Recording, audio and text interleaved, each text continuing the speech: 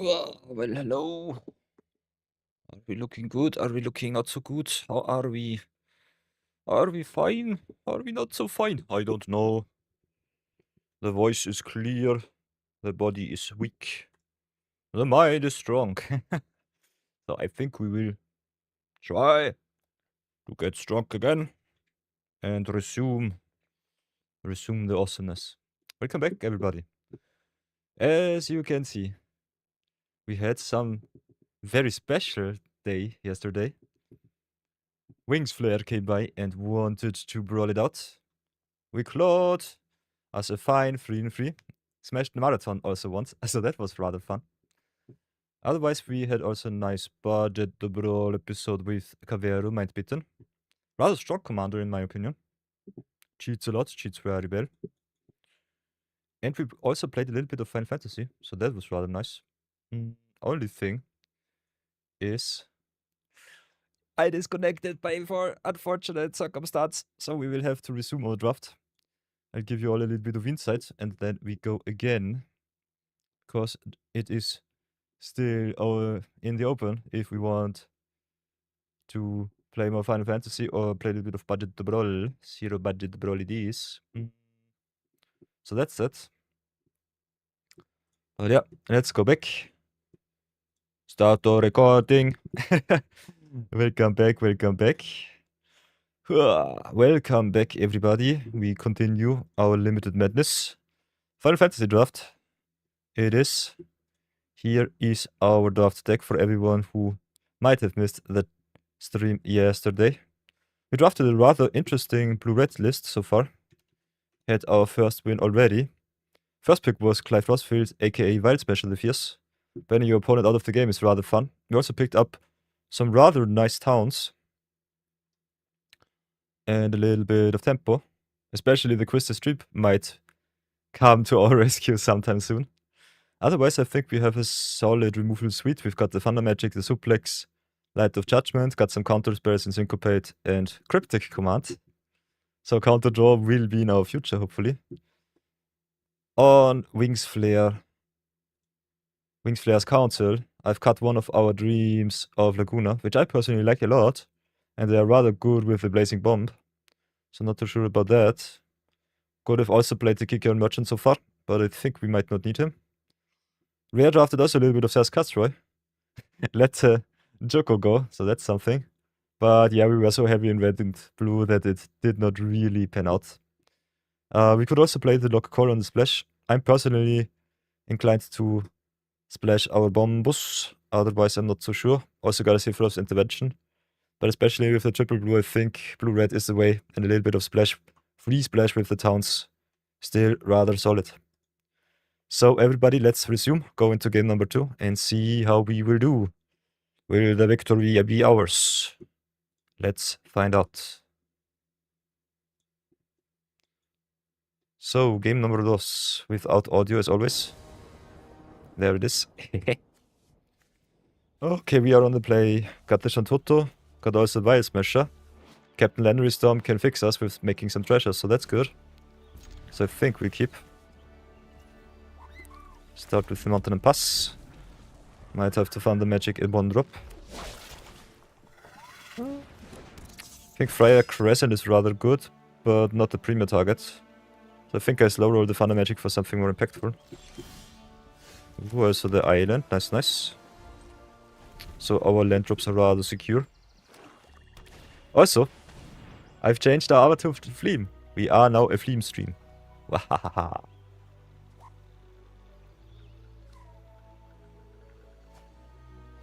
Ooh, if I had to pick dinosaurs or dragons, definitely dragons.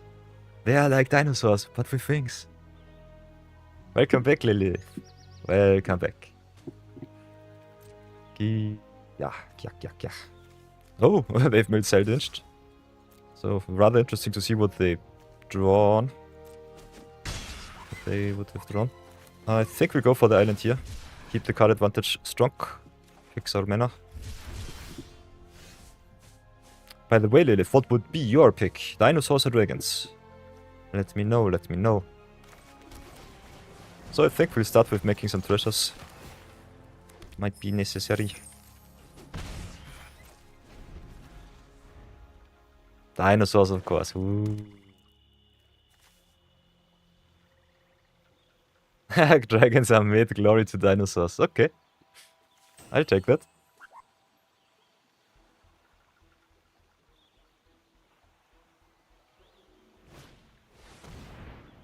Okay, cornered by black mages, so we'll have to sacrifice. We slow roll our treasure still. Wild Smasher also very good because he triggers on each turn, not only on your turn. So that's rather nice. So can I read out of that message, Lilith, that you are brewing around a new dinosaur deck? Did you finish your dinosaur deck from yesterday? How far are you? No. No dinos for you. Oof.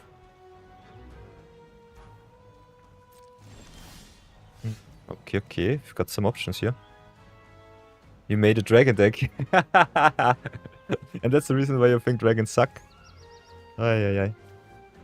Okay, we've got some options. Could play the Sun Toto, then Thunder Magic, something big next turn.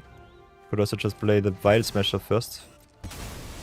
See what's in our future. Playing against red and black. It's a lot of removal.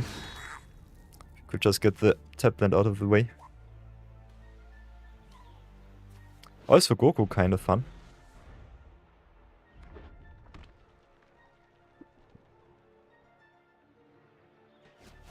Goku triggering the Wild Smasher. Haha. The opponent with the Cypher, so I will have to get rid of that one. I don't want to get smashed for too much damage. Ooh, and Dice Magic too. Nice, so we've got some options.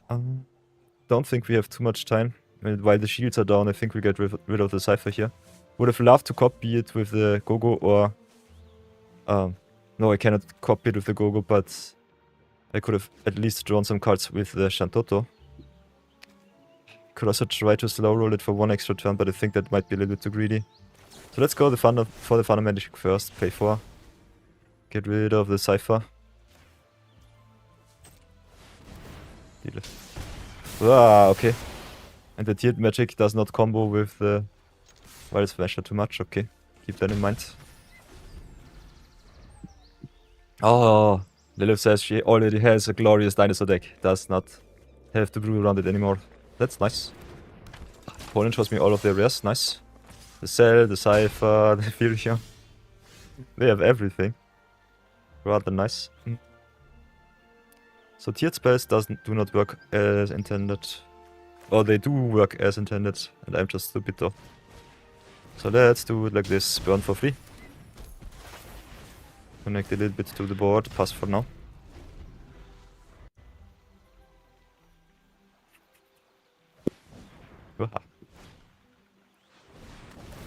Okay, there's for his sword.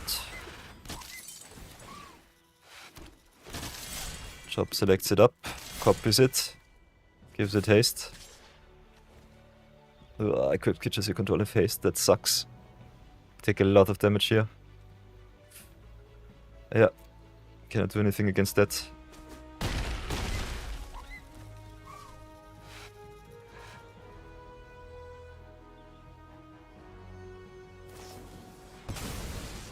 Ooh, why do they sack the artifact? Ah, because the artifact got sacrifice. Okay, Lilith says her deck collection consists of Landfall, Vampire, Dragons, Dinosaur, Spider-Man, Venom, Symbiote, Dark Control, Water Control, and a Water Exile deck. Nice. Okay. So what now? Can play the Gogo, cannot tap him. Could try to slow roll the Ice Magic, but I think we're just dead to that.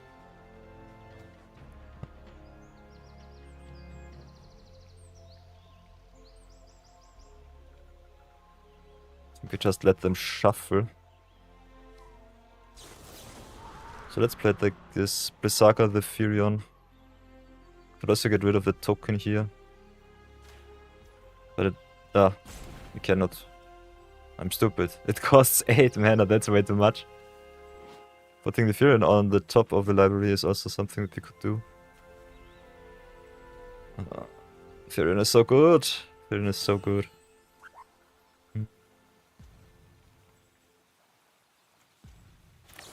So maybe do it like this, play the Blizzara. Get the... Yeah, the token away does not do anything, they can re-equip. We just let them replay the Furion. Make way for an attack. Wild Smasher plus tiered spells. Bad combination, keep that in mind. At least we draw another card, so that's fine. Have to get rid of the Wizard and the Freya Crescent, so that's something.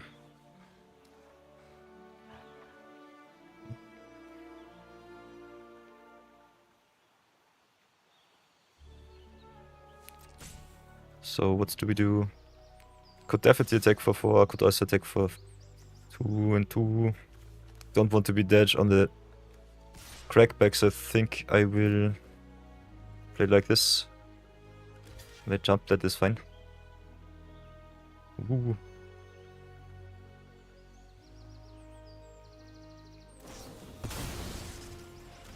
Okay, limit break plus token. Rather obnoxious.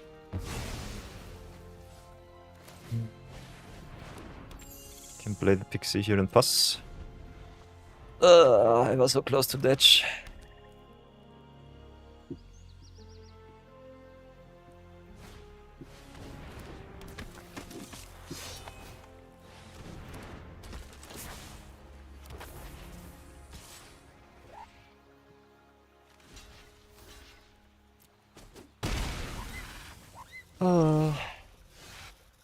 Okay, we've got the Quistis. Can copy a spell for free.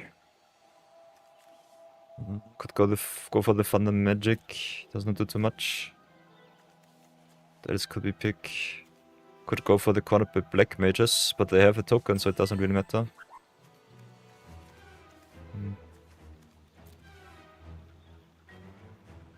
So what can we do?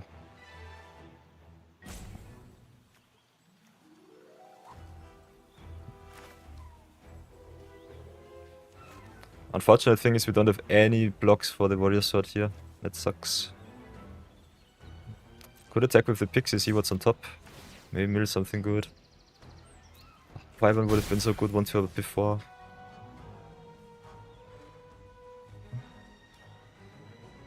So what can we do to survive? Got blocks, take 3, get burned out by the Wizard. So we'll have to get rid of at least the Flyer or the Wizard token. I think that's our only way so far.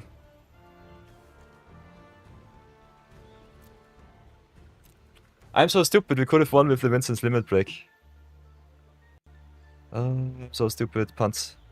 Let's continue our punt count from yesterday, we would have won. I should have had a look at the grave before anything else. Thought about surviving, not about winning. Oh, this sucks.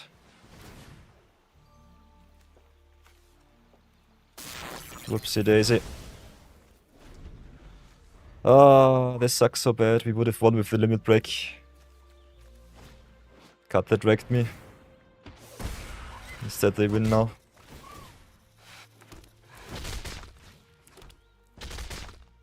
Always check your outs, boys and girls. We would have won with the limit break for free. For 4. Nah, we might have had it to pay 5. So I think it did not matter at all. Yeah, they just got us to block like this and they go in for 1,000,000 damage.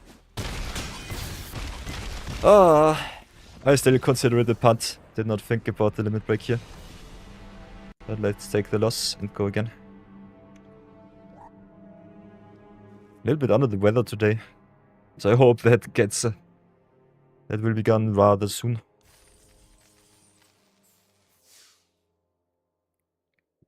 Wild Smasher underperforming, that's something not so fine.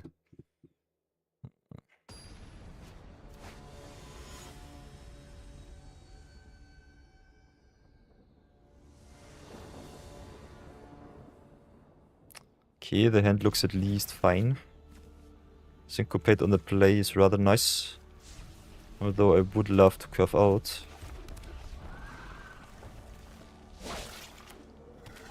We might be still able to snipe something big from the opponent's hand. So it should be fine, we're playing against green.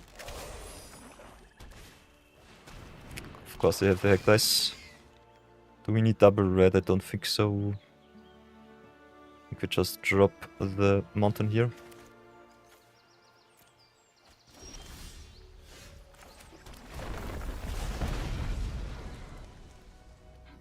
We'll keep the Sabotender back though. With incremental ping damage might be necessary.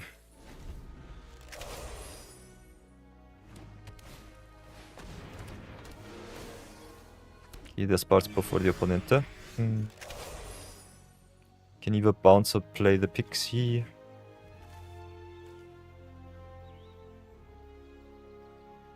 Kinda like playing the bounce and maybe drawing another card. So token down. Let's go to attack, see what they do. Okay, they jump, nice.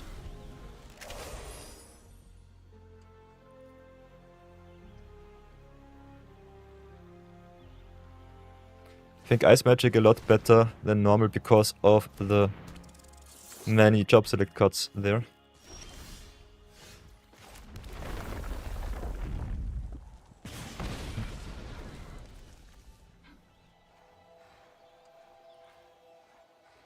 I could just go to attacks.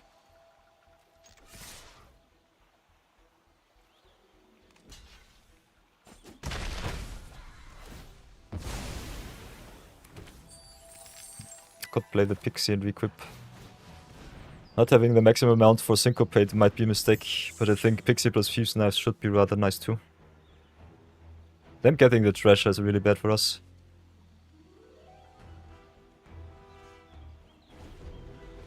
Let's see if they want to play something big. Of course they play around our syncopate, why wouldn't they? They suck so bad. Oh, mega punished.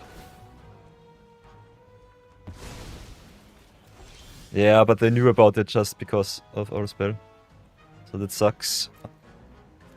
I still equip the Sabotender. Let's see if they want to block.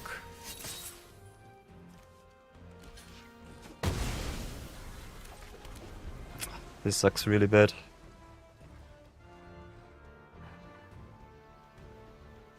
Of course.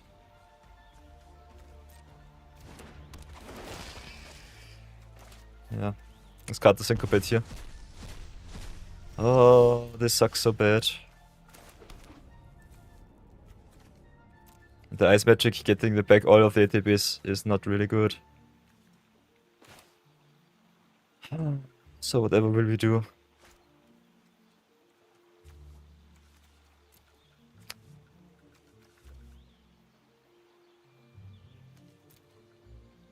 Guess we slow roll the Quistis here.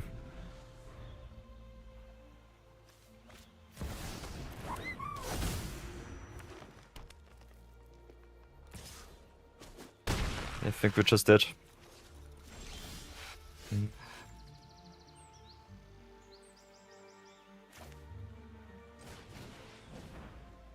And they've got the 6 mana to equip the Traveling Chocobo, so our bomb cannot even sacrifice itself.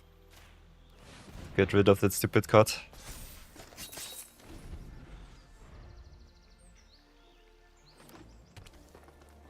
This opener was really obnoxious, yeah. We'll concede to that, thank you. Perfect opener for the day. You'll love to see it.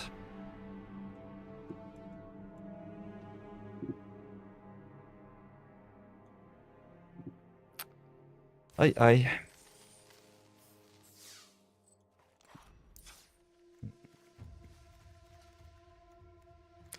Not sure about the syncopate. Kinda hate that card, but I think we might still need it though. Not having anything that has flash is rather annoying for us. The power level of the deck is really low. Not happy about that. I think we still have to play it like this. Could always play a little bit more black, but I don't think it's good enough.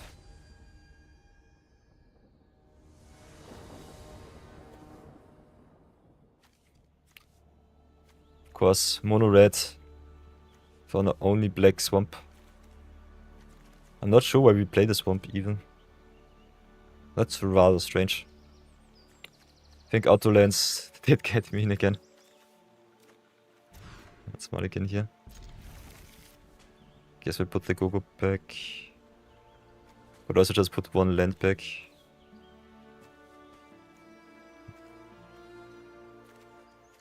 Yeah, I think that's okay.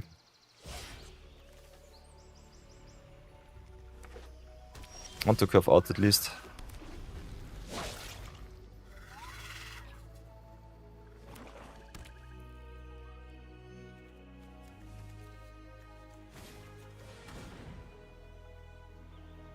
Cool. I guess there goes the Go-Go. Don't think that they care for the Sabotender too much. Yeah. Does not really matter. Ooh, Cell plus Sabotender is rather nice.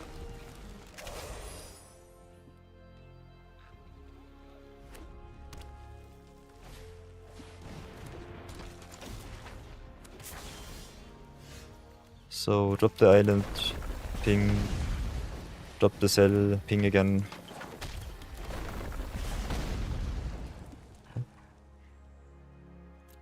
Unfortunately, no attacks. Drop the island back. So now we are stuck on 5 lands. Can ping a lot with the Sabotender, which is nice.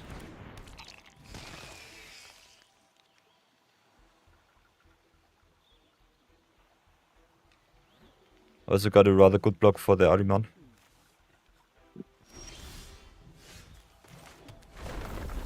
Drop the island, ping, ping, ping. Play the retrieve. Unfortunately, cannot attack with the Ahriman on board, otherwise his attack would be awesome. Could always trade, but I think having the cell with Sabotender is kind of fun. So let's pass for now.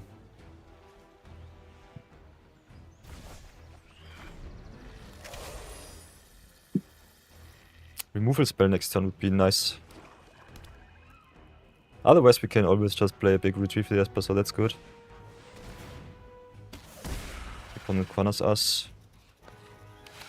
Could go for the Sabotender, but I like me the pinging. Could always just go attack with our Robot Warrior. I think we'll keep the Sabotender. I like the block into the Ahriman. Attack into the Elder is not so good, but still okay-ish. Okay, now we've got the Blazing Bomb too.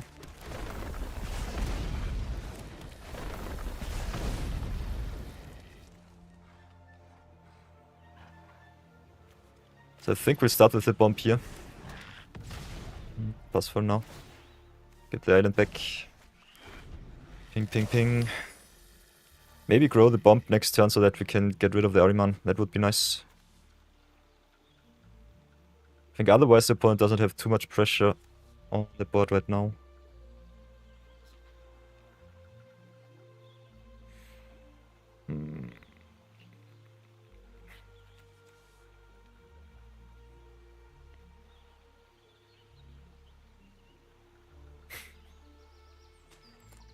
Clean.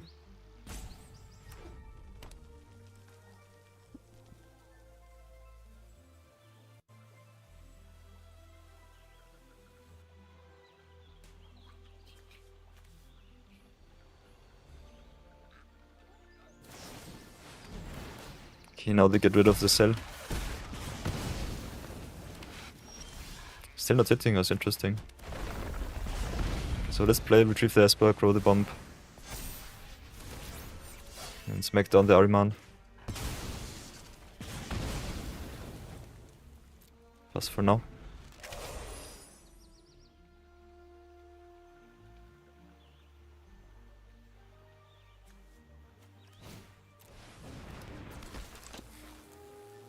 Oh, yeah. Okay, Prompto. Pump it up. And we draw only lands, come on. This sucks so bad. Let's go attack. Smack in for 5.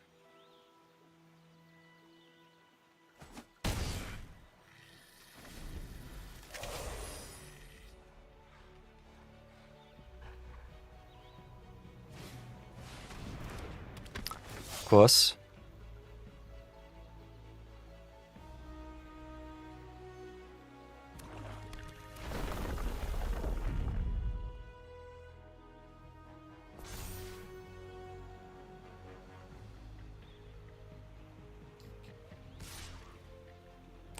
Can you take the 4 here?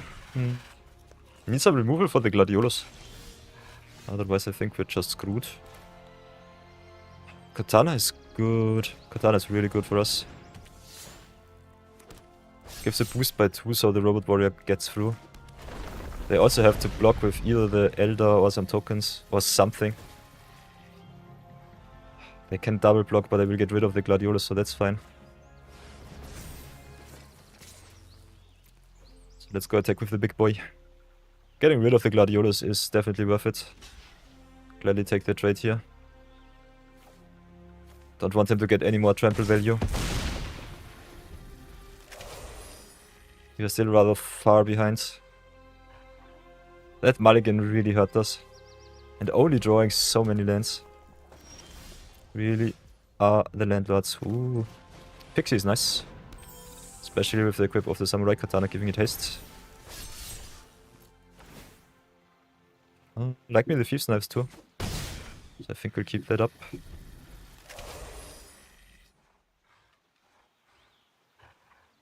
And the Katana giving trample and haste is really nice. You'll love to see it.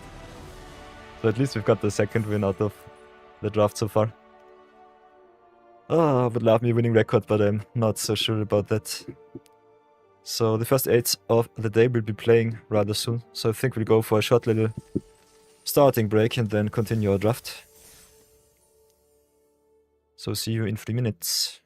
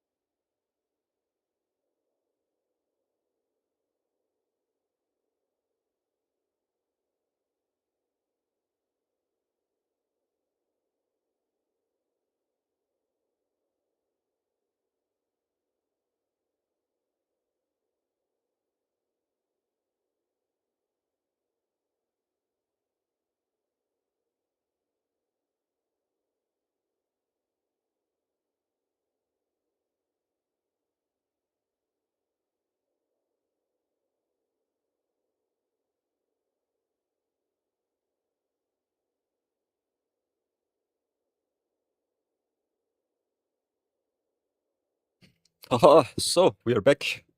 We are so back. That last game was a little bit of a nail-biter, but at least we've got the win. So, let's go again. Give it our best to regroup our champs. Ay, ay, ay. Haha, so we are back. We are so back. Sheesh. Okay. Final Fantasy Draft against Macaroni Rascal. The diamond players come out of their hiding, so I'm rather excited. Got a rather solid curve here. Turn 1 Blazing Bomb into Dreams of Laguna on turn 2. It's pretty neat. I also got the Dragoon's Wyvern and the Thief's Knife. Can also drop some extra lands with the Seldinch, so that's good.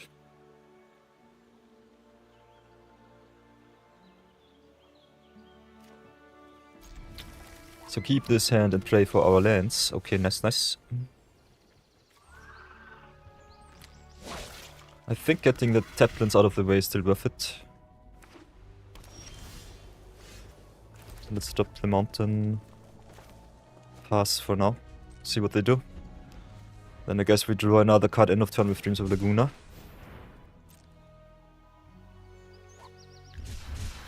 Interesting. Okay, they top decked their dinosaur. Ooh, I like me another Blazing Bomb, so keep that one. So that's good. Also the Shantoto. So a lot of awesome cards. Questions, what do you want to do? Could start with the Dragoon's Wyvern or the Thief's Knife. Could also double spell Blazing Bombs. I think we'll keep the bombs for curving out, so let's start with the Thief's Knife, see if they have a 4-drop. Or some green spell.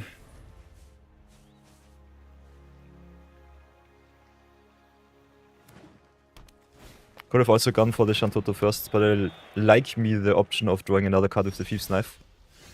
Okay, island is it. It is, so that's really nice. So let's go attacking first. Okay, they have something.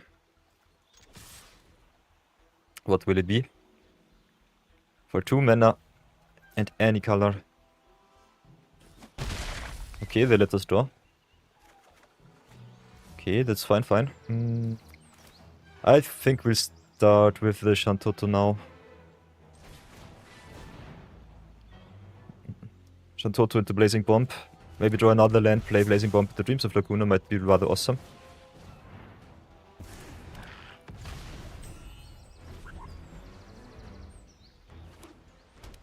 Go also kinda nice. Copying the triggered ability of the Thief's Knife, giving us even more card draw. Okay, they go for the Summon Chocobo. We've got the Thunder Magic, so that should be fine. Can grow our bomb. Can grow it once, can grow it twice. Could also slow roll for 1 extra turn. Maybe play it like this. Play the Blazing Bomb number 2. To grow both our bombs. Play the Dragoon's Wyvern to fly over the opponent's hand and pass for now. That Chocobo is annoying, but it goes away sometimes in the future. Still, I think getting rid of the trample ability is rather important, especially against green-white, which gets a little bit over our top. But let's see what we can remove. Okay. Aura set on the Shantoto. That's fine. They might just attack with the Fat Chocobo. If they really want to.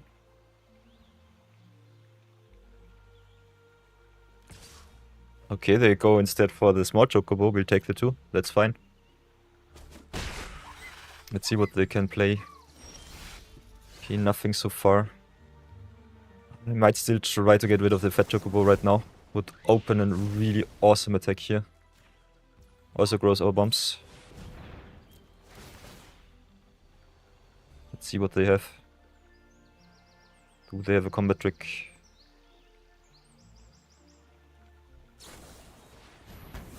Okay, Slash of Light does not do too much. We can grow the bombs out of the Chocobo's race, so I think we'll just go to attack. Hit them for 7. Get some tempo in. Not drawing our lands is a little bit unlucky, but still okay.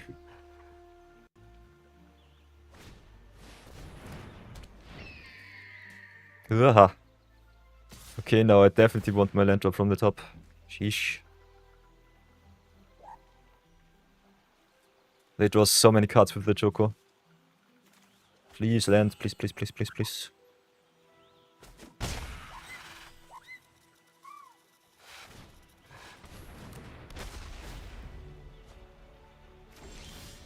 Of course it's Syncopate, why wouldn't it be? Anything else? We can equip the Thief's Knife, go to town with the Dragoon. But does it grow our bombs? I think keeping up the Syncopate is not really worth it. So we've got some options here. I think we'll go with the Surveillant the draw. Okay, there's our island, nice. So let's play the island here, go to attack with the Wyvern. Pressure as much as possible and pray.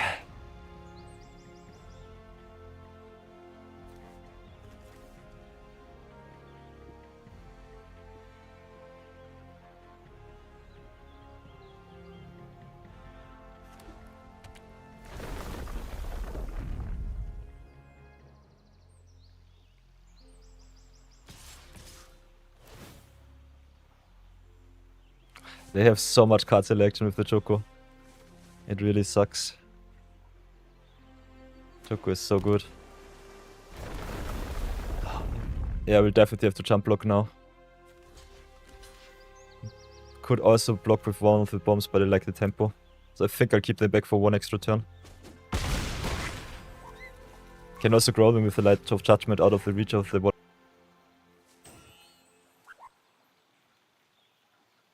Them drawing two lands from the top. Ay ay ay. Syncopate is so bad in our deck. Okay, interesting.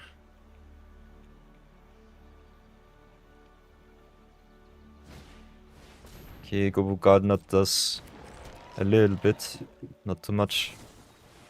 Of course they have a Flash of Lightning too.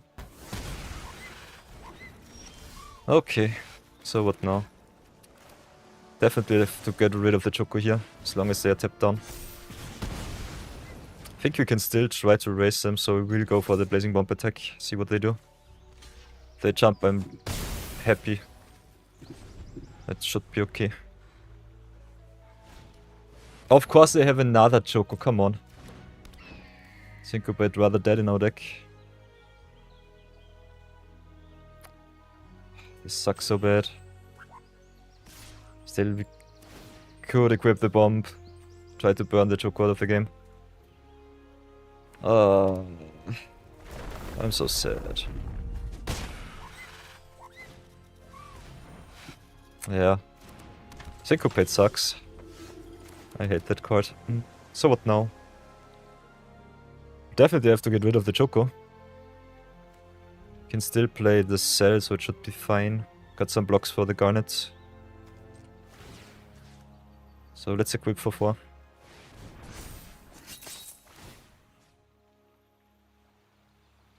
Yeah, get rid of the Choco number 2. 2 Aura Sites, 2 Chocos. You'll love to see it. Could go for the Goku or for the Cell. I think the Goku a little bit better. If the opponent grows the Chocobo, they might have good attack, otherwise we might be safe for at least another turn. As you can see, Counterspell is rather bad in this format, because if you are not in the lead, you fall so far behind that it's not worth it. And the ramp is so omnipresent. I will have to get rid of the Garnet. Of course I have the Moogle Sweller. Fudge. Okay, so now what? We'll definitely have to play the Cell here. Can also play the Ilmec Pixie. Keep the Ice Magic open for the tokens. Pass for now. Bounce back the island. Fun with all of their rares. You'll love to see it. Ay ay ay.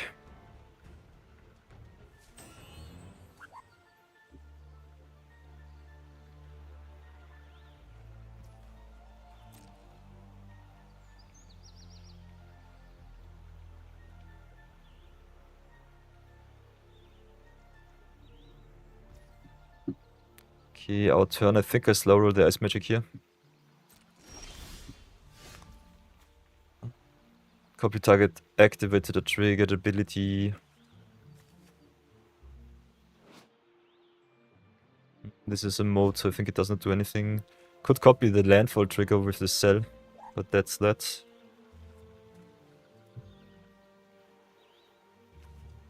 Definitely can play the island here and equip the pixie. Do it like this. Hit in for 3 in the air.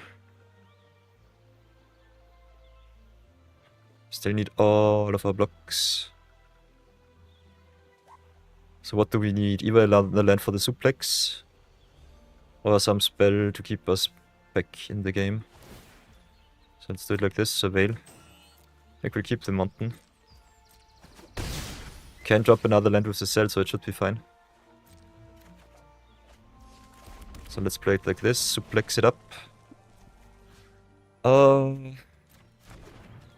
Can get rid of an artifact. Maybe do it like this, get more flyers, exile the aura site here. Get this back our Wyvern. Could also get the Shantoto. But I think the extra flyer with a little bit more pressure against the opponent is rather nice. Can also copy for another token. But I think the ice magic is more valuable. So pass for now. Bounce another island back. And live, hopefully, for another turn. Ay, ay, ay. The Moogles being 1-2 is so obnoxious. Okay, Finn. Finn is fine. Doesn't do anything on the spot state.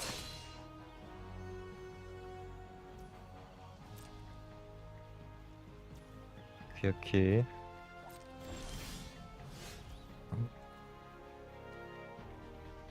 We'll go to the text first. 2, 3, 4, 5, 6, 7.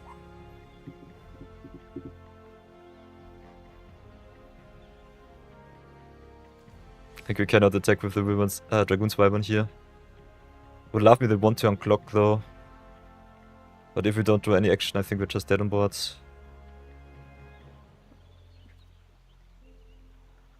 He's got 3 blocks. And 1 bounce. I think it should still be fine. So let's try to win. Drop the mountain here, don't need it.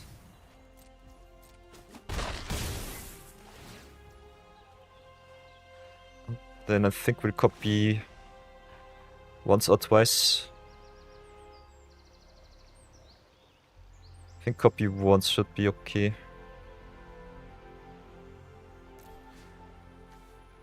Oops. We have to tap the go-go, so I'm stupid. Ooh, crypto command, nice. Tap all creatures target opponent controls, so that's good. So I think we'll play the mountain too. But 1, 2, 3, 4, 5, 6. We can tap down their whole board, so it should be fine for next turn. So keep the cryptic command up, pass for now. Get the island back. Oh, cryptic command should be our out.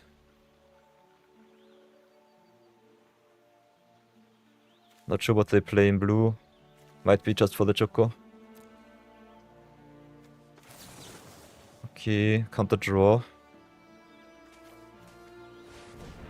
Let's see if that's good enough.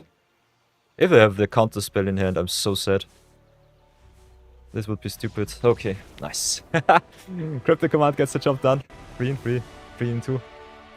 Oh, everything is up for grabs. We'll take it, we'll take it. Thank you so much. Cryptic command. Oh, nice, nice, nice. Special guest saved us. Still, I hate the Syncopate. Not happy with that card at all. Get the Syncopate out, get the second Dreams in. Got some rather good cards, I think that's nice. Could still splash for the Lock Call, so that's something. Lock especially good also with the equipment cards. So that's something. I could cut the Sabotender, not sure about that though. Like me or 2 drops.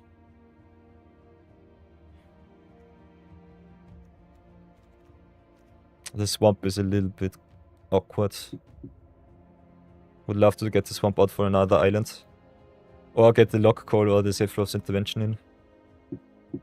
We've got the Planetary Storm, so it should be okay. But I don't think it's worth it.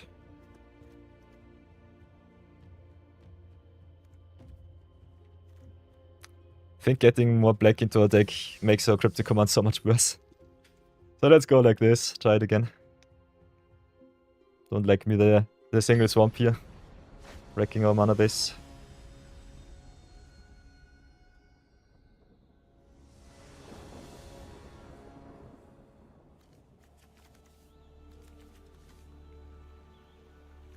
Okay.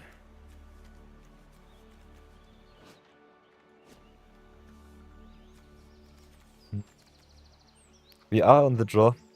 Got all of our lands, so I think it should be fine. Only 3-drop tribal it is. But yeah, that's our destiny.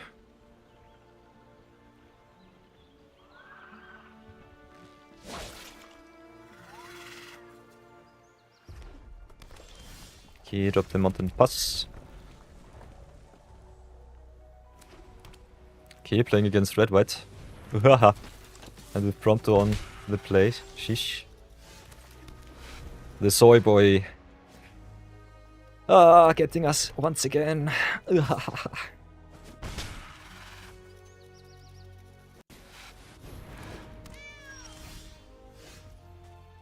Okay.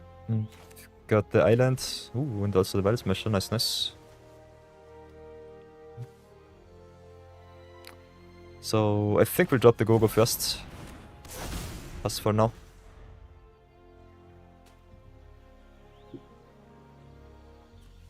Counting not too much on our black sources. Them attacking is obnoxious. I think we still have to get their comet trick out of the system. What will it be? Could be haste magic. Okay, Fana magic it is instead. So they 2-for-1 themselves, so that's nice for us. That's A-okay for me. I will gladly curve out. So let's play Retrieve the Esper first, then double spell next turn. Get some bodies on the board. I think against red-white especially 3 the magic number, so it should be fine. Okay, and they've got the Traxos. Okay. Let's go for the islands. Go for the Samurai's Katana. Guess they will be able to untap their Traxos. So we'll have to... Maybe should have drawn first. I think playing like the Katana is not good enough if they untap their Traxos. Yeah, we'll stay on the defense right now. They will definitely untap him now. Yeah, there's the Ash. Traxos is so good. Such a good card. Yeah, we'll take another solid 10. Let's have a look at the top. No mountain for us, thank you. Planetary Storm is nice. Unfortunately, we cannot get rid of the Giant of Babil. The Gallicat gets us next turn. So a lot of cards to answer.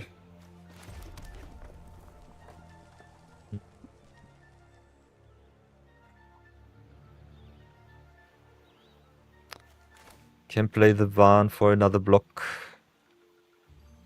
But yeah, I think we're just dead to the Gallicat or the Traxos. Only have an answer for one card, but not for both. So that sucks.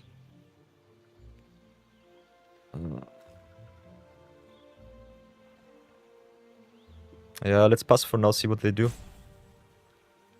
But also just play the Van. To have another block. But we are dead to every creature on their board. Their curve was nuts.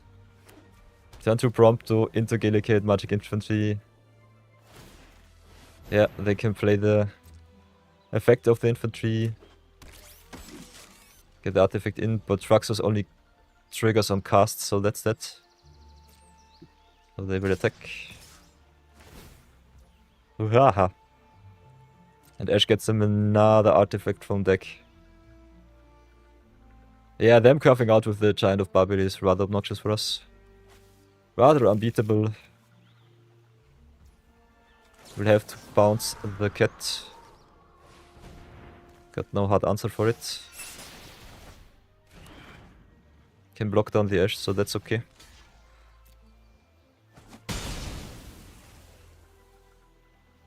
Yeah, but Gale Cat is so good. This card is so nuts. Let's see what we can draw from the top. Another Dreams does not do it. Bomb is nice, but it's not good enough. Yeah, we're just dead to the Babil. Wrap it up. Go again. This was a rather anticlimactic finale. But still okay-ish. So let's wrap up this draft. Have a little discussion about the deck. And especially about my draft experience so far. As you can see, or as you might have seen, we first picked Wild Smasher, did not see too much black unfortunately, could have cut it a little bit in pack 1, but afterwards it dried out rather fast. So that was not really an option for us. On the other side, we picked up a lot of awesome blue cards, so I'm rather happy with them. I personally don't like red too much in this format, because there are many cards that you have to either exile or hard answer with some hard removal. So I think red a little bit too weak if you're not aggressive, and this is more of a control deck, I would say. If you see at the split, we are rather well set up. We've got 2 Blazing Bombs, could have had I think 3 or 4, which is rather interesting. Does not grow too fast because 4 mana is a lot to pay in this format. But our curve was rather solid. Got the Ice Flame on 2, could play it as a curve topper. Got the Dragoon's Wyvern to raise a little bit. Also the Shantoto for some card advantage. Don't have too many pay for spells, but still rather good. Yeah, the red answers sometimes not good enough. I like me some early answers, especially for the aggression in the format. But otherwise the top end normally gets you, and there are a lot of really strong cards in green that just go over your top. And as you've seen in the mirror matches with the other aggressive decks like the white-red, if they have the perfect curve and you don't draw your removal spell on time, or have the perfect removal spell in hand. Especially big shoutouts to the suplex. Yeah, you're just dead turn 4, turn 5. So I think getting some early removal, especially modeled with some hard removal like exile target artifacts, especially in this set with a lot of drop select cards like the Samurai's Katana, Thief's Knife and co, is a given. So suplex definitely a high pick in the common slot. Otherwise I loved me the cryptic command. Getting it one top deck to tap out the opponent's board for the lethal strike was really nice. Wild Smasher on the splash, I'm not sure. You like to curve out with Wild Smasher and just smash a lot of damage early in the opponent's face. Top decking him does not do too much for us. Otherwise he's a really awesome card, especially in 1v1. So definitely go into red-black if you see him. He's definitely worth it. Liked me the Quistis. The Blazing Bomb with the flashback and some modal spells is always nice, as is the Shantoto. What did not work was... what was it? We had a non-bow in our games. Yeah, the Wild Smasher does not work with the modal cards. The CMC will always be 2 or 1. So that's a little bit unfavorable for us. Otherwise, I think we did not really have a solid straight-up red-blue deck. A little bit more splash might have been necessary. But I don't think Zephyr's Intervention and Lock Coal get you more wins. Depends a little bit more on the opponents than on our deck. Otherwise, I'm still rather happy with the final list. By the way, Syncopate sucks. Syncopate sucks so bad. A rating of 3.0 is definitely not appreciated. Syncopate exiling spells is rather nice. But especially if you're on the draw in this format, you're so far behind and the opponent have a lot of treasures available too. So don't think you can wait for the right turn to play your Syncopate, and the value of the creatures entering their battlefield is so strong that you need your tempo and you need to curve out as often as possible. Otherwise the deck is rather fun. I will wrap it up, give it to my alter ego on the YouTubes. Otherwise, see what we'll do the rest of the day. Have a little bit of fun with Brawl and Chill, or Zero Budget Brawl. Look forward to those episodes. And yeah, thank you very much for your service, Blue, Red. We lost not too much, but we lost a little bit. So let's wrap it up. Splurge. Revel in our gems coming back to us. You love to see it. And go again. See you then. So recording stopped. We are back. Oh. I also forgot to remill my gold, so that's a little bit unlucky. But I don't think it hits me too much. Still got some daily rewards. Could still play some open paths too. So welcome back everybody. We will continue our stream. As you can see, stream records going quite strong. Went 4 and 3 and 3 and 3 with our past 2 Dreamier drafts, so that's good. Punt count was at, I think, 2. So the overall punt count at 7. Still okay-ish. Had some fun with streamer versus chat, so that was really awesome. Big shouts out to Wingsflare for keeping me company for a solid 1.5 hours. It was really awesome, especially playing against the competitive competitive Brawl Decks was really fun. Otherwise, what else do we want to do? Still got a solid budget Brawl episode in my backhand. Can open some packs. Like me some pack ones, pick ones. Oh, so I think we'll start with that. So, pack one, pick one. Through the open paths once again. What do we get? What will we take? Got some awesome uncommons in Kumanoso with Watchful. One of the best cards in the modified deck. Got supportive parents, which can go infinite with 1 or 2 cards in the set, so that's rather nice. And we've got a lot of fillers in this pack. So what will be our mythic? Will it blow us away? Ooh, Egrix the Bile Bulwark. This card is nuts. The Egrix is really, really strong. Definitely love to first pick the Egrix. Could go into Mayhem with Egrix and Kefon.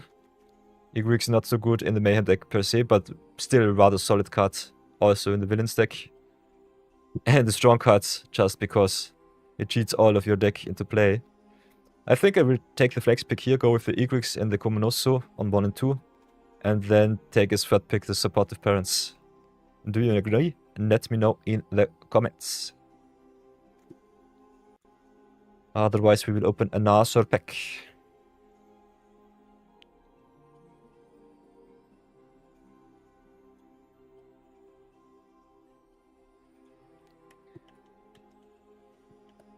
Oh.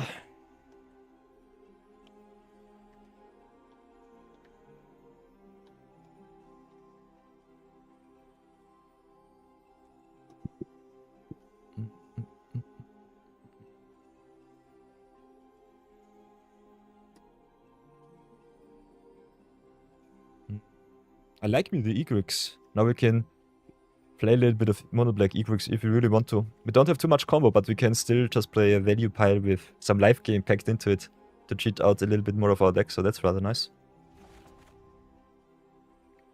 But let's go again. Pack one, pick one. Edge of Eternities edition. What will we get? What will we take?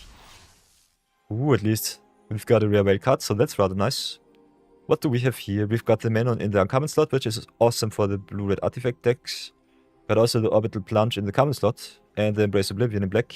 Big shoutouts to Zookeeper Meccan. This card is awesome as a mana sink, especially late game. But what will be our rare? Ooh, Extinguisher Battleship. Rather solid in Green X ramp, and Lander is one of the better decks in the format.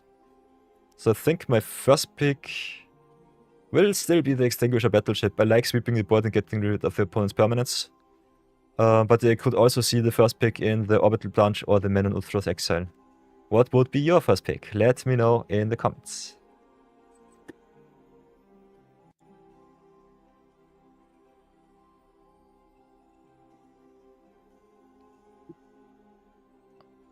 My humble chatters, what would you first pick? Let me know, let me know. Do you like the Extinguisher Battleship in Edge of Eternities? Or are you more of a removal picking crowd?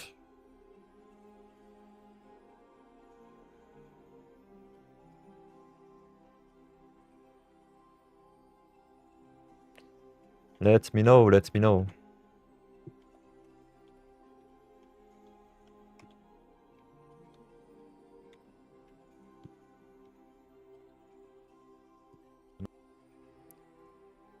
Ai, ai, ai.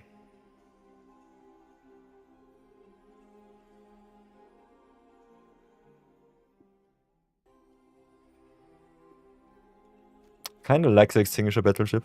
It's an awesome spacecraft.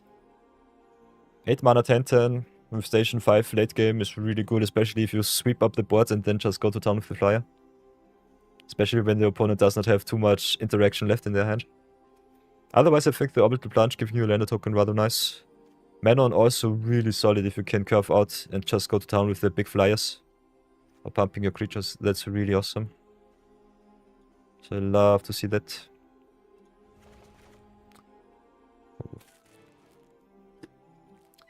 So I think we go for one last pack for pick one, Final Fantasy Edition. What will we get? What will we take? What does our pack say to us? Oh, we've got the X-Dev for the green-black deck, so that's rather nice.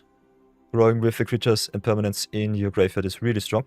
Also giving you some life on entry is nice. Got the combat tutorial, one of the better card draw spells, also rather interesting combat trick.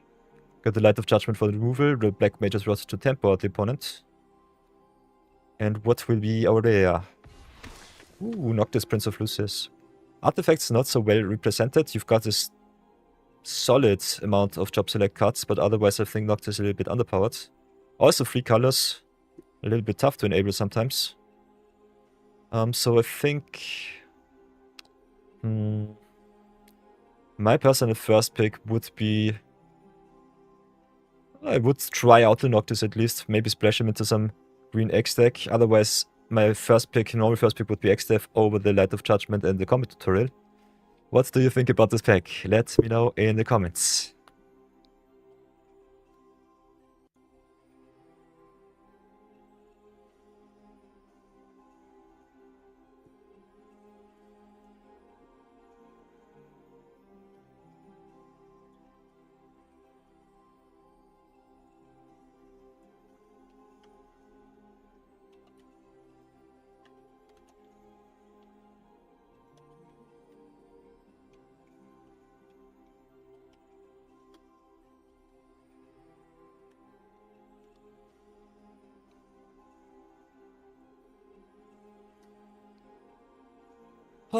Otherwise, I think we'll keep the packs closed for now.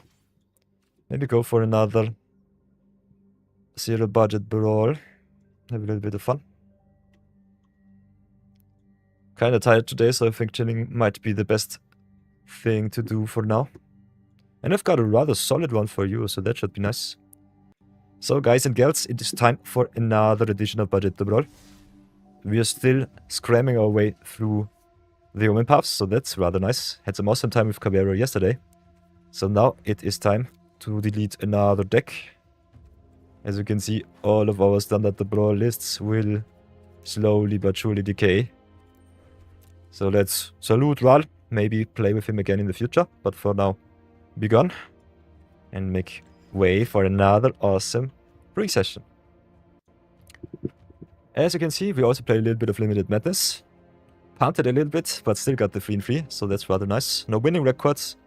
I'm a little bit sad, but I will be happier now because PK is an awesome budget brawl. I think we go straight into brawl. We also picked up an Egrix, so look forward to that episode in the future. But our commander for today will be someone also rather interesting to brew around with. In the white and blacks. In Withar, Cocoon Keeper. 7 mana, 5/5 Vigilance and Lifelink, and whenever he enters, you may exchange life totals with target opponent. If you lost life this way, draw that many cards. Withar is rather interesting to brew around with, especially in life gain and life lose. So that is something that I definitely want to try out. So let's have a look at our cards with life, see what we can get out of the deck and where we will end up. Kinda like me, cards like Remorseless Coup who get cards back into the opponent's deck. Targets only creatures, but still rather fun. Kinda like me the Egrix for some life gain and some shenanigans from our top deck. Also Louis Pompous Pillager could be rather nice to close out the game if we exchange our high or low life total with our opponent. So we've got some options here. Definitely stay in the life slot here, go away from through the Omen Paths, have a look what our pool supports for us. We've got some options. We could just go pay life tribal. and then play the Wither. Could also just go maybe drain the opponent. So maybe I think lose life is what we need for the opponent and for us. So could go for the Cecil here. Could go for some cards that drain the opponent out of the game, like the Raven of Filler Omens. Could play some cards like the Chittering Skull Speaker, which drain our life. So if the opponent plays control, they might not get too much value. Could play cards like the Starscape Claret to reward life gain, so Vengeful Blood, which is also included. Albert Salvagers is nice. Like me, the Valley Rot Caller also being an aggressive card.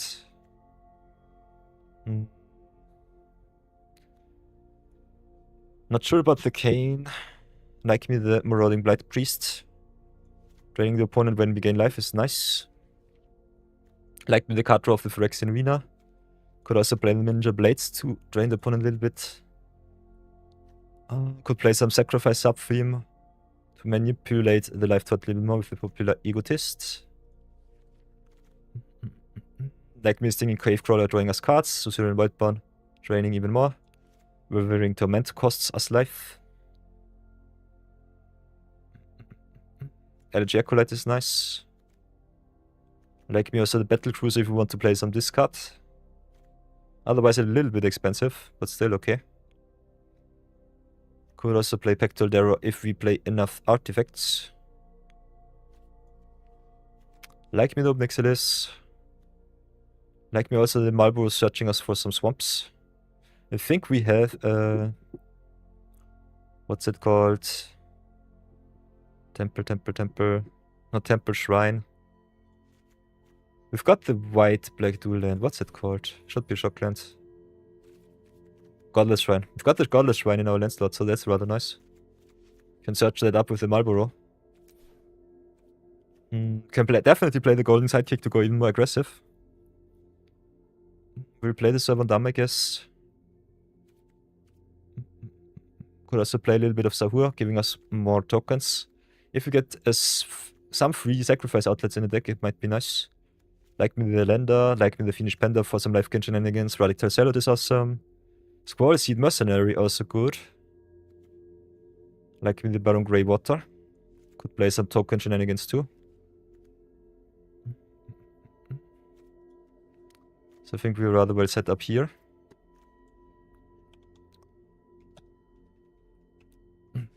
We also need a lot of mana rocks, so keep that in mind.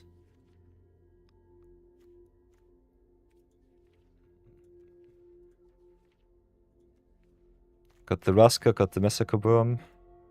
Everything that pings the opponent out of the game might be rather nice. Like me also the 0-point ballot.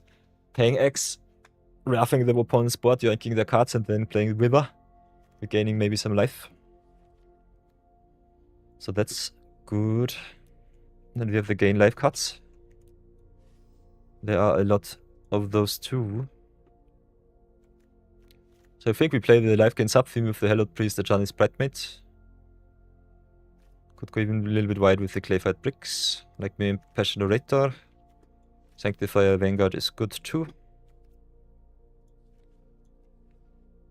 Could play the Angel of Vitality to gain even more. Like me the Aerith, like me the Cat Collector. Wrestling Angel is nice. The Halia is really good. Assassin's Bang Overseer. Star Charter is really nice. Can play Wind Crystal, giving us a discount is rather good. Especially for the Wither. Don't think we have the Dark Crystal. Otherwise I would include that card too. We play a lot of Clerics, so I think Minwu might also have the option to shine. Like with the Mughal Sweller. As a 5-mana combat trick. Soaring Sandwing, searching us for the Godless Shrine is nice.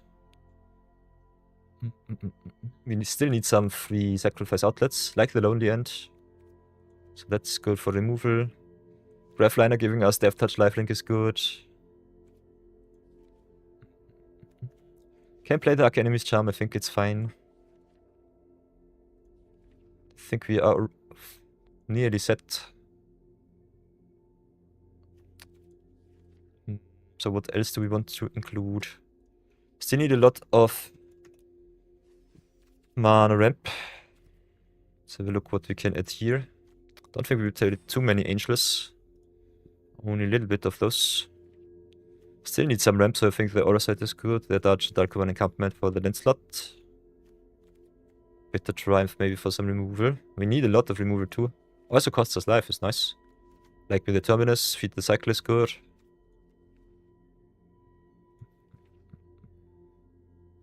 So Sekundi as a sacrifice outlet might be nice. Also the Arcane Signet. Maybe play also All Fit Scroll, Bandit Soul, Blitzball, Talisman, Sunbird Standard.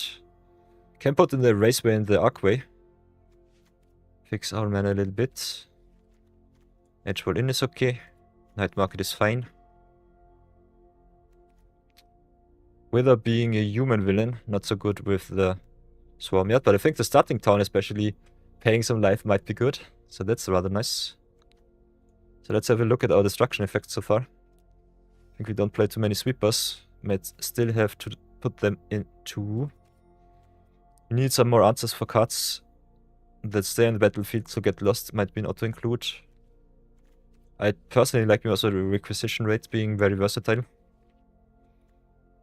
Got the emergency check, the memories of Nibelheim. Day of Judgment is good. Spell the Interlopers is nice.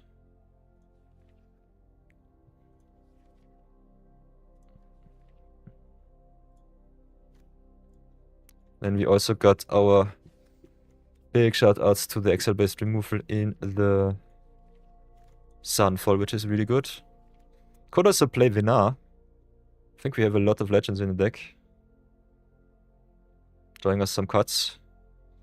Otherwise, I think we have already a little bit of card draw in the deck, so that's still okay-ish. Could also play the Wrench for some more power. So I think we have to do some cards, some rebalancing. But the main synergy should be the life gain, life loss. I also like with the Blood Dots going around Hexproof and that.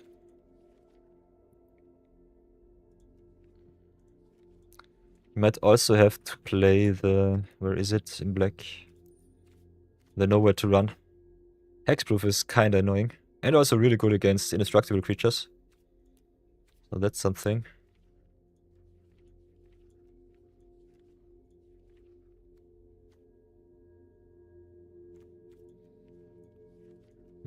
We could also just play a tempo list. Keep the life. Okay, life loss to a minimum.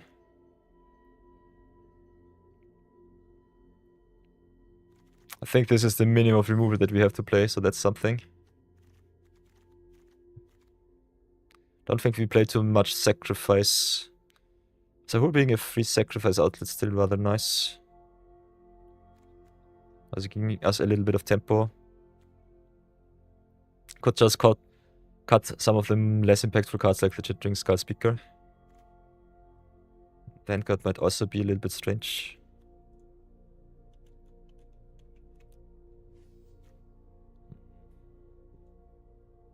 I think the drain effects are rather important. Withar a little bit tough to play around with, definitely say that.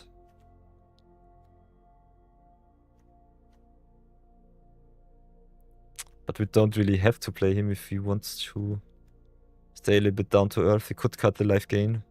Could just go for our ping effects. Drain the opponent out of the game. Still I kinda like me the Marlboro and the Soaring Sandwing. Playing the Egrix in life gain is definitely the way to go. Might not have to play the Stinging Cave Crawler.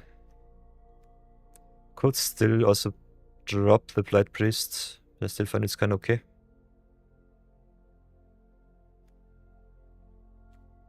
Give me at least some life to get back.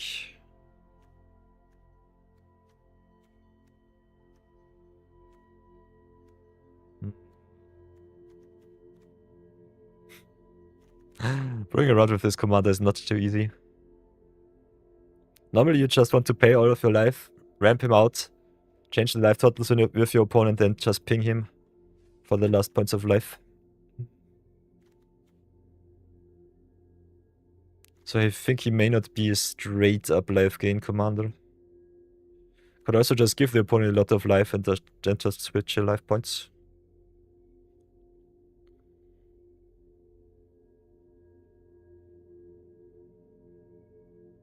So I think definitely the ramp is the most important part about this deck. Will not change that up. Otherwise, there are some cards up for grabs. Kind of like Ninja's Blades with some evasion. Could still be a cut. Not sure about that. Remorseless Coup might also not be good enough.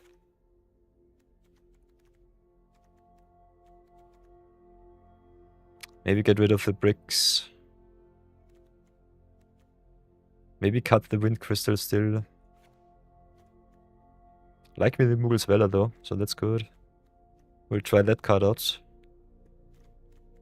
Could just drop the life gain. Go a little bit more control-y. White leg control I think not good enough, but still rather solid. So we could drop this sidekick too.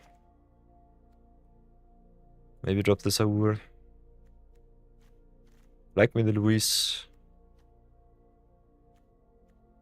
We get that Dazzling Angel out. Get Collector, Overseer, or something like that.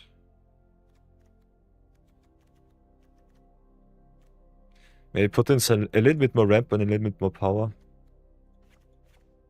Maybe get those cards out.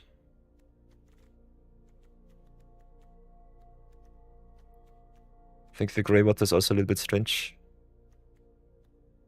Otherwise, I like me getting some rares and some legends out of the deck in white black. I think the Fiendish Panda is still kind of okay. Let's have a look how much we are juggling around with our life. We also got the Pristine Talisman, so could enable some life gain every time. So I think we still have to look at our rares. Are not off the hook right now. Might need some value or some recursion. Kinda like the Midnight Reaper, draining us and also giving us some life. Cassie Revenant might be important to raise. Could also place a certain Bloodborne. Love me the Scavenger Regen, so I think that's enough to include. Not sure about Zodiac.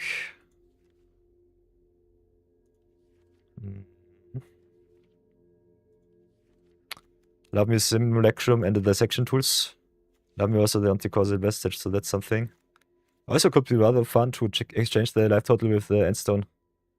So that's something to consider. So let's maybe put in some lands. Suggestion is quite strong. Endstone could be fun. So I think we'll do it like this. Cut 2 cards and then call it a day.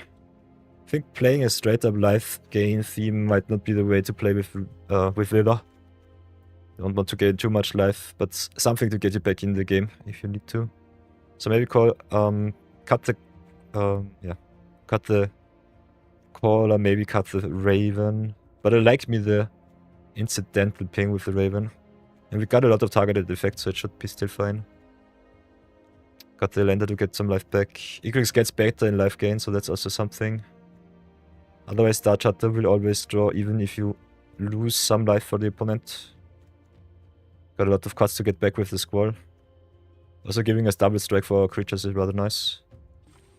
Don't think we play too many clerics anymore, so I think the Winru might be the cut here. So I think we play it like this. If we want to cut something else, we'll definitely do it. Otherwise, it will be time for Wither to shine. So let's go to some games, have some fun.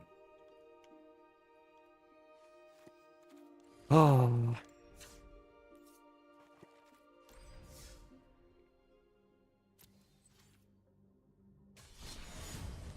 Let's get the zero budget records in.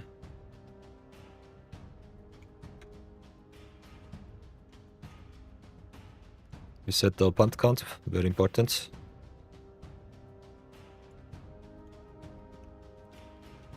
Withar.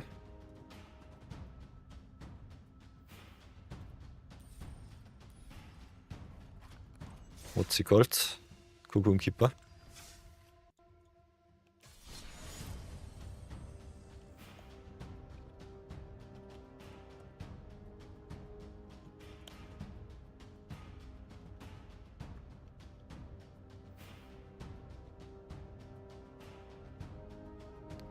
Swipe the rest. Keep it strong for now. Let's go to some games, have some fun.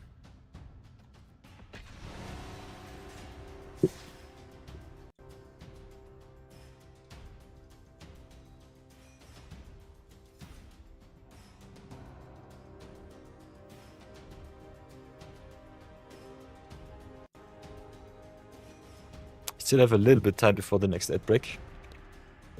So that's rather fine.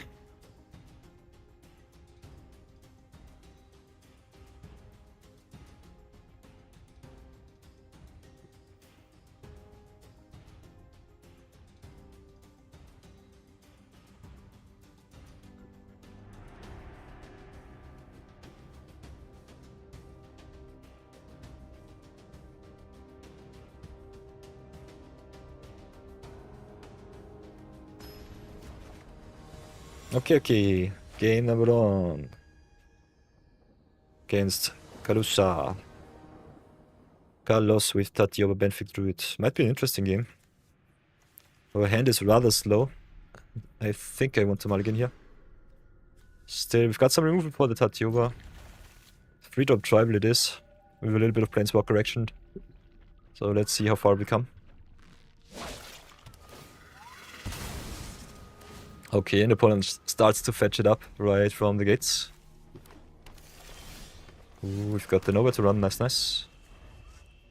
Let's see if they play creature. They don't. But they have nowhere to run. We will stay strong. Okay, versus Cave, interesting. Ooh, and the Nissa. Prime target for some removal. Adios. Gotcha. I think we play a little bit of threat and pass for now. Would love to draw my lands. I think the card draw is okay. Maybe I've missed some card draw enchantments for us. We've got the Rima, we've got the Monolith. Yeah, I think it should still be fine. We'll definitely have to get rid of the walking closet. That card is a little bit too strong. No cards from grave for you. I don't want your Crucible of Words on the battlefield.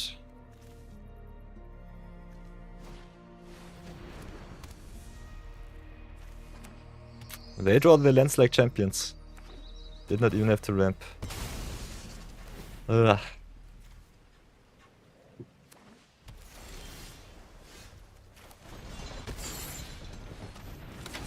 So we draw at least some cards.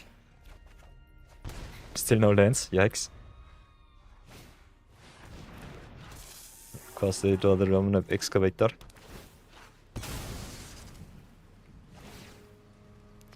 All of those recursion effects, rather awesome. Especially with the case of the Locked House giving them all of the cards from Grave back. With some extra landfall. So now they can play the whole deck. Don't have any outs for enchantments anymore. Well, we still got some. We are playing white-black. But yeah, they've got so much value. We don't draw any lands, come on.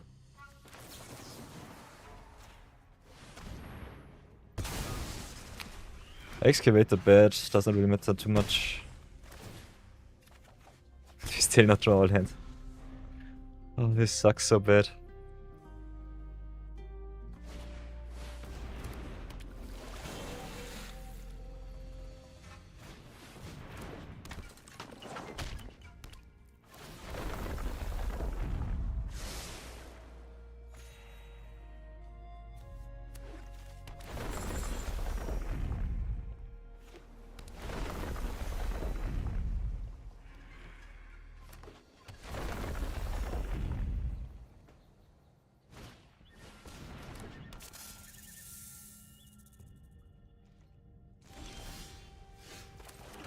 Okay, third land is nice, but I would love me... Fourth land is nice, but I would have loved me white source here.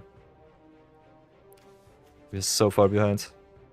They can just replay the Tatiuba, so it doesn't matter too much. Kinda want to get rid of the Azusa too. But yeah, don't think it matters anymore. They've drawn so many lands, played so many cards. I think getting rid of the Azusa is still worth it.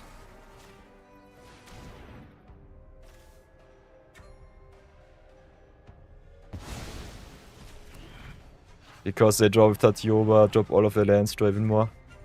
Can play their whole deck. So yeah. They live the life. And we are still scraping by for tap plants.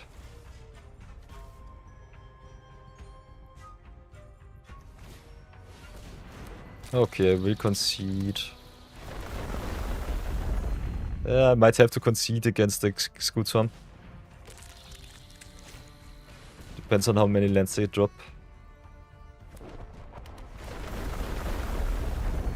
Yeah, I think that's too obnoxious. I will concede here. That's unfun.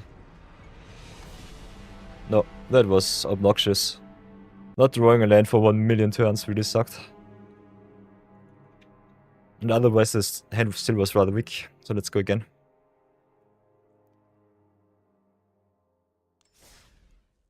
But before that, we'll have a little bit of an ad break. 3 minutes it is. We'll be right back. See you then. Get yourself something to drink. Replenish yourself. And stay tuned.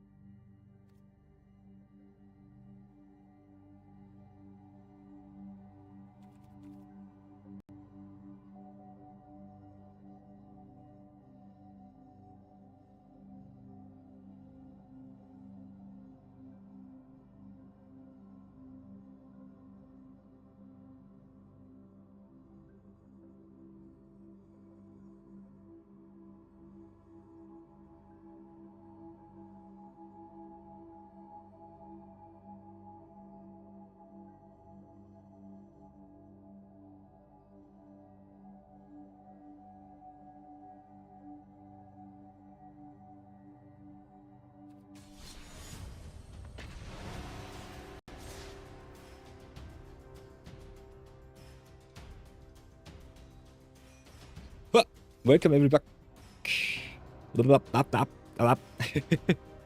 Welcome back everybody. Hi Wingsflare. Good to see you. No ads for us, only a little break.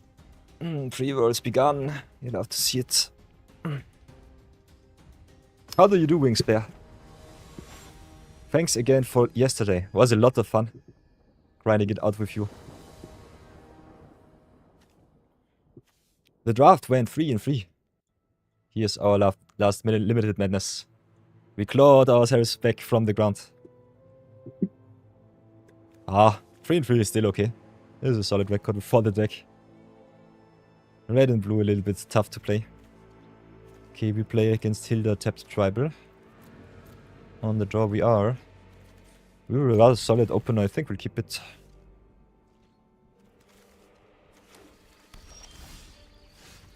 So let's play the Insomnia here and pass.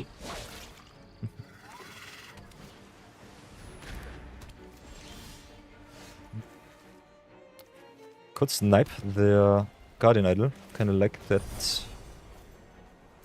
Let's do it like this. Oops.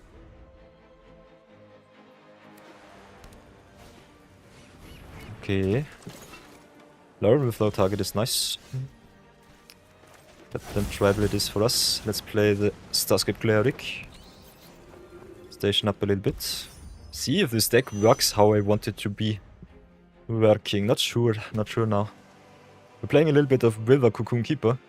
Trying to switch some life totals and then burn the opponent out with our cards. Oh, yoy. Wings Flare is sick. God bless you. I wish you an awesome and fast recovery, Wings. So I think we smack in for 2. Can force the opponent to sacrifice the Hilda, so that's nice. Kinda like my land drops though. But I think a Hilda on board might be bad for us. So let's do it like this. Blot them out.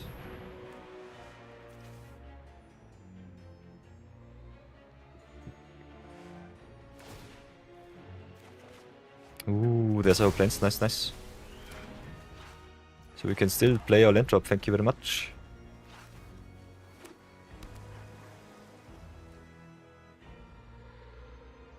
Could also just try and station the Adaja.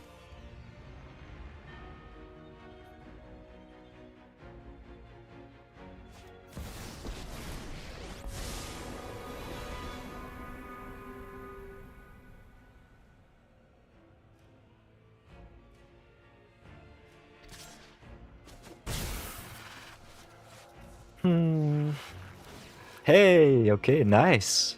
New game for Wings Flare, you love to see it. Have you started it up already? Are you playing the game?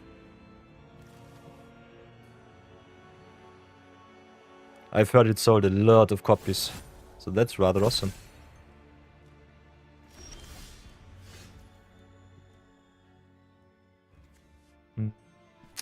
Okay, opponent with 2 mana up. I think we just go in and attack first, see what they do.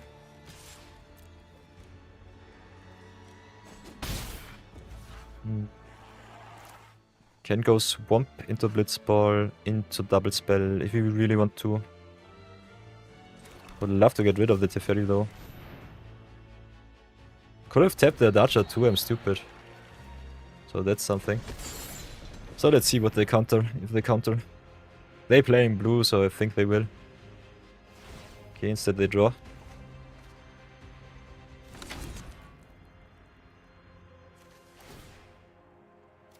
So let's draw some cards, lose some life. Maybe play some Withar to do some shenanigans.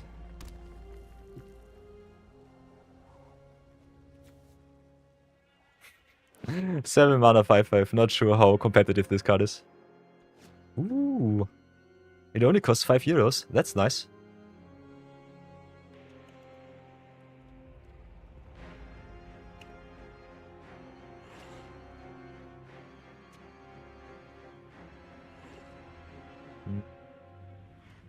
Okay, in Europe it costs 10 euros or $10, but still rather solid. Very, very nice. Keep on with the time warp.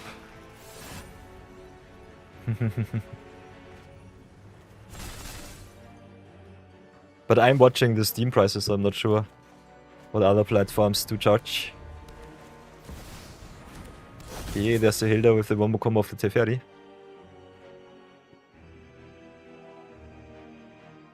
Haha.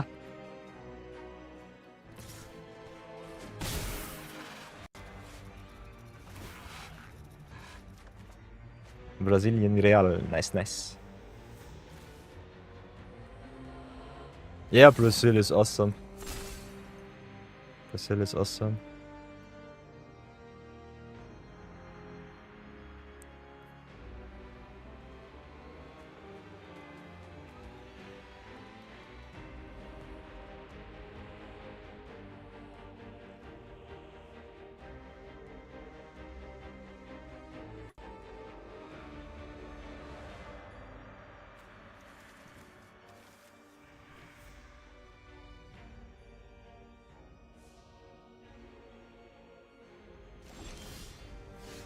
Okay, they discard a lot of cards.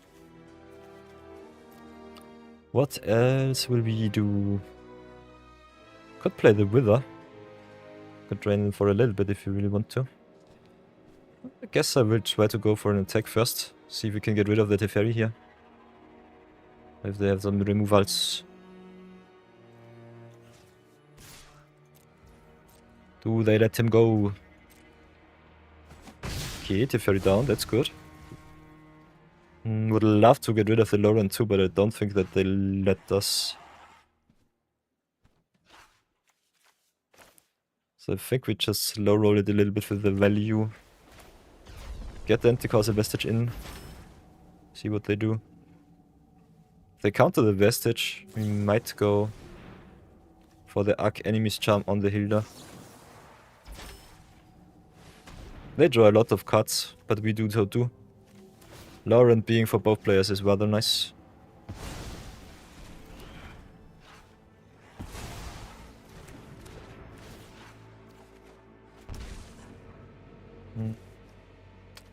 Guess we'll drop the House of Guild Gate here. Have a lot of lands in hand, so it should be fine.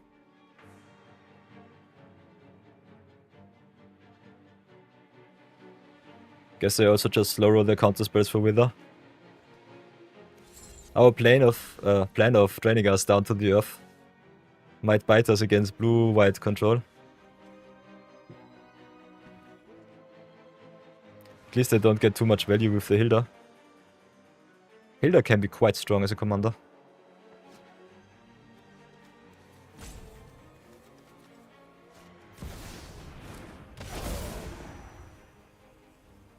Withar, Frost Titan.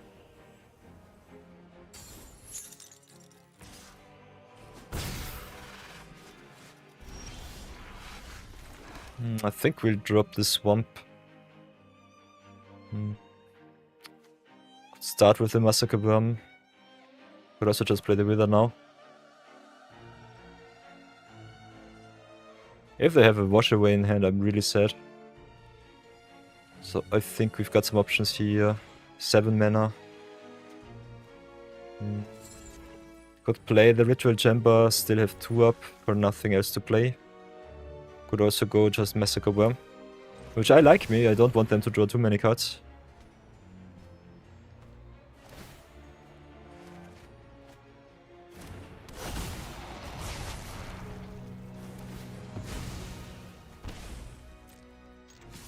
So maybe tempo them a little bit and pass for now. I think we'll drop the Ardaqua here.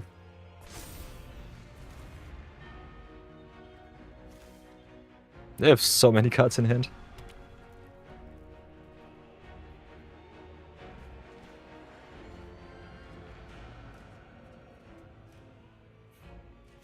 Wither is also a rather nice diversion. Letting them guessing what we are playing.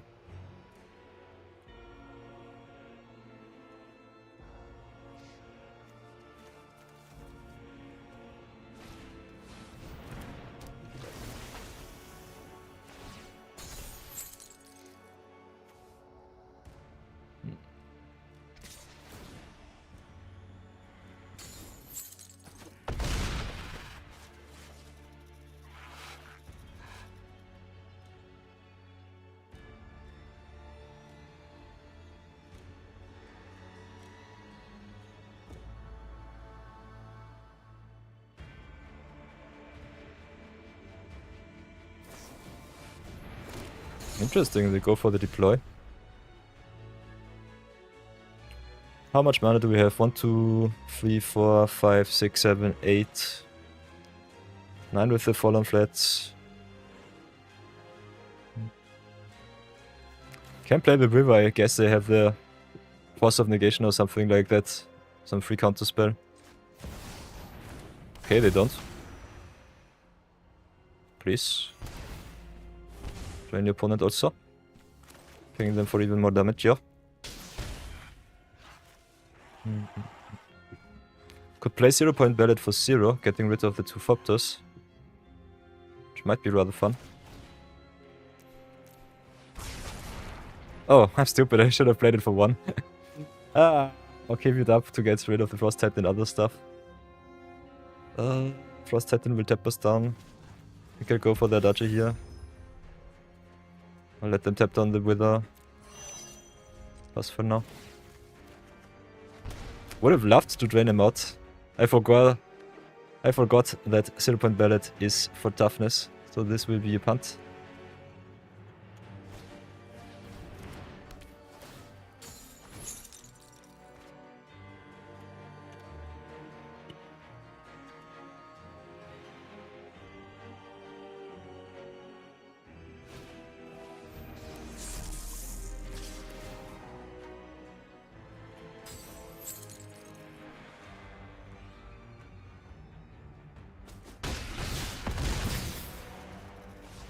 Your opponent hits us with everything they have.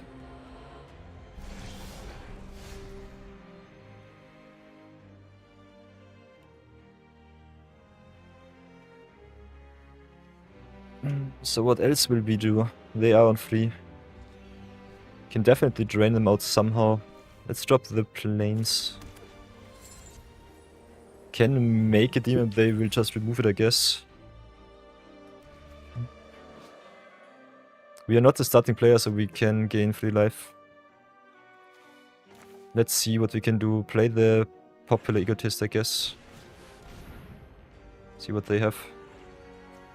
They can tap down our Starscape Cleric. Tap target creature doesn't matter too much for me.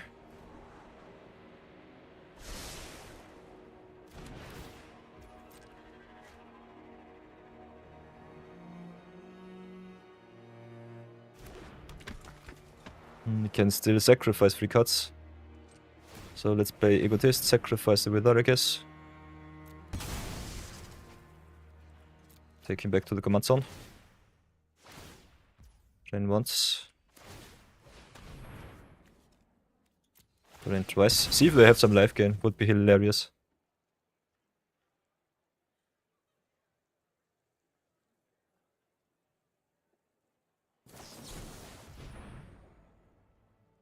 Okay, they've got the tails and that sucks. And I think we'll go for the modify, get rid of the Frost Titan here. Ah! Okay, another punt. Nice, nice. You'll love to see it.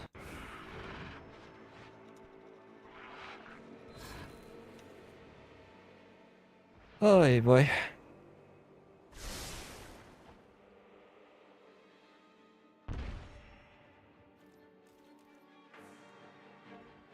Yeah, this was a mega greedy.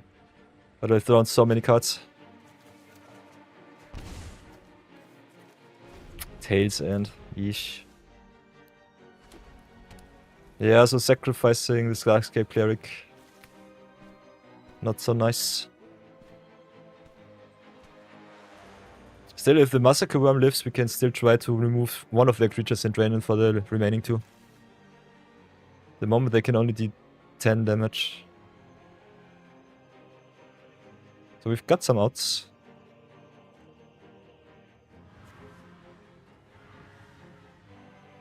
And they've got 1 million cards and 1 million mana. Can attack with the Mutavault too, to get us down to 12.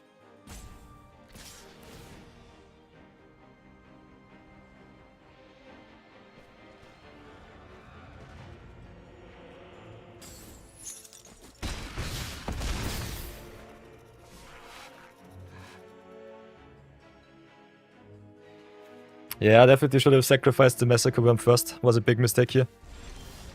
I forgot that the drain of the Ecotist was there. So that was even a double punt, I would say. Tap up to one target creature, yeah, sure. I think we'll go for the Lonely End first, see if we can get rid of one of the creatures. Token it up. Still, we've got a lot of odds. Should still be okay-ish.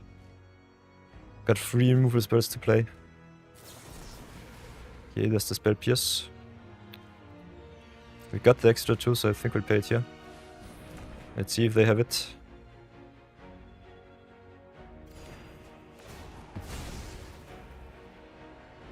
Another drain 2 on the stack. We've got the outs. Yes. GG. Fleam it up. Fleam October it is. Nice, nice, nice. We'll take that win. Oh, through the punt. But I think what the opponent did overlook a little bit, that our Withar came down. I think they should not have tapped out for the Thopters there. That was rather strange. Otherwise, the chance to win was rather slim, but still pretty nice. So let's go for another game. Is Sephiroth in the deck? No, I did not open him so far in our Final Fantasy drafts. Would be a rather addition, definitely. Ooh, game number 3 against Kethis. The Hidden Hand. Larks 256. Oh, we've got some sweeps, some exile, so that's nice. So I think I'll keep. We also got the search for our non-tapping planes from deck. Tap and tribal it is once again.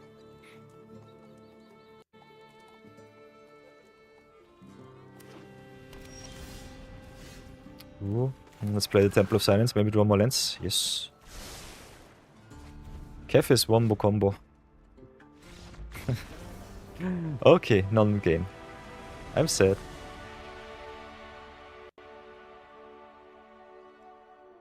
We'll take it, but I'm sad. So let's go again.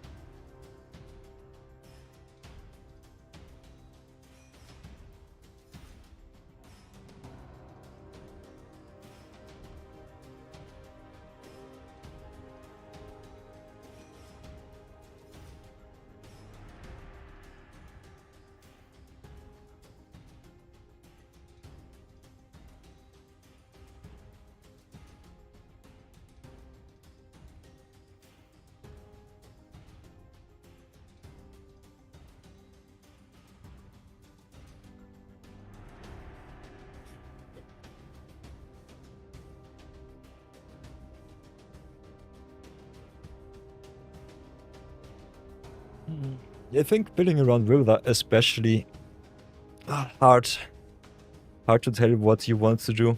I've started the deck building portion with a little bit of life gain shenanigans, but I've taken them out rather quick. Now I play a little bit more of self-drain and some drain effects to get the opponent out of the deck, out of the game.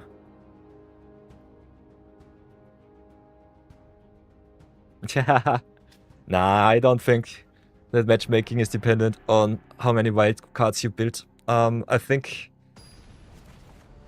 Oof. Game number 4 against Drone, okay.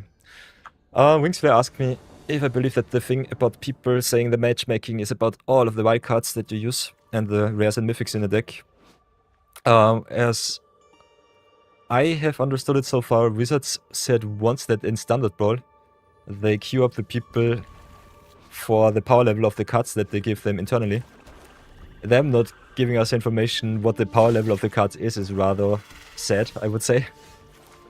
And I still don't really think that that is the whole truth.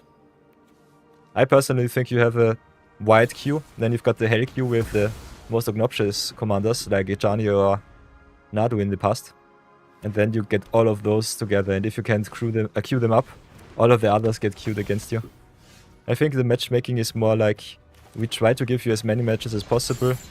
If they are broken or not, is not on us. Something like that. Okay, Rona control it is. If a source deals damage to Rona, we have to exile. And they may put it onto the battlefield. So that's rather nice. Got some removals for the runners, so we should be still fine. So let's play it like this, other side the Luna as long as we can. Monument is also quite bad for us. But this is a free discard outlet. And we already have our value on board. So it should be nice. Can remove her again if you really want to. Can double spell with the modify, kind of like that. Let's go like this.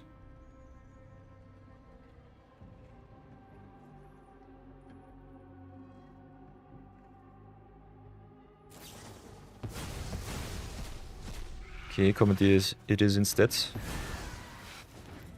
They have another valid target, so that's okay. So let's get rid of their monument. I hate Commandeer so much. This card is so stupid. Take control of target spell. It's a free spell. That's fair. Only have to exile 2 cards from your hand. Okay, Teferi's badge. Can play with Withar next turn. Not sure about it though. Kinda like playing the Sunfall here, getting a token that can attack next turn. Don't tell me they have another counter spell.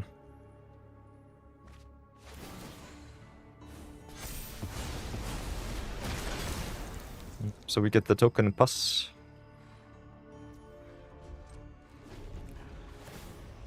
Oh, but the mono blue Teferi is also so strong. I think there hasn't been one Teferi that was not ultra pushed so far in Magic. Teferi is definitely the poster child of unfair decks.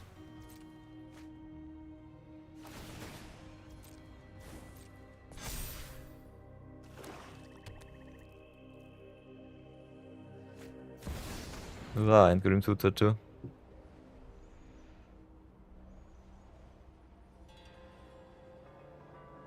Let's see if they will time out. Tutors on Arena normally time you out really fast, especially when you have to look through a 100 card deck. Okay, but they found it rather fast.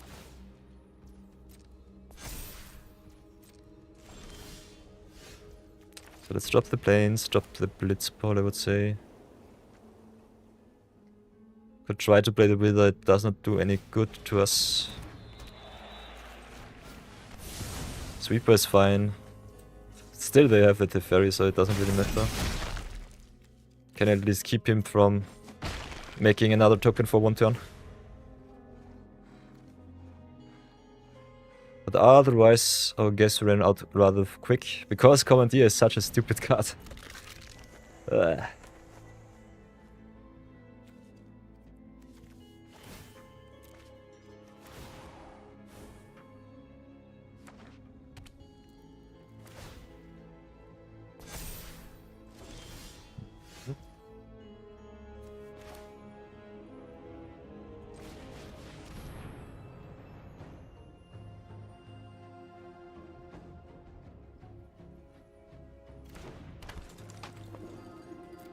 So pass for now.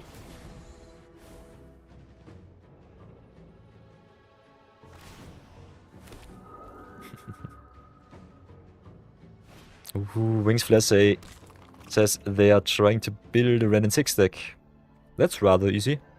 Ren and 6, one of the stronger commanders by far. I think what I've seen in Ren and 6 so far, which was the most important thing, is that you have a lot of card draw. Getting yourself a lot of card advantage. Because landfall is definitely easy to enable with Ren and 6. Puts a lot of the landfall creatures in too. But normally, if you got a lot of removal at the right time, Ren and 6 struggles a little bit with the card value.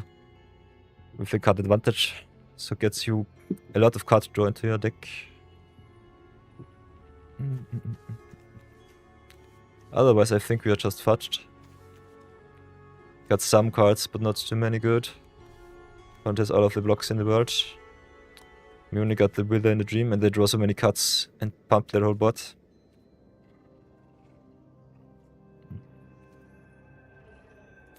No attacks from me, but I think we are rather dead. Teferi is so obnoxious.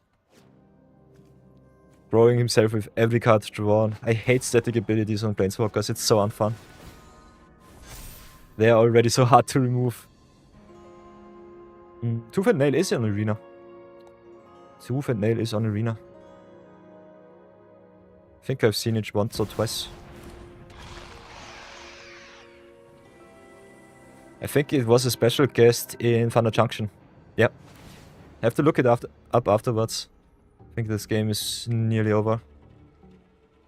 Could try and draw one card with the Radic. Shadow goes an Emrakul. Nice, nice. Okay, so what I think we will be doing... Play this with Source only because I don't want to discard with the Tiny Bones. Go 2 attacks with the Radic just because. Doesn't really matter too much. Got the Cavalier of Midnight, which is nice. Otherwise nothing else really good. They have so much board presence, it doesn't really matter too much. I think we just go for the Cavalier here. They will eat the Radic. But also the life gain with the Sheldred, which is rather unfortunate. Do they have a counter spell too? Yeah, if they counter with the mana drain, I concede. Don't really care for that. That's stupid. Let's take it, pack it in, and let's search for the Tooth and Nail. I'm pretty sure the Tooth and Nail is on Arena. Rather expensive spell though. So let's have a look. There is... go to the green deck. And search for the not collected cards. I think it was definitely a special guest in the Thunder Junction. Oops. Tooth and Nail, yeah. There it is. Ah, okay. They added it with an anthology. With the Modern Masters anthology. But I think... Yeah. Yeah. There's also a Commander. Special card style. Yeah, they've added it with the Modern Masters anthology. But I think Tooth and Nail Thunder Junction should also be something.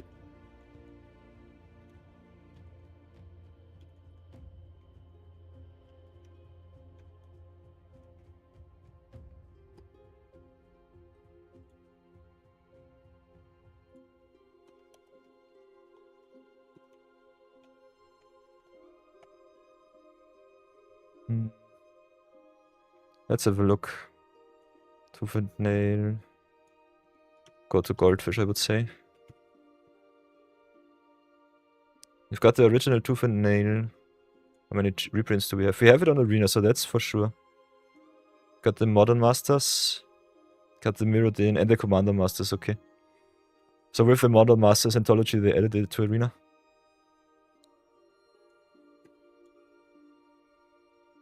Yeah, that's a really strong card.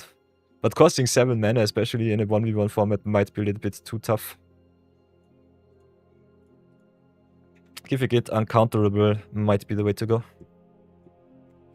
So let's go back. And not on a ramp deck. Yeah, I've played against Tatuba before. So I've seen the horrors of letting ramp do what ramp does best. Still, if blue draws enough counter spells, I think it's still not good enough. If they have to tap out because you pressure them early on, might be good enough.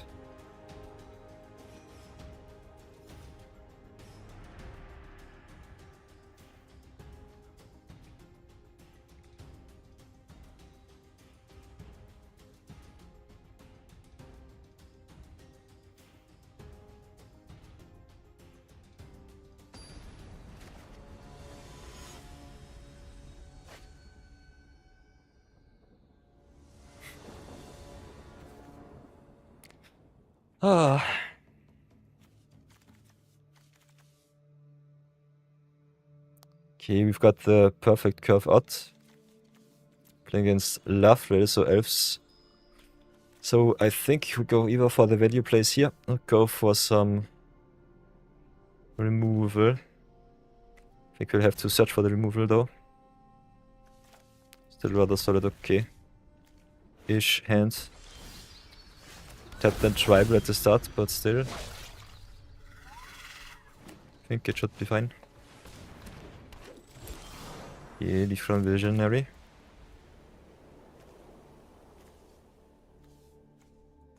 I think we'll go for the flyer first and pass. Station up for 1.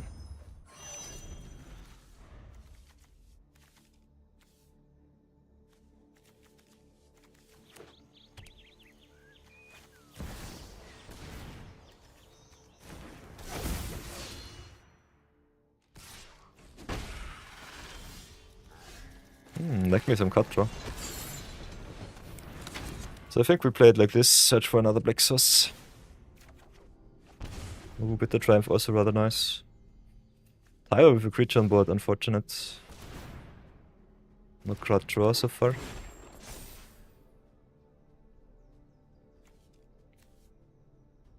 Interesting. That's a big oops. You may destroy a target artifact or enchantment, so that's nice. So if we don't have a target for them, they can also decline. That's our second swamp, that's nice. I think we still have to get rid of their Leaf Crown Visionary. Can't leave them with cut draw. They can still activate the Taiva even when it's tapped. So that's a big no-no. So let's pay the free, get rid of the leaf. Drain him a little bit.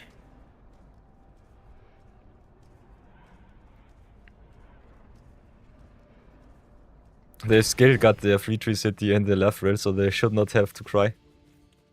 They are so far ahead.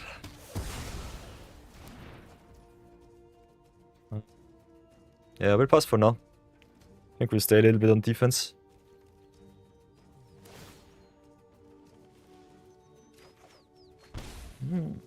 Like me the wrench. Maybe gets us more removal.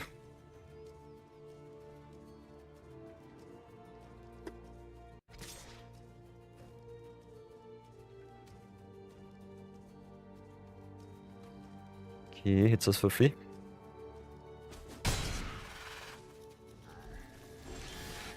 Ooh, and the Raska, nice. Taiva is a big problem, that's for sure. Kinda like me the NX, they don't have the black, because they can play the mana only for the elf creatures. So I think we'll go for the big demon here, drain them a little bit. Maybe I'll tempo them in the air. Could also play Vestige or Raska. Maybe go a little bit wider, draw more cuts.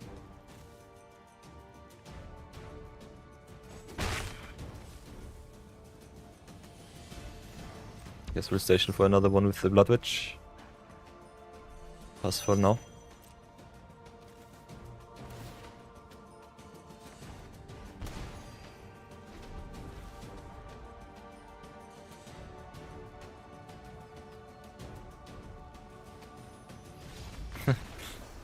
They concede to their mana loss. Mana screw is so bad. And another non-game win. We'll take it. Our deck is so fair. That's so stupid. We just dawdle around. Ooh, Wingsflare says he needs some. They need some wild cards. Ay. I get you.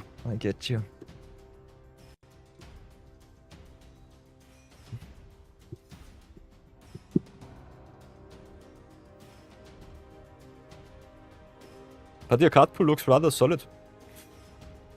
Hope you don't need too many wildcards. Otherwise the season pass is a rather good way to give you some mythic and rare wildcards.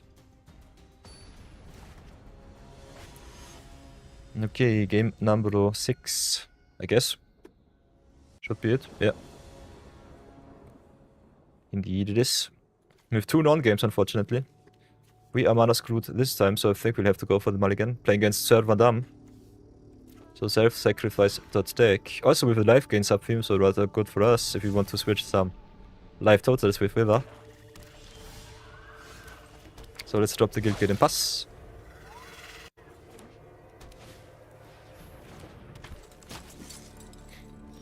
Oh, the Esper Sentinel is pretty good for the opponent there. Let's drop the Blood Witch and go again. Could slow roll the Pristine Talisman. Just play Midnight Reaper next turn. Also, the Favorite Passage will get us our second Black Source. So I think we just curve out. See where it leads us. Hit in for some damage and pass.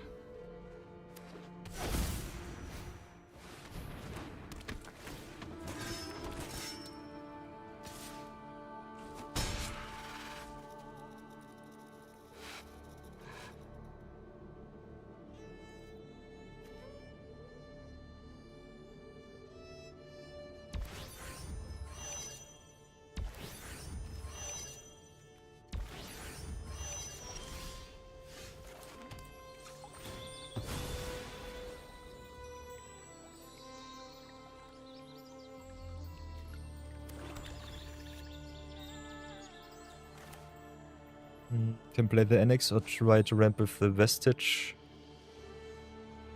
Could also shield the Talisman into play.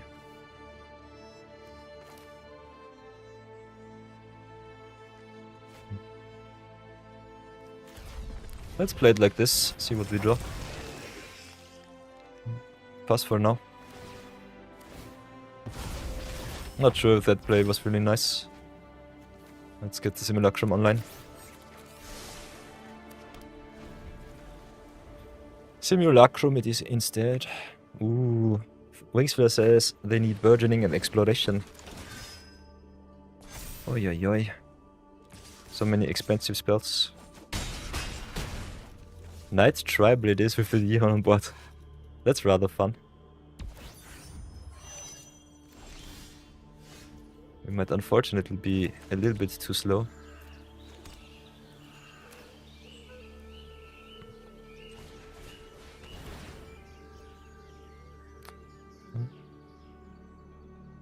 Yeah, I think we do not really need the Unholy Annex, so I think we'll tap here. Pass for now. Ah, they can smack us for 9-11. So we are not dead on board right now. Withar. So we can grow the 7 Dam, which is nice. He hit us for a lot.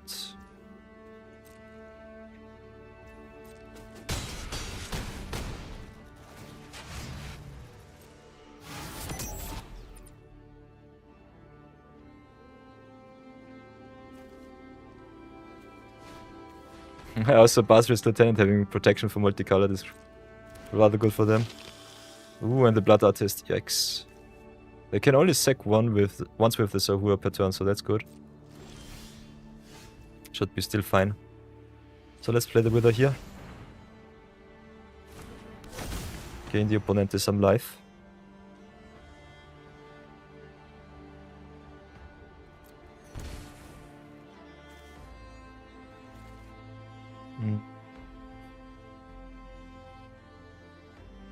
Cannot really attack through the buses or the lieutenant, so I think we'll have to pass. And their flying knights are a big problem for us. Them having also the Blood Artist makes it impossible for me to drain them out with the Blood Witch. I think they can just slow roll the Dion. Get the 6th land and then go to town with the flyers next turn.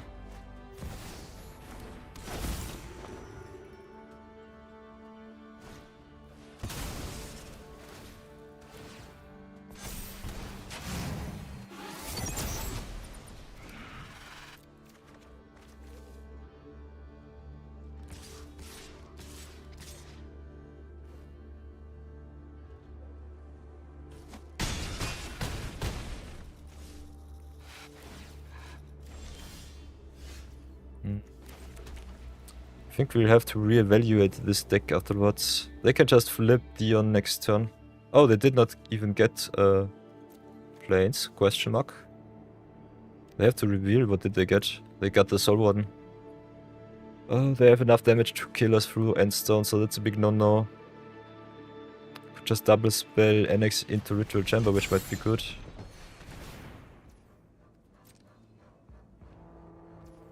Decline.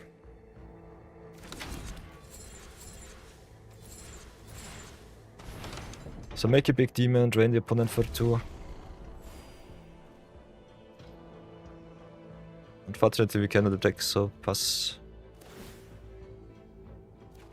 Draw, draw, draw. Drain, drain, drain.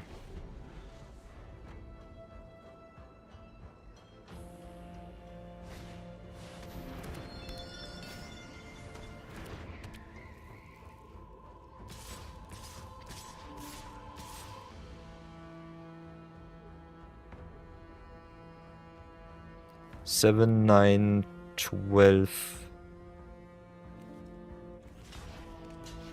Can block this Avur here. Does not really matter too much. Don't have anything else.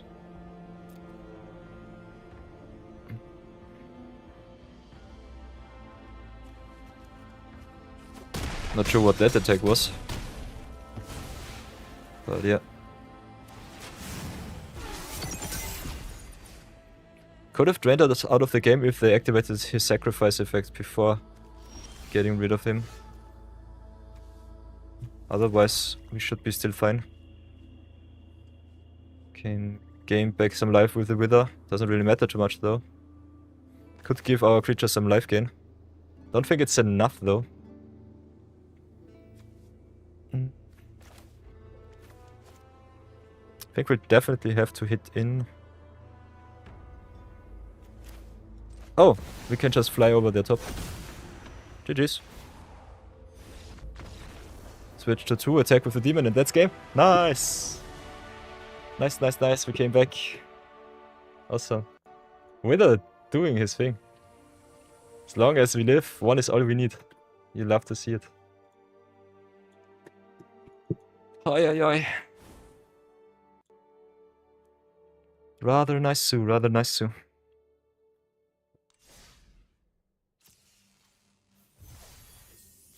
So let's have a look at the deck.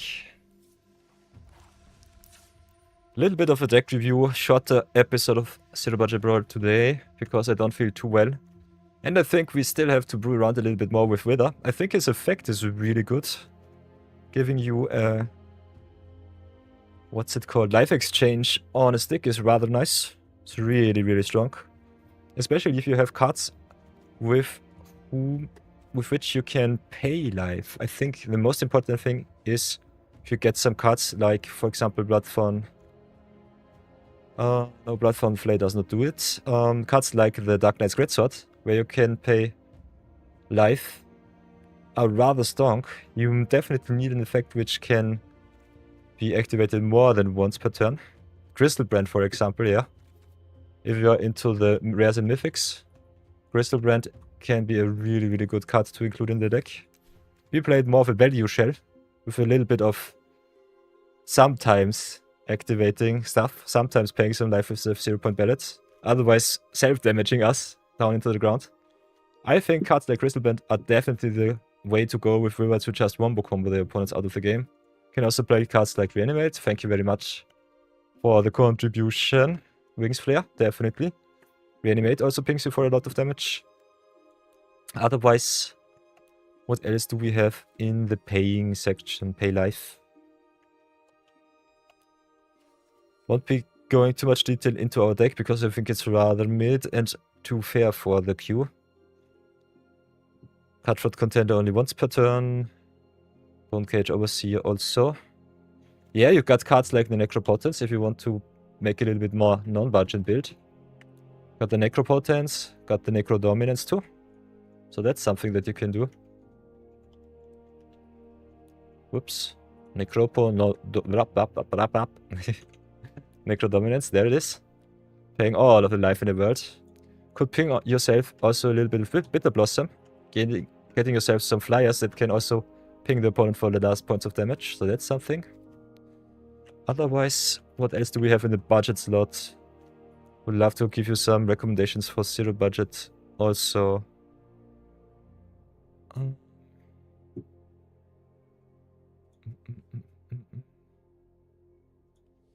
Infinite life paying, where is it, where is it?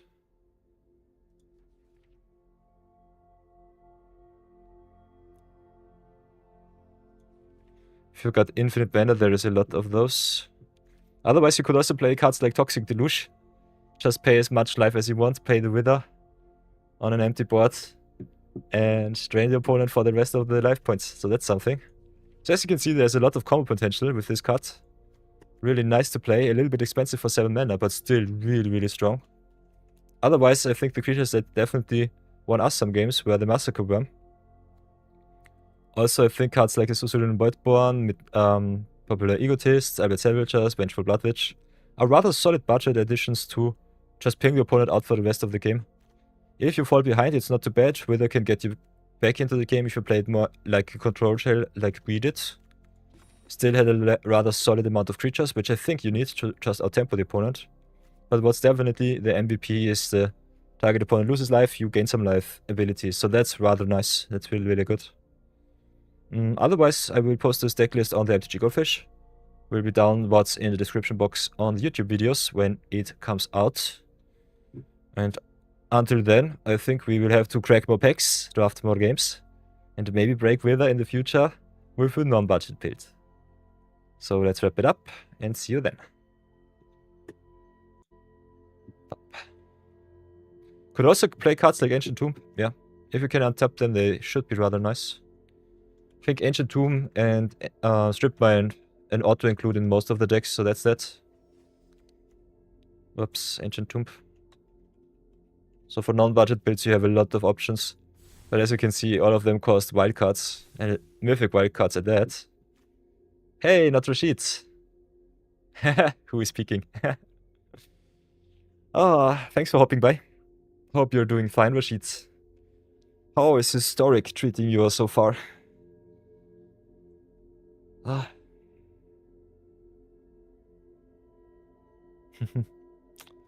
Yeah, Wings Flare. Xenagos Planeswalker is also an arena. Going quite strong. The Xenagos is really good. Also one of the more competitive commanders that you can play. Xenagos, where is it? Oh, not in this list. But I have to delete my deck list. I'm already maxed out at 100 again. You're doing good. How am I doing? Rashid, I'm feeling a little bit sick. Yesterday was awesome, but really tough on me. We started the day with a little bit of Limited Madness. Played some rest games of our Final Fantasy draft. Played a rather solid blue and red list. Where is it? Let's have a look if I can find it. There's the list for everyone who missed the draft. We started with Vial Smasher as a first pick, which was awesome. But I then got pushed really hard into nearly mono blue. Could have cut off black a little bit more so that we can go black and red. But I think the blue cards were rather solid. Still were a little bit too weak. Played a little bit of an unoptimized build at first. So 3 and 3 it was, but still rather good. Otherwise, I'm still trying to get a little bit more energy back. I think streaming every day takes definitely a toll on you. But it's still fun. But I'm falling so far behind with all of my YouTube videos, so that's rather strange.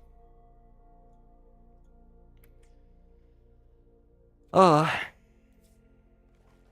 yeah, I think we are well prepared with our zero budget builds for the upcoming ranked queue if Wizard drops it. Played some awesome games against Wings Flare. Also a veteran on Twitch. All of the oldies coming to see me. I love it. Also, yesterday I saw Crookies brew some decks up. Was rather interesting to see that. Hamhawks42 also tried to break Egrix in standard. That did not go too well. I think Egrix and Cavero they tried to brew around with. That was something to behold. Had also some awesome games with Cavero. So if you're searching for a really competitive commander on a budget, you can just yoink all of the opponent's cards from their hand or from their graveyard and go to town with a copy when you play Cavero. So that's really nice. Otherwise, I think we just grind out a little bit of our daily rewards and then just call it a day. Yeah, lurking around. If you have fun in the stream, be my guest, be my guest. I will be as entertaining as I possibly can be. So we've got some options here. Could still brew around a little bit, could still draft it up a little bit more. As you can see, I'm burning a lot of gems these days, so I'm not too big on that. Could change it up for a little bit Omen draft. Omen draft? Omen path? But otherwise I think we'll just play a little bit of our pleasure decks. What I also wanted is maybe give the Halana and Elena deck a little bit of a glow up. I think this deck has a lot of potential still. It was rather solid in Standard Brawl. Maybe glow it up to Historic Brawl queue. So I think we'll do a little bit of a glow up stream today. Get our Ther commanders online. Especially with all of the viewer battles so far.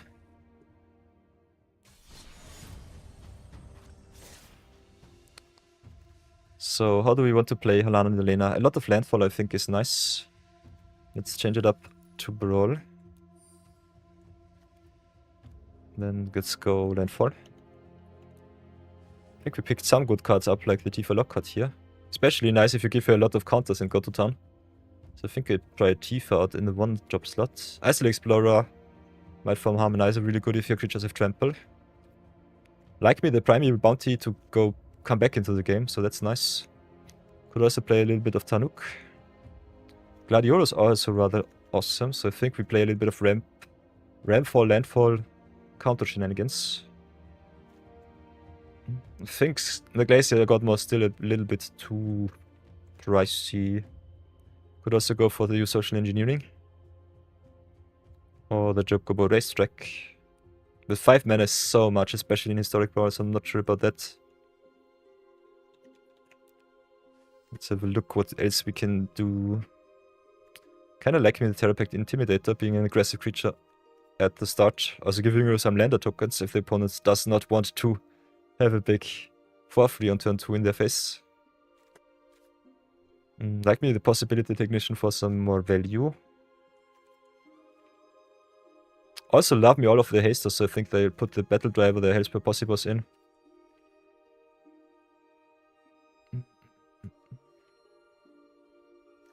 Nova Hellkite.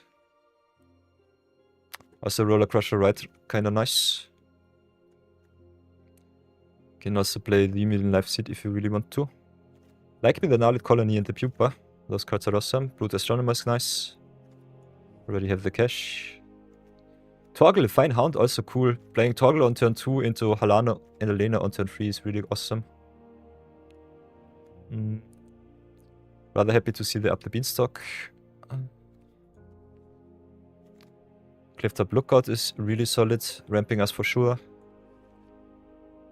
I also picked up the Traveling Chocobo in one of our drafts, so that was really nice. What else do we want to get? Could take King of the Cold-Blooded Curse for some pseudo removal. Or the Enchantment. Legion of Clay. If you play enough artifacts, Legion of Clay might be also worth it.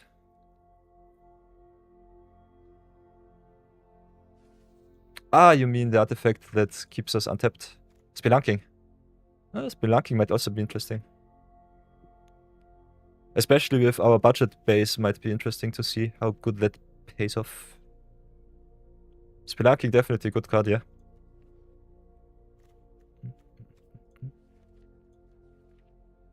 Otherwise, we've got some rather good rares. We've got the Vorinclex. Could also play cards like the Wildwood Squatch that grow even more with all of the counters that we distribute.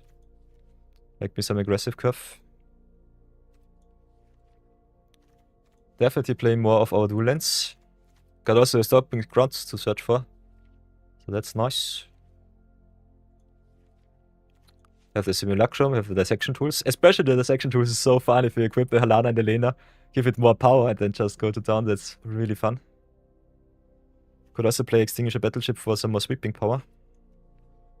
Edgewall Inn is awesome. Night Market is also good. Starting Town is also really nice. Then we can put in all of our search lands. Got the Failed Passage and the Vibrant Cityscape.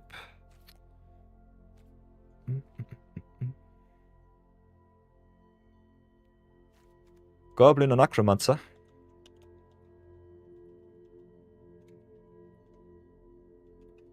Giving us a discount. I like where you're going with that one. I think it's a Necromancer. Yeah, Goblin and Necromancer. Really nice choice.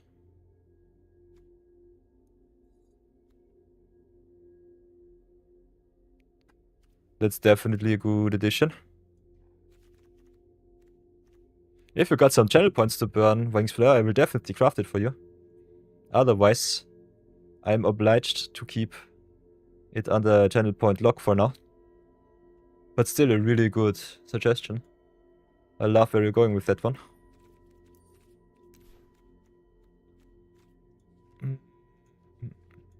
Oh, we can also play the lightning bolt. Picked it up in our draft. Was awesome. Was really good. Ah, you have 1,400. So close. We're so close. I'm still deciding if the channel points redemptions are a little bit too high, but I think they should be fine, especially for our loyal viewers. And especially I think the shoutout that they give with every card. It's definitely worth it to splurge some channel points. Should be nice, should be fun. So I think that should be fine. Could play more mana add creatures, which I like me a lot in this deck. Oh, I will definitely cut the Endrider Catalyzer. Don't know what I thought about this card, but I think it's rather sucky. Got also the Bayou Irritable Instructor, which is nice. Let's get that one in. Could play more landfall with the Seldinged. Returning stuff, getting it back. Card from Edge of Eternities. Ouroboros. Ooh, yeah. We'll have a look at our counter creatures after we've gotten in all of our mana creatures. Like me the Fuel Tank, Feaster, Illusion Caryatid is awesome, Heirloom is good. Could also play cards like the Woodland Mystic or the Gubu Gardener. Could also try play some other mana creatures, Birds and Elves. Yeah, Birds and Elves it is. We don't have too many birds, but I think we have a lot of... Ah, it's 3 elves. Okay, we don't. Let's have a look at the rares. You're totally right. Look at the counters. Especially the counter synergy. Okay, we've got some ads. So ads break it up.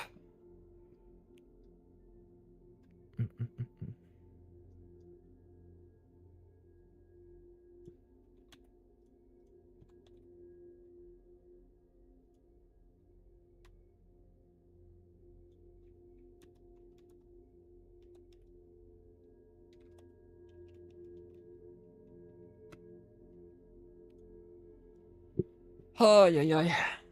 Ad break it is.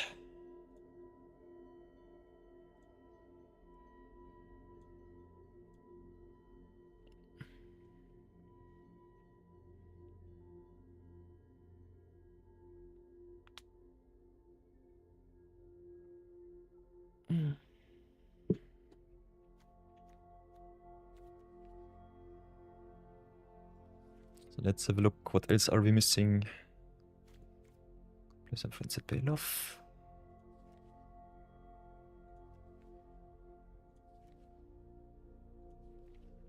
Definitely Roboroid. So it's Catsroy. Catsroy's really good.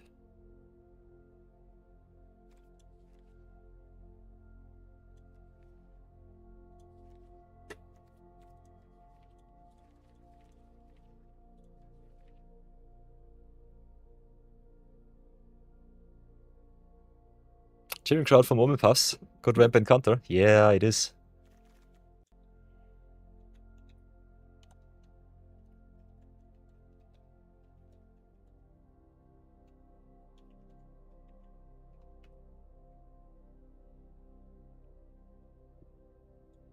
We've got a lot of cuts to include and maybe making some cuts too.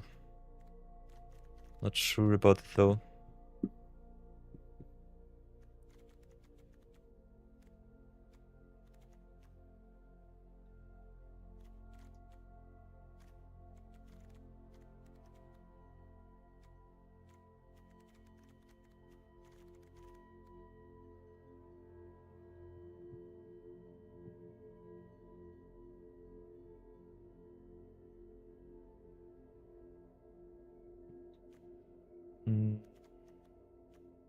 Yeah, we've got a lot of good options here.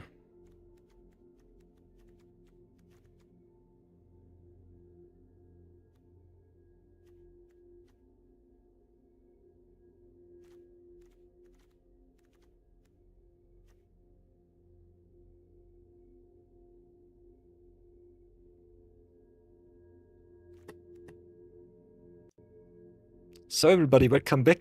Welcome back. Whoops, give you a little bit more of the overlay so that you can see everything.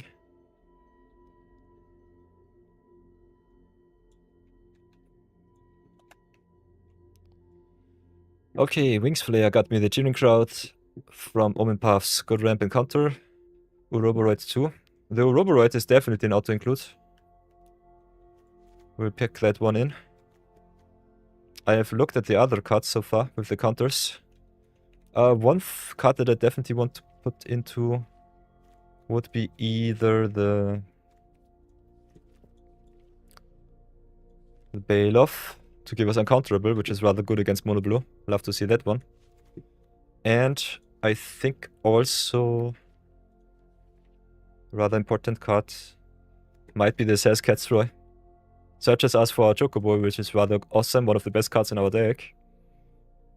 And also doubles the counters when he attacks on a creature, which is in a wombo combo with Alana and Elena. If they have one counter at least, they can give Saz haste, pump him up. He gives counters to another card and doubles them up. So you can go really, really big, really fast. Could also play a little bit more threats with the Balustrade Worm, I think is good. Otherwise, I think we are right where we are. I think Cheering Crowd is a little bit of a double-edged sword, because if you give the opponent also mana to play their spells, it can become rather obnoxious. But still a really solid suggestion there. Love me all of the cards that deny life gain, so that's something. Not sure about the Possibility Technician, but I think giving your Warpers haste is rather nice. So it might be still okay. Could cut up the Beanstalk, we don't have too many 5-drops. Still a rather solid card. Like me the Roller Crusher, right? I think we need some sweepers at least. Could still cut the Gladiolus, but he gives us also trample.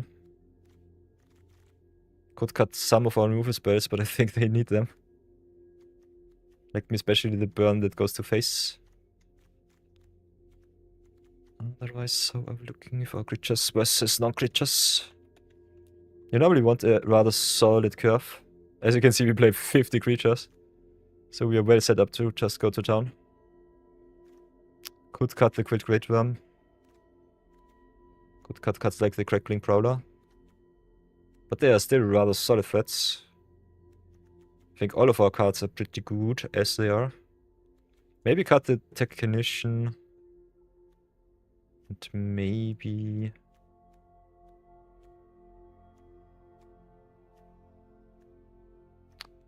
one card to cut, one card to cut. Could go for the Clifftop Lookout. Kinda like with the Reach though.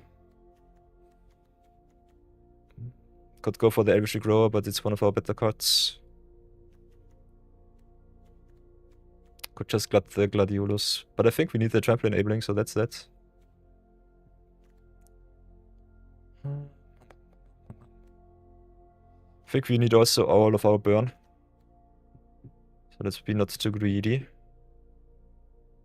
Spelunking is something that I want to try out too, so that's that. Yeah, we have Strip Mine and Arena, but not Wasteland. This is madness. Strip Mine and Wasteland in Arena might be even worse. I don't know, I don't know. We could also just cut the Bio. I think we do not play too much red. Still is a rather solid cut if he stays on field. So this will be our updated Halana and Elena list. Let's see how well it does.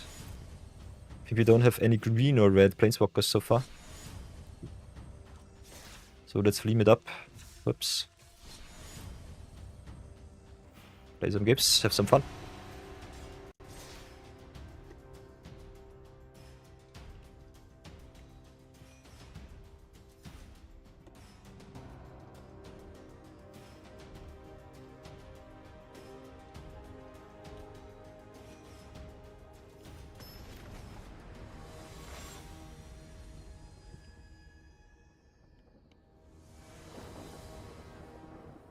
Okay, playing against Golos tile is pretty grim right off the bat. We've got the Friends at Veil but no red, so I think we'll have to mulligan here. Now we've got all of the reds, but no green. Love to see it. Okay, this hand is way better. We could just get the Arid Aqua back where it belongs.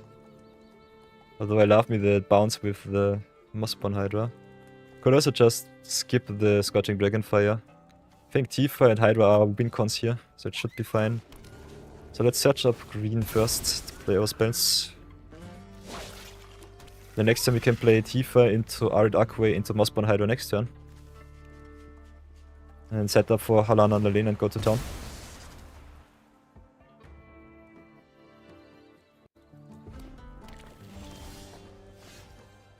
So... Oh, Tifa costs 2, I'm stupid. Okay, that does not work. It's still rather solid to play her out. So let's do it like this. Pressure at least a little bit. If they drop a Mana Rock, we could snipe it with their Braid. Yeah, there's the Talisman of Progress. You love to see it. So let's snipe the artifact first. Don't tell me they have a spell. Okay, nice. So that's good. Oh, then Arcway. Pump the Tifa a little bit. Drop the mountain back into hand. Take for 2. Oh, Wingsflare needs 9 rares and 4 mythics. Not happening today. Ah. Don't sweat it, you've got all the time in the world. That's one of the fun things about Arena. Whoops, let's give you the overlay. Sorry. That's one of the fun things about Arena. Oh, you get gold every day. So you got all of the time. Okay, let's give Tifa a little bit of a boost. Play Halana and Lena as fast as possible. Make her even stronger. Next time we can drop the Mossborn Hydra. Give it haste, pump it up. Pump it even more up afterwards with the mountain. Ooh, 12k gold and 770 gems. Ah. Don't sweat it too much. So I think we'll try and start it like this. See what they do. I draw it up. And then give it some counters if they let us. Okay, they despark.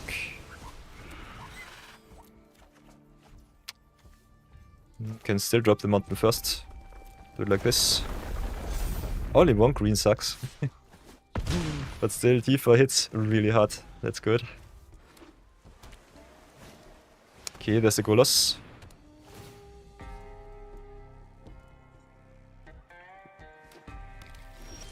Ooh, and there's the second forest. So now we've got some options.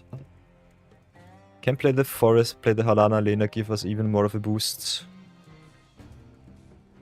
Can play Hellspell Possibos, Trix Fate Maker.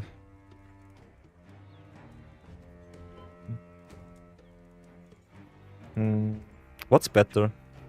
Can get Tifa even higher. I think the sweet spot is 3 here, to double up and force them to block with the Golos.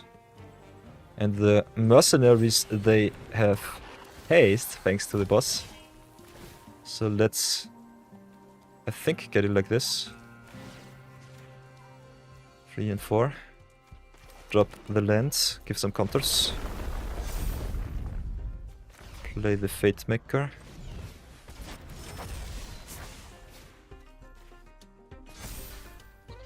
And they have to block, we should be fine.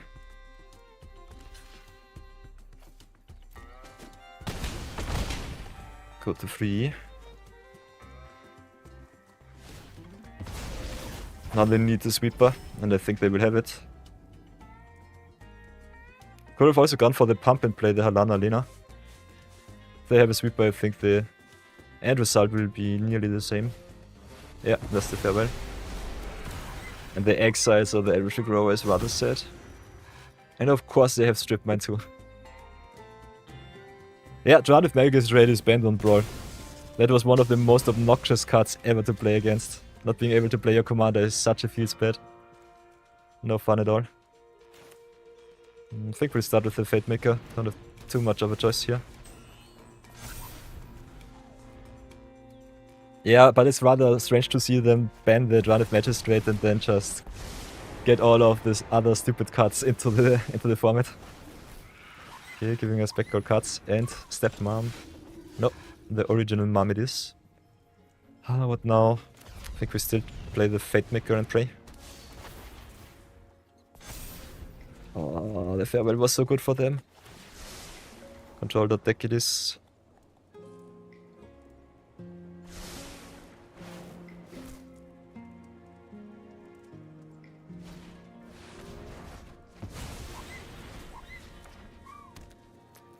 Extra turn spells and planeswalkers, the most fair thing that you can play against. Oh, you'll love to see it. We were so close. But I think the math was just not mathing.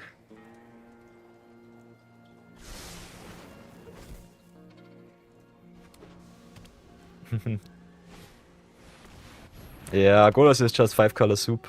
Especially his ability to cheat in Omniscience and other free play spells is rather strange. Rather hard to counter.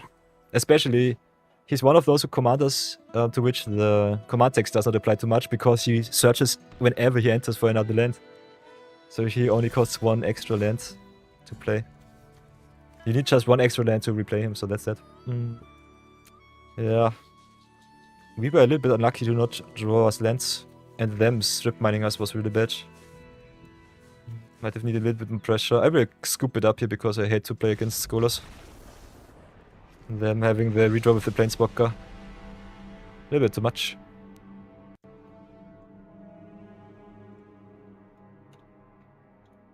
Withar. So let's start with a little loss record going again.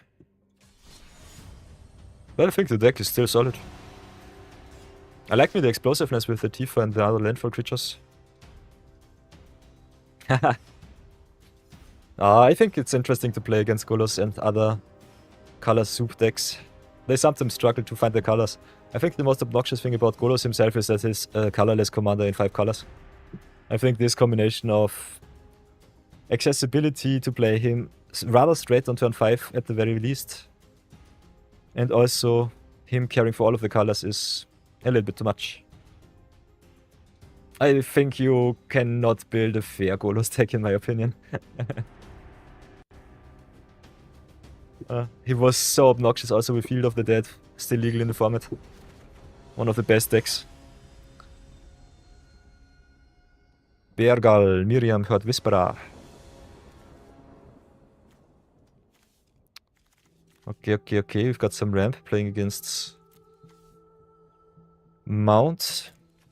Tribal. We'll keep it, see how far it leads us. Can start with the Temple of Abandon into Forest, maybe into Heirloom.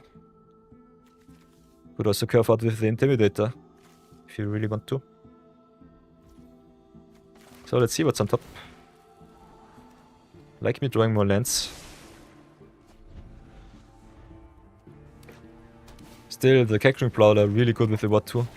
I like me some Ward or Hexproof creatures to give a lot of counters. Okay, there's our mountain. So we could curve out into Halana and Lena next turn. Kinda like a creature on field though, so let's see what they give us. Could still go Intimidator, get 2 landers, play the Clifftop, Lookout, go into land number 4, then go to town with Halana and some creatures on board. So that should be still okay.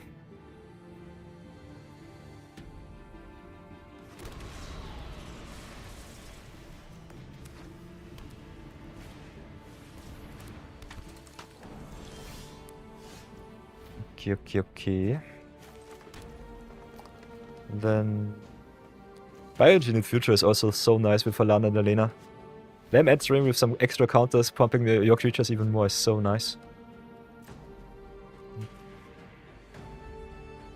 I don't think we really have to offer them a trade. Let's go for the Clifftop Lookout. Ramp it up a little bit. Could also go for Ogre Battle Driver first to give Halana and Elena a little boost for 2. Might want to do that. I mute you, thank you very much. You are an obnoxious opponent. Let's go with Halana. I think that's good. Need at least 4 power, so I think we pump the Intimidator here. Smack in for 4, see what they do. They want to trade.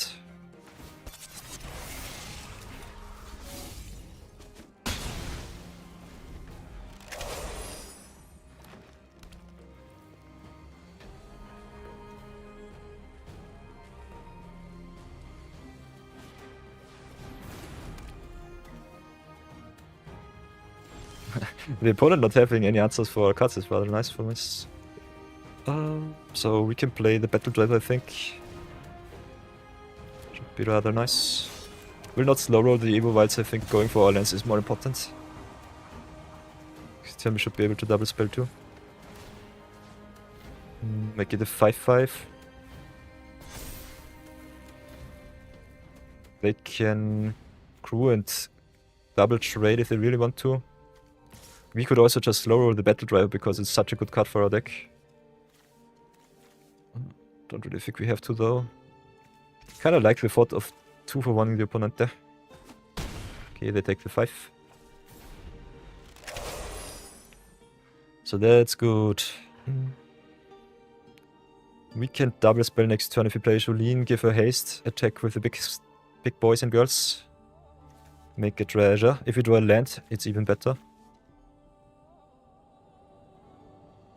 So I think in the beatdown mirror match, Halan and Milena definitely well favored. Well positioned. And especially good against unfair decks if you can find some windows where the opponent taps out. Oh, rather nice.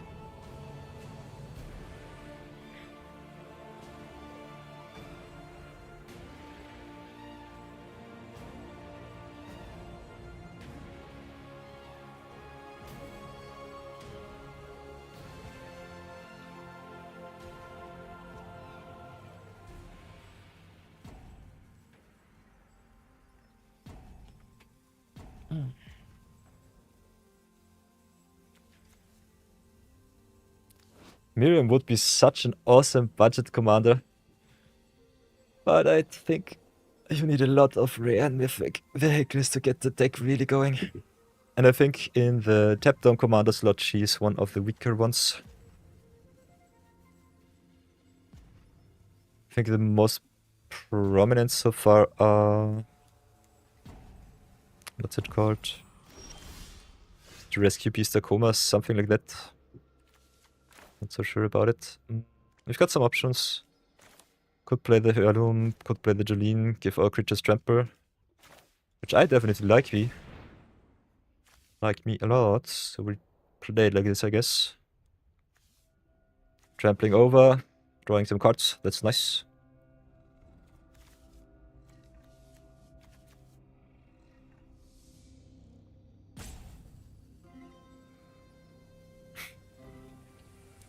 Lasciate ogni speranza, opponente, what are you doing?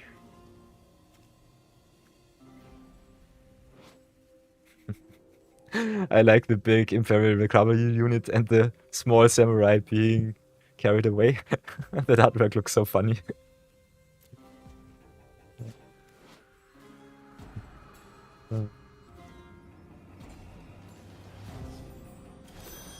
You also got the Dragonfly suit, which is nice, with the Dragonfly pilot on board, so that's something.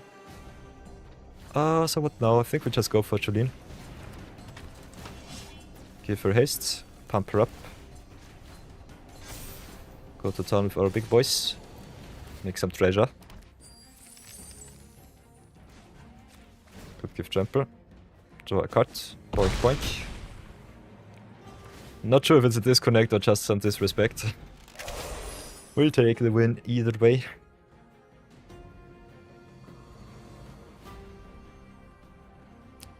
If there's slow roll and sweepers next turn, it's still fine. We still got a lot of action back in hand.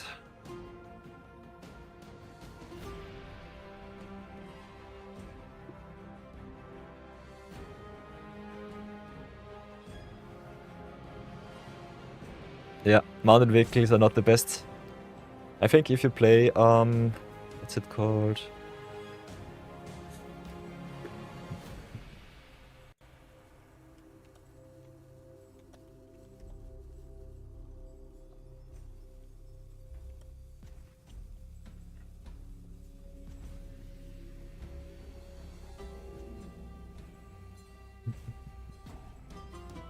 I'm so bad with names today.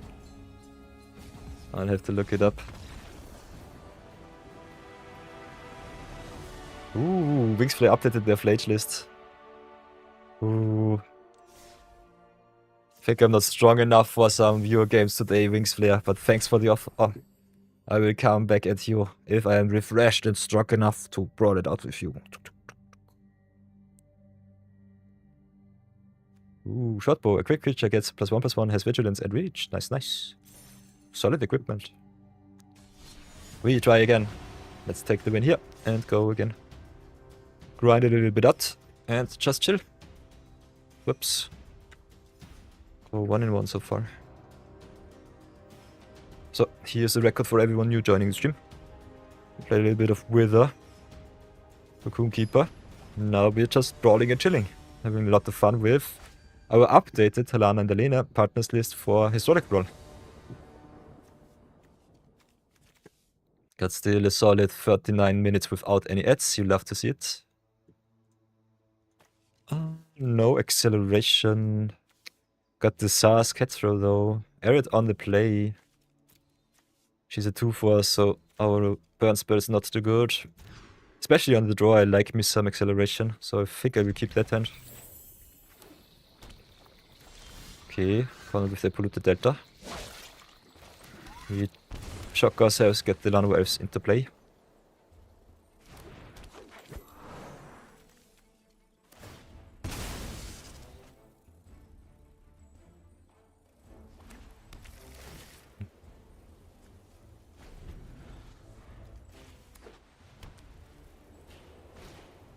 Okay, and this Ram is a prime target for my Burst Lightning. So let's play it like this, tap tap. Sharp at Rookie first, so that he can grow with the Frenzy build-off. Then shock the Thrum. No card draw for you, opponente.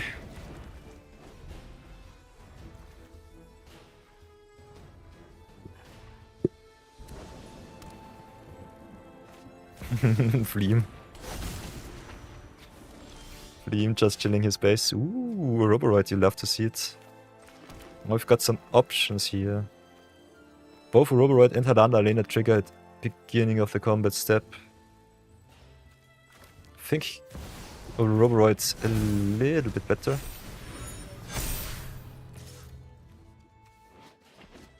Because he grows exponentially.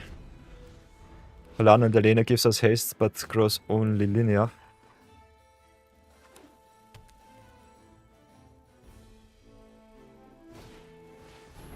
Yeah, and Planar Disruption does nothing but keeping our Roboroid from attacking.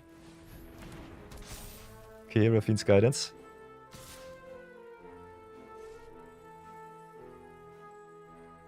Okay, so as long as Arid is on the battlefield, they are safe from our attacks, so that's something.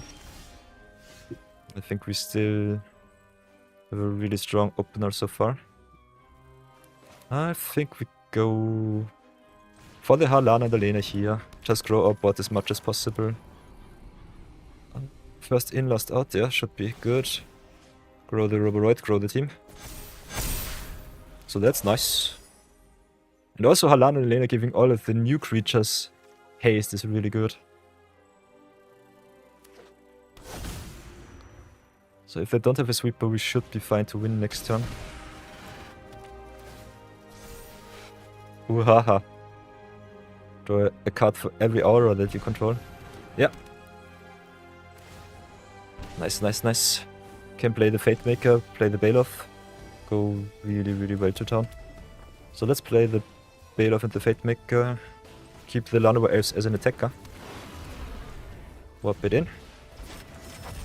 Counter on the Halana Alena. Also all of our creatures with counters have trample. Then go battle. Halana first, the Roboroid second. Pump the Roboroid. Pump the team. Go to town for lethal. Could have also given some counters to the Drix Fate Maker to keep him attacking too. Let him attack. Yeah, that's a very big Llanowar Elf. 21-21. We love to see it. Oh, Roboroid is so pushed. And that's the one more combo that I've talked before. Oh, 2-1. We take it, thank you very much. Let's go again. Let's dawdle a little bit around with Halan and Jelena. If you feel sick, you should play something that's fun.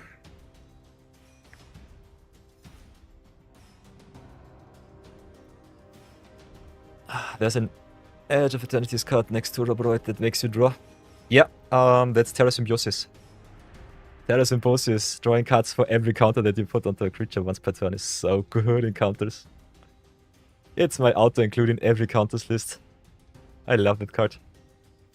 It's a little bit mediocre in draft, but it's so good and constructed. It's in the deck, yeah. We were really diligent in our pickups. Definitely play that card. Okay, screwed on red. No. Now we are well set. Playing against Minsk and Boo. So the aggro mirror match. We are on the play, so that's nice. So start with the forest here. Minsk and Boo is so fast. Would also be an awesome addition in Halalan in the Lina. Because he gives also counters to your creatures and gives them trample and haste. So we've got the mountain, I think we'll ramp it up. If we can drop Halana and Lena on turn 3, it would be nice. And they are the better forest cyclers. Generous End searching you for your stomping grounds, for your commercial district.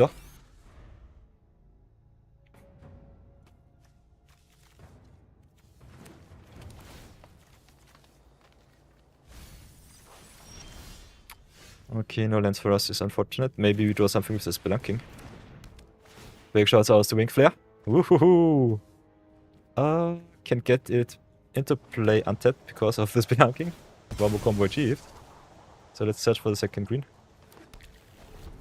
Ooh, too strong. Spelunking too good in budget lists. Too Gucci. Okay, opponent ramps up like God. We can ramp up even more with the Simulacrum. Kinda like to shot them on their mana though. So what will we do? I think we'll definitely upgrade the Caryatid. Can unfortunately not burn them with the Immolator. Still rather solid though. Could also just play Halan and Elena to pressure the opponent's Minsk and Boo. Might have been a little bit better maybe. Okay, they decide against playing the Planeswalker. Okay, they slow roll the remover. So what now, Kinda like playing the Spirit Simulacrum. Maybe warp it in first. Get ourselves another mountain. Or starting town, nice. Then I think we just snipe the ruby. At least we try.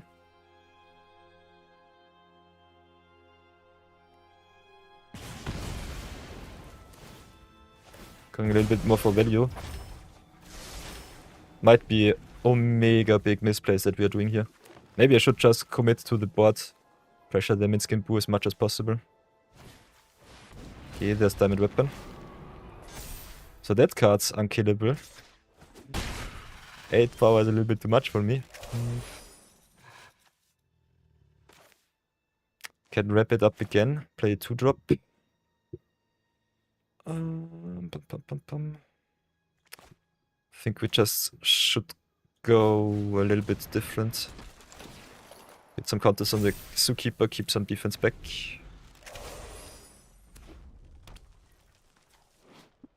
Minsk and Boo are especially good with the Diamond Weapon giving you trample and haste.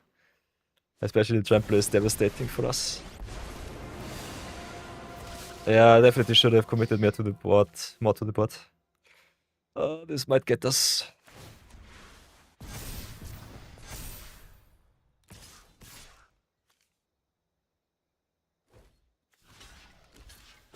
Interesting, we keep the Diamond Weapon back for the defense. Okay, Engine in future is interesting.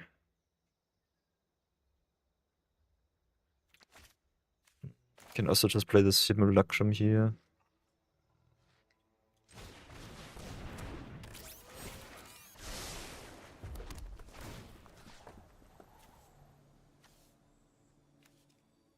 Maybe give some counters to the Simulacrum.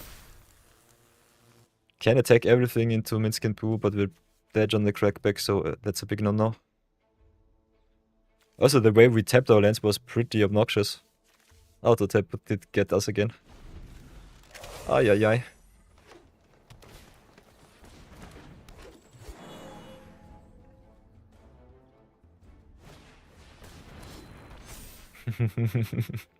Also, the -2 of this card is so strong. Ay ay. Another line Umbra too.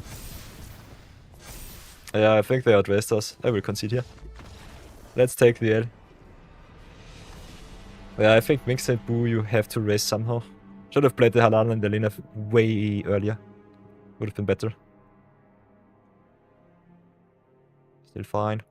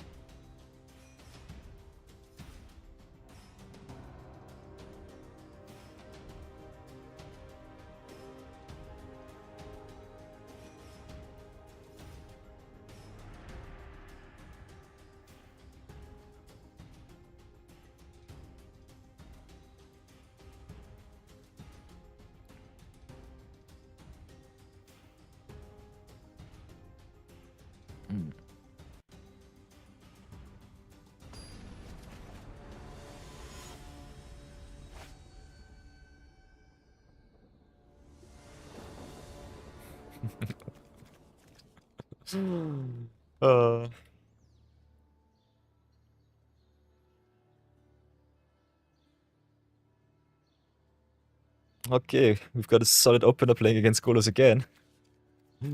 Black and Heart on the play once more. Surveils it up. I think we search for the second red or green source. I think green it will be. Got a lot of mana creatures, a lot of mana fixing. Can also search for a second red with the Banshee in the future. Kinda like curving Torgal into Halana Lena would be awesome. So let's see if the opponent lets us.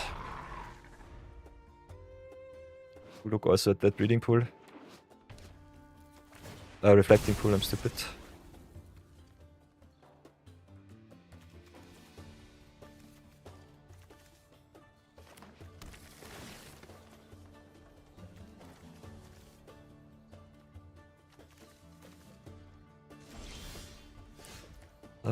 Okay, they can make blue, so they can counter our card. Question is, do we want to go for it? Who theirs wins? Hopefully.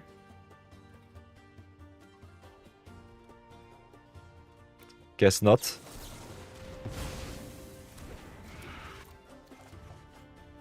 Oh, you love to see your counter spells in your Golos list.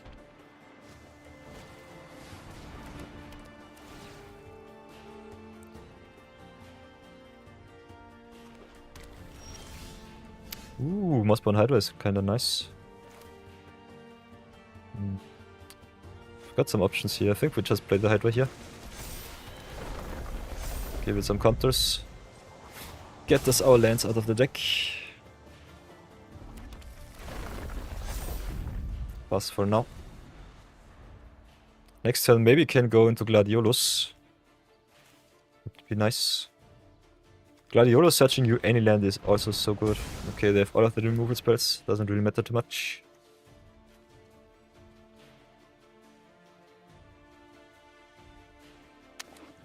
Okay. Yeah. I think I'll concede here. Don't want to waste too much time against Golos and his shenanigans. Let's go again.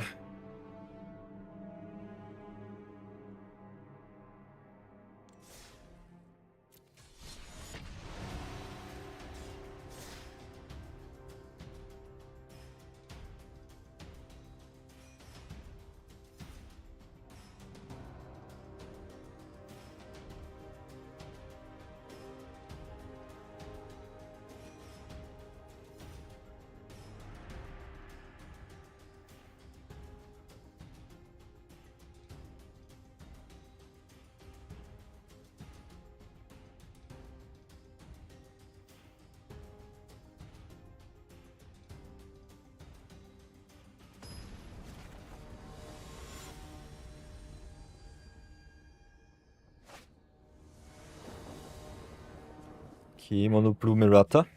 On the draw. We've got the Fram. Fram of the Vestige. Lightning Bolt it is. So I think we'll keep. Tapped lands all around it.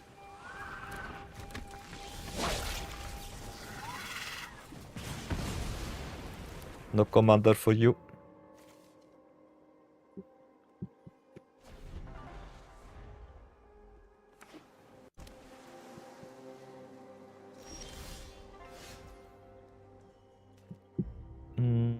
Tapped land tribal. So I think we start with the Gruul Guildgate. Our land's especially nice with the Tifa, but I think we have to drop all of them. Would also love to double spell sometime soon. Yeah. Let's see if they give us some lander tokens, would be nice.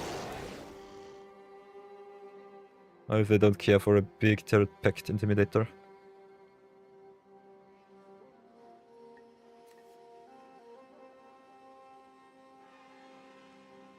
What will it be, opponente?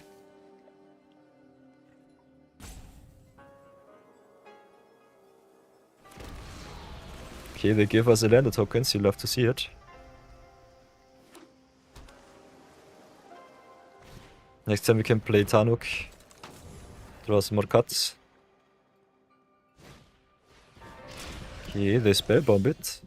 Anti-blend would have been awesome here. Still, the redraws with the Tanuk are rather nice. So I think I go for value over pressure. We can still pressure quite well, especially with the pings of the Tanuk. Let's go for the green here. And smack in for 2.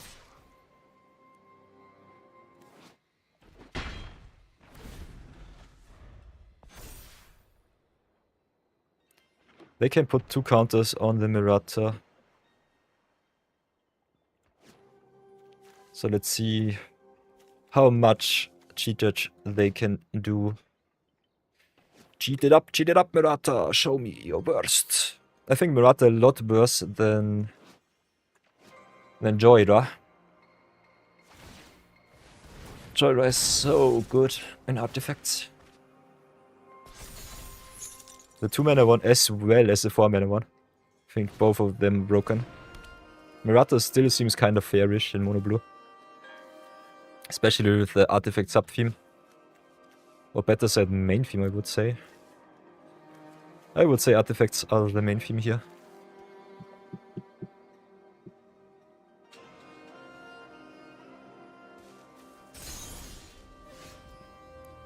So with 5 mana we can double spell, which is awesome.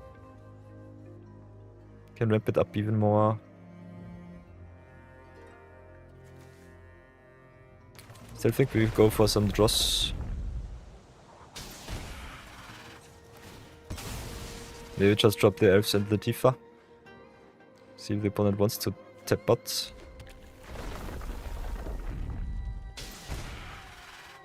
Frenzy is nice. So go for attacks first. See what they do. Could also try to snipe the Mirata again, but I think it's not really possible with the Aether Spellbomb being able to bounce her back to hand.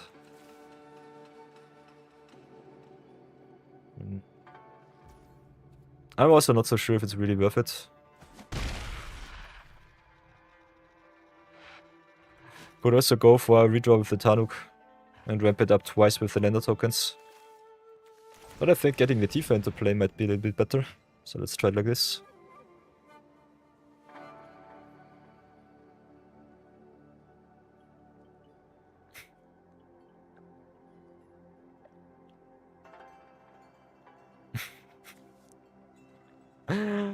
Fleam. Fleam it up. So dirtly. He is truly an honorable Knight of Yore. Counters, okay. We'll take that one. Could go for the land or the land of elves. I think we just drop the elves for them. Want to get all of the value out of Tanuk.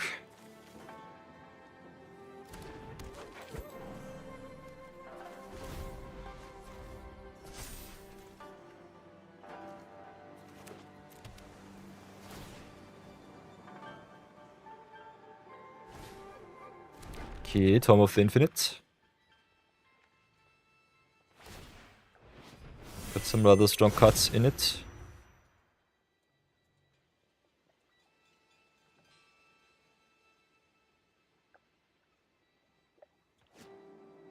This card is really good. Especially with the fork. Oh, I played against the Saheli deck once, which just outplayed me with redrawing with Tome of the Infinite. Infinite Fox. They were so lucky with the spellbook. We just needed one extra attack to go through, but nope. Fog it up. Always an error. So let's go forest first. I think we might need all of our lands. Don't have uncounterability right now. Still think Halana and Lena might be the play here. See what they do. Could have also gone for the Quilt Great Worm. Let's go to battle. Give some counters to the Intimidator.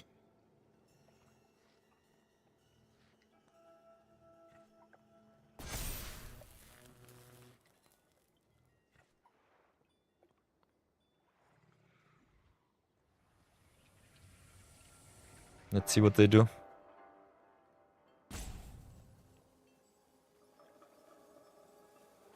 Okay, they bounce, nice. Only one mana left is rather good for us, so now we can attack with Tarnuk and Llanowar Elves, maybe snipe the Mirata. Let's see what they do. We'll at least try, I would say. They've got something. But I think Mirata on 5 is the sweet spot. One turn gun. Now. Do they have the spell Pierce? Or some protection spell? Yes. Nice. Even if we lose this game, getting rid of Mirata more than once is a victory in my books.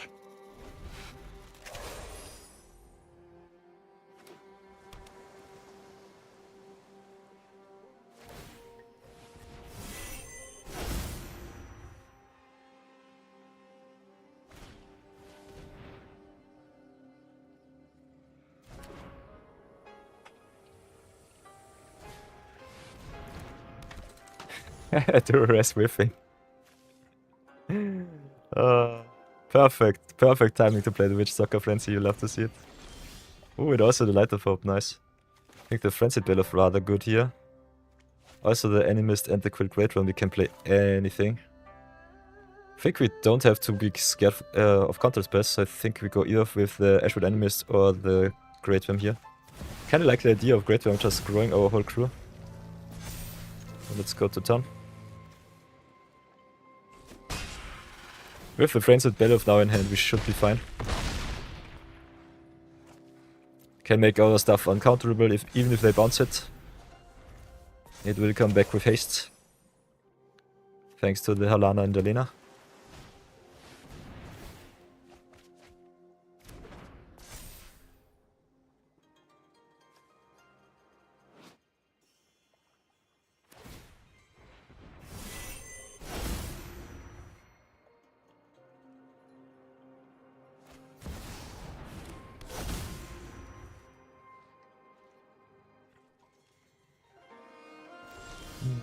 Okay. Yeah. This is just game. That was a smacking, but we'll take it. Being 0-2 against Golos bugs me a little bit, but being 3-3 with the deck so far is kinda nice. So that's okay. We'll take it. Ooh, and then we get another rare. What will it be? What will it be? Ooh, Hedge Maze, nice.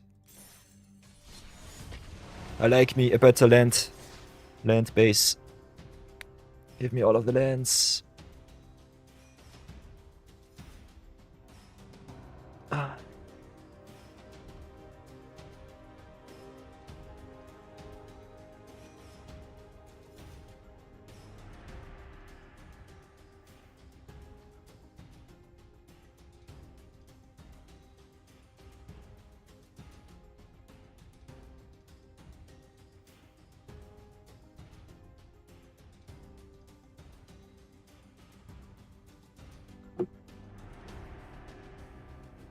Okay, okay.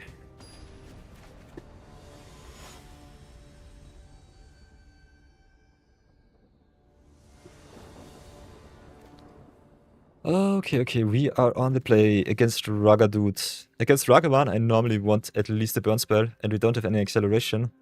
A lot of expensive spells, so I think I'll go for the mulligan here. Oh. Now we've got the lightning, the burst lightning with some tap plants. Still fast enough because we are on the play. So let's get the Rugged Highlands, gain some life and pass for now.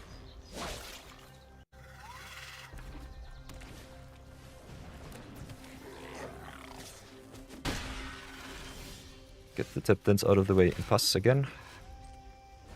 Let's see how slow they slow roll their Ragadoot. Next time we can either play the Ruby or the Intimidator. Would love to play both if we get an untapped land from the deck. So that's that.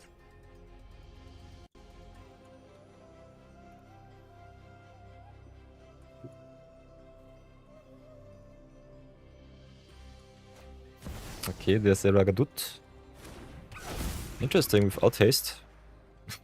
Don't tell me you want to sacrifice your courier for the Ragavan. That's a no-no. That's a big no-no, opponent. You can't just dash him in. This is so unnecessary. Don't 2-for-1 yourself.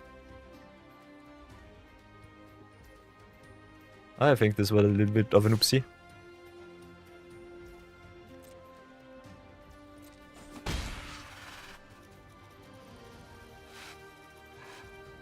Ooh, come on. First Ragadoot is out of the way. Should be fine, should be good. If we don't draw a land, I will go for the Intimidator over the Ruby. But we don't have to. And Juice, because we are lucky. Ever so lucky. Okay, they still have something. They can also target our creatures with the Torch Courier, which is rather fun. Let's see what they have.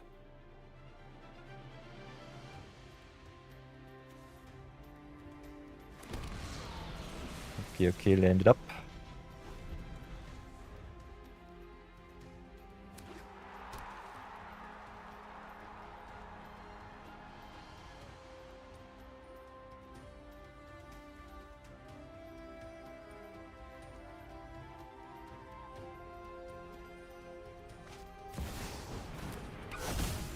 Ragadoot replayed. How bad will it be? Wow. Okay, I'll take the one like a champion. Next time we can pump our board and then it should be fine. Ooh. I was so close to a Rampaging Bellows, you'll have to see it. Could also play the Gnarled Colony first. But I think especially with the opponent not having mana open, I think... Yeah, I guess the Halan and Elena pumping our crew is a little bit better. Makes also the attack with the Ruby and the Intimidator a lot more aggressive. Still think we are more on the defense than anything else. Don't want the Ragavan to go in and just wreck us. So that's that. Still with the Arena of Glory, I think we don't have too much of a choice.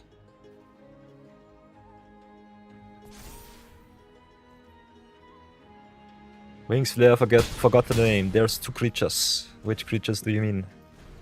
Enlighten me. 1 mana, 1/1 evolves. Yeah, they've got the Lightning Strike, unfortunate.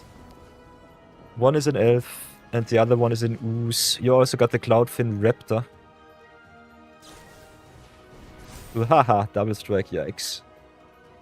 That's nice. They can yoink 2 of our cards, make 2 treasures. Okay, first is a land. The second one... Battle Driver they can't play, that's good.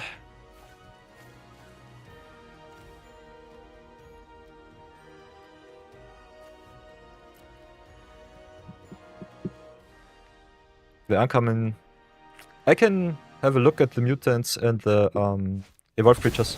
There are a lot of evolved creatures in the 1-drop slot. I think you have at least one. One is the, I think, the bioengineered Ooze, or what it's called. And the other one is the Elf, and the other one in blue is the Cloudfin Raptor. I think those are the 3 1-drop evolved creatures that I know so far from the original Ravnica. We'll definitely have a look at it.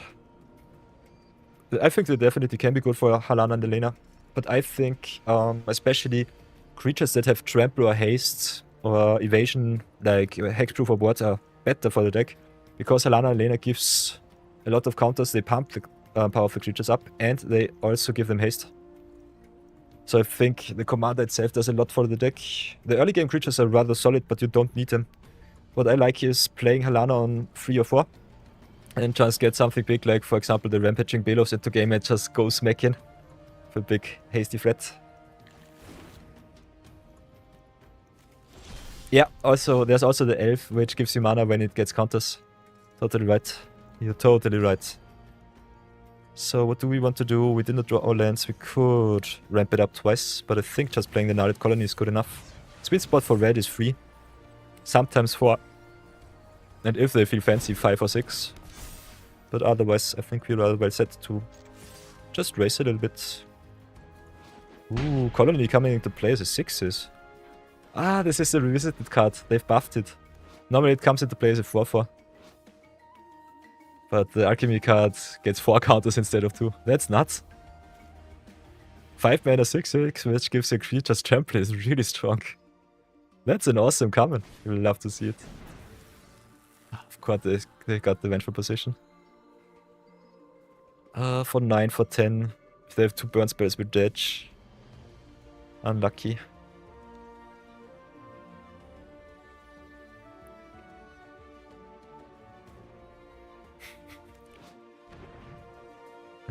Ragavan is such a strange tempo deck, you'll love to see it.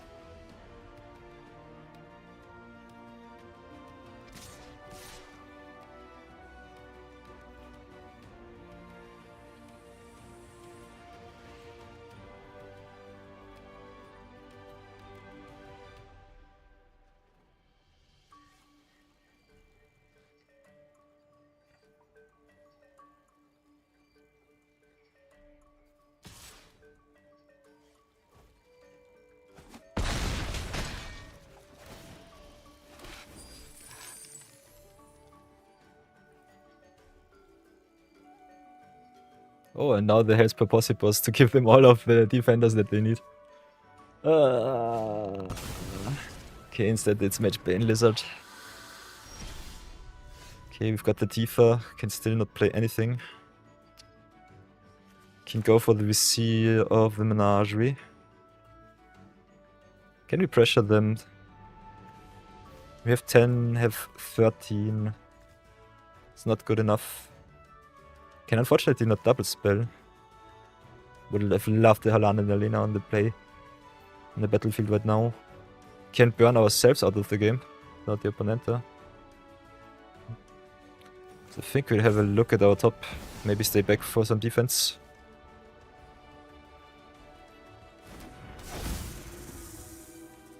Could also pressure them a little bit. If they yank our Trampler again, I think we just lose on the spot. Let's see how bad it will be. They also can give a big spell haste with the Arena of Glory. So that's something.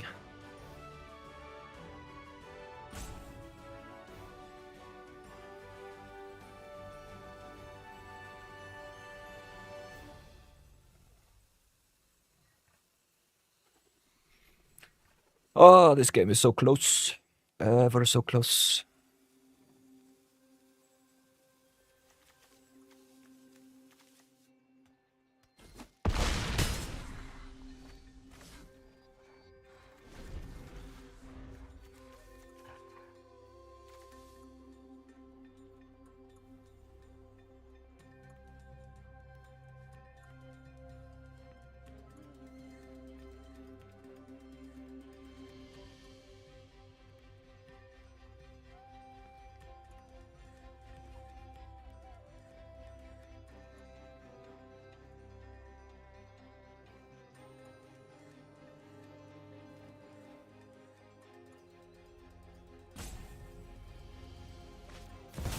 Ja, there's the Bonehead Dracosaur.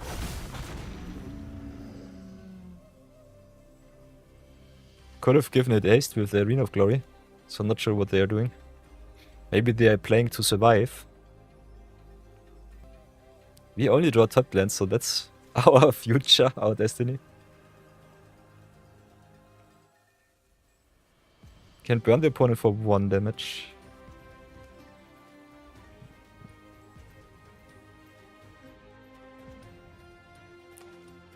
Not... But we're not able to play Halana in the lane. We can go a little bit wider.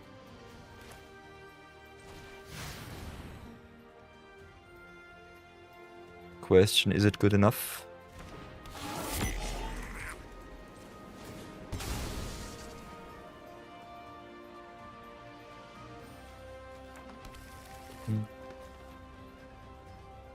Will it be good enough? We can definitely attack. Questions with how much. Does a right click attack all do it? They have 4 blockers, we have 6. We have only 5 attackers. It's not good enough. We have only 2 tramplers. We can try at least. Let's see what they do. I think if they block right, they might live. But they have to block at least 10 points of damage. Or I have to put the... Yeah. No, I think if we attack with everything, it should be fine. We should have enough power. They can make 4 blocks, but the trample will get them. Trample is the board breaker here.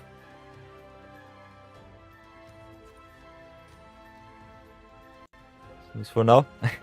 Ads will start in 5 minutes, so I think we'll get that win in quickly.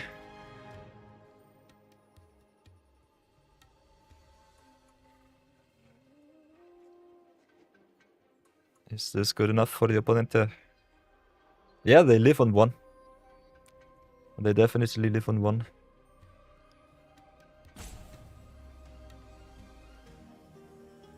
The Dracosaur really saves them here. Could have also won in the game last turn. Just going to town.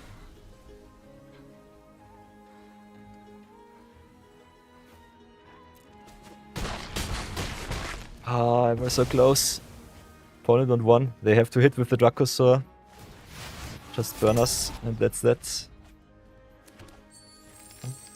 The Gatekeeper does it, I guess. They also can just play Sudden Breakthrough, pump their Dracosaur, and that's that. Oh, yeah, Dracosaur is so good. We were ever so close to greatness.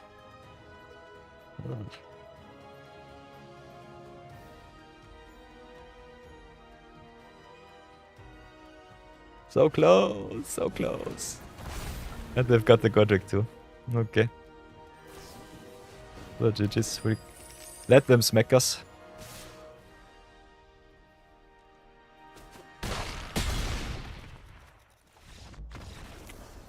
GG's Titan, GG's. Really awesome game. We'll take the L here and go into... And short little ad break, 3 minutes. Grab yourself something to drink, grab yourself some snacks. We will return with Zero Budget Brawl and play another deck. So let's have fun. I'll see you then. Until then, be good, be brave. In 3 minutes, we return. Stream is paused, so you won't miss anything. Very important.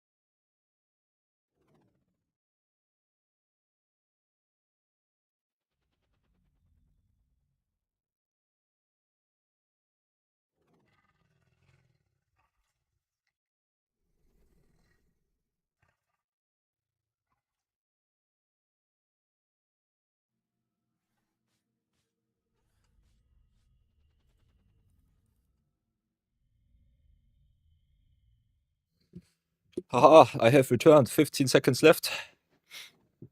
And then we will resume.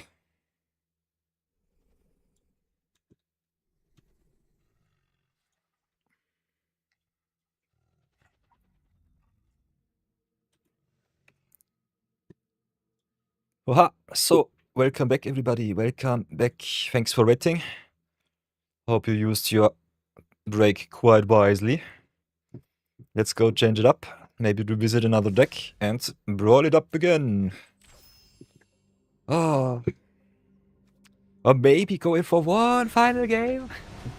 Don't want to end it on a losing streak. Halalina is so strong. We were a little bit bamboozled by Ragavan the last game. I want this extra win. I want it so bad. Come on, come on. Please, please, please.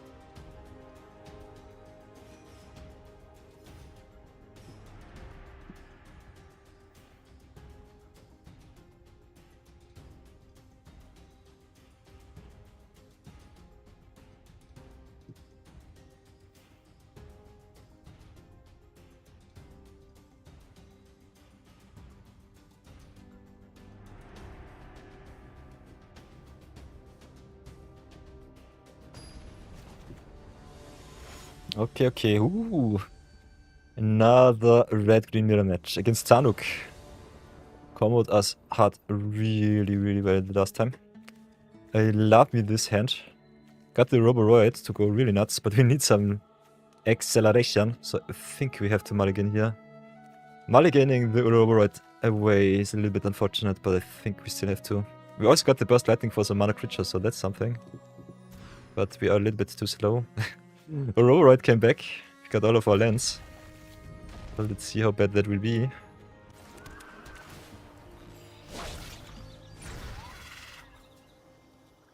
Also, Battle Driver into Roboroid, kind of fun.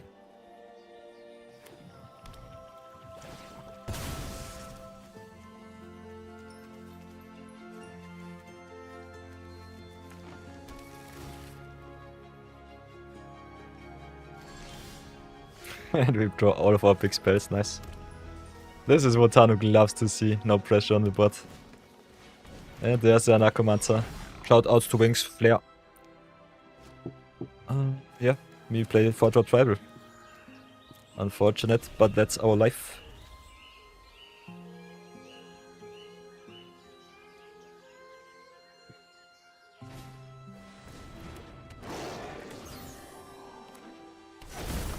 And of course they have Strip Mine too. Come on, this sucks. And they play it. Because why not? Oh, Tamiyo's protection would be so nice, but we only have Snakeskin Veil. Ah, this sucks. Stupid Strip Mine, I hate this card so much. It's so unfun. Yeah. I think we should low roll all lands. Could cycle the night market, but we have a lot of cards to cover with. So I think it's still okay. That Strip Mine is such an obnoxious card. Destroying lands in Magic is something that should not be allowed.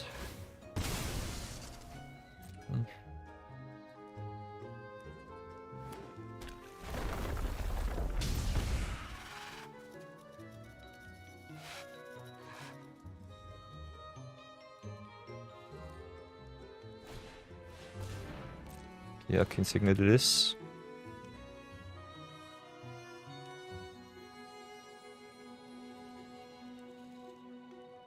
Now I miss my hand from earlier. Getting rid of Anacomancer would have been awesome. Okay, they ramped them up for 2 lands. Bring us even more. Maybe cycle the night market. We have the 4th land in hand, so it should be still fine. Frenzy against the Anacomancer might be important. I could also just try to go a little bit aggressive.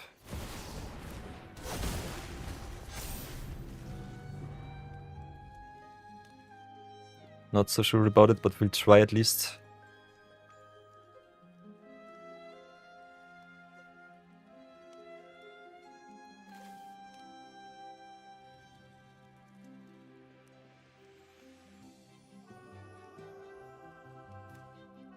Getting wrecked by our own greed. You'll love to see it.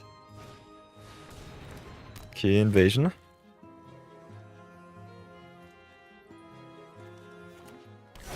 Getting the Oja Axonil. But we've got the Witch Stalker Frenzy, so it should be fine. At least somehow. Oja Axonil and Tanuk is such a fun combination. Definitely have to block here. Do they have a shock too? No, okay. So, what now? From the forests.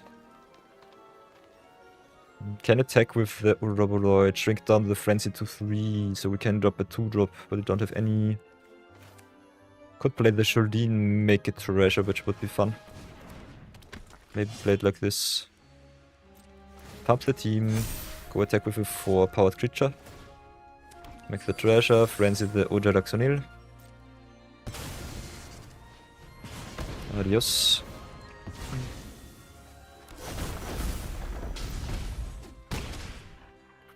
Let's see how bad it will be.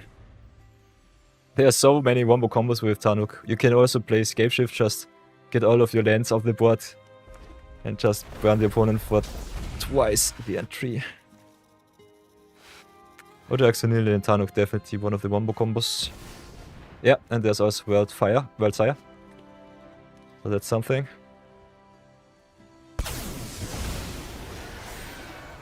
Burns us for another 6. And also the fetch lands there. Question, is it good enough? Like me the Scavenging Ooze here. Can exile the Ojaraxonil, the Anarchomancer.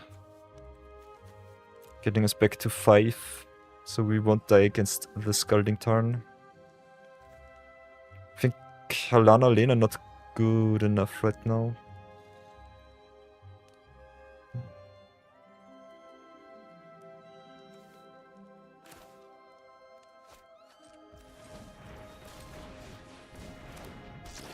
I think we'll have to play a little bit more defensive.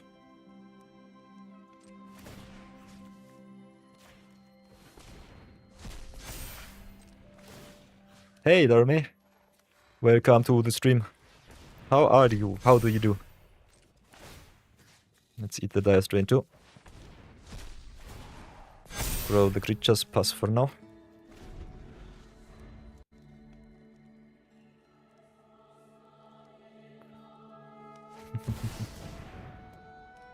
And they've got the escape shift too, I've talked it before. I have to stop conjuring cards into our opponent's head. Always with the bonkers cards. Yeesh. Yeah, that's game. Unfortunate. Oh. Thanks for the compliment, Army.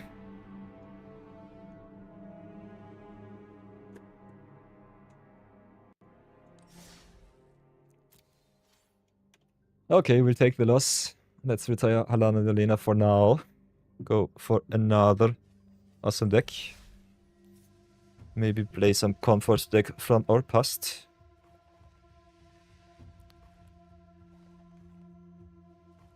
Could also draft it up. We've got a lot of gold. Can spend a little bit for some Omen Puffs draft if you really feel like it.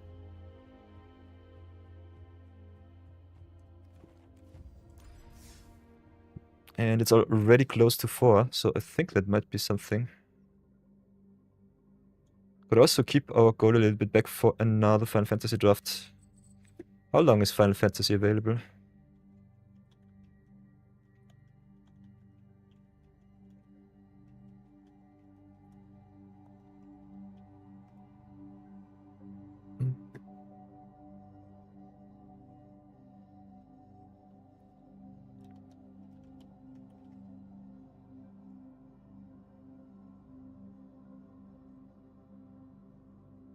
Ooh. Did it end already? Let's have a look. No, it's still there. 7th of October. Should still be up.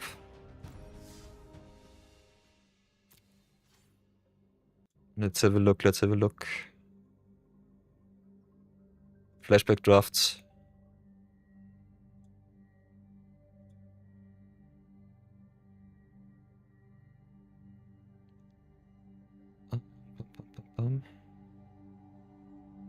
Here are the announcements. How long do we have Final Fantasy? Is today the last day of Final Fantasy?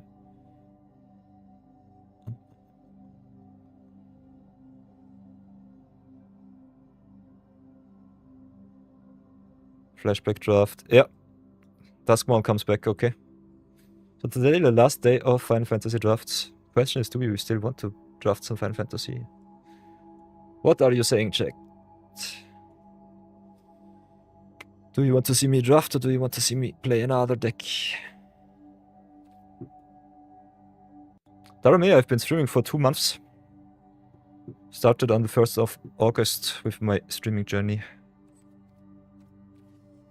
I think we'll go for another deck, I would say.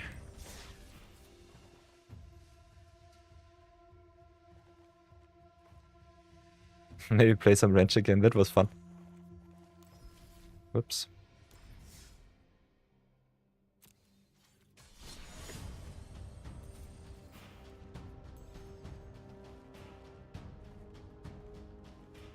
Could also play some Radic or some Hamza.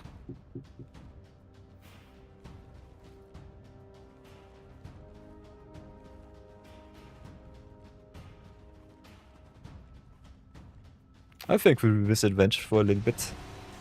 Yanking the opponent's cards is always fun. At least for us.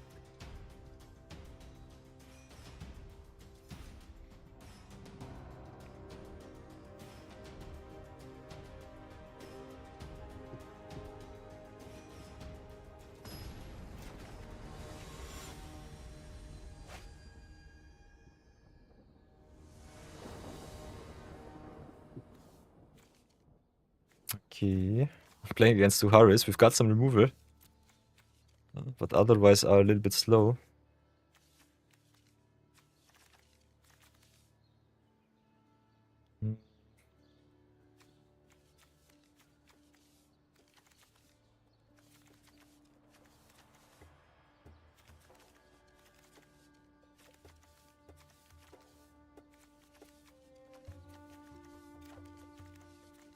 Maybe go for the mulligan here. Okay, 7 of the Stinger is nice, but 1 Devotee is really good. Rather aggressive curve. We are on the draw, I think. So not too fast, but still good enough. No removal for the Uharis might bite us. Of course they have Ragavan on turn 1, why wouldn't they?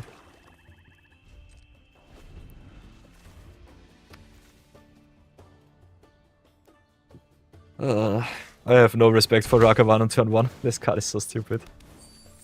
And of course the Yoinka Wakasi Revenant. Which might be necessary because Uharis burns for a lot of damage.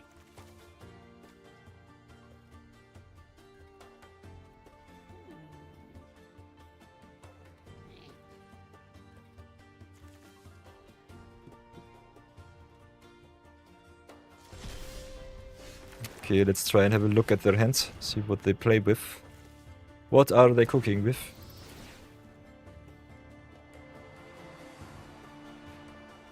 We might not be able to take something, but we will definitely have a look. Yeah, but turn 1 Ragavan uncontested is so obnoxious. Okay, they've got the deal too. Okay. They've got the wash away, so Wrench will not hit. Touch the tower with the treasure tokens is really bad for us. Otherwise, they've got the research deck to exile for the Uharis.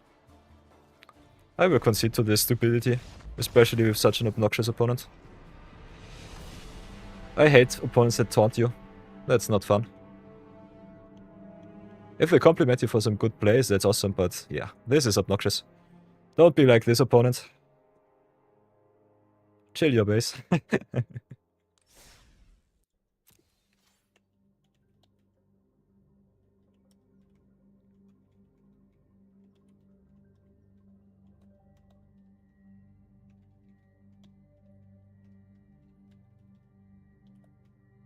Let's go chill it up a little bit, go 0 in 1, then continue.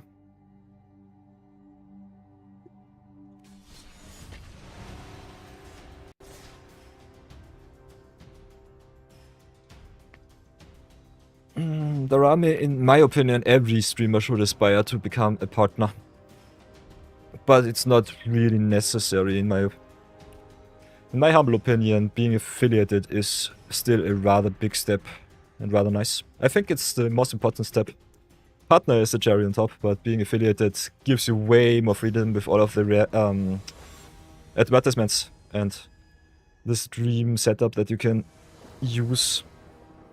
Especially enabling channel points is rather nice, so I'm rather happy that Twitch gives us all of this also for the non-affiliated streamers in the future. But yeah, my primary goal will be partner in the long run. Okay, gute Genome Sorcerer. Say hello again.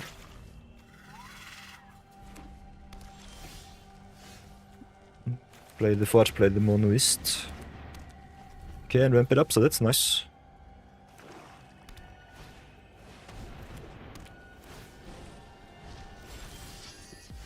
Okay, play the Scroll.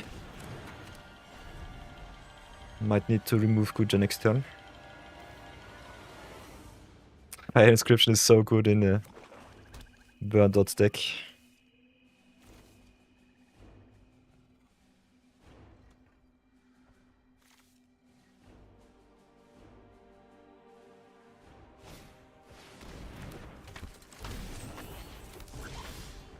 Kuja boy. We have only 4 mana, unfortunately. Could get rid of the Inscription with our Withering Torment. Definitely have to get rid of the Kuja, though. Oh, I think they will snipe our Vincent Valentine with some removal, so I think we go for the Kuja here. Played a little bit more down to earth.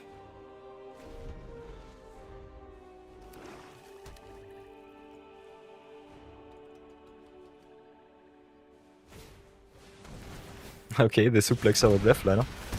Interesting choice. Maybe they are scared of our There's a Dutch Life Linko. Okay, Lonely End is okay-ish. Voiceless Ace was the starting player, so that's that. We still got the Torment to get rid of Kuja once again. Could try to play the Vincent Valentine. If he lives, I'm rather happy.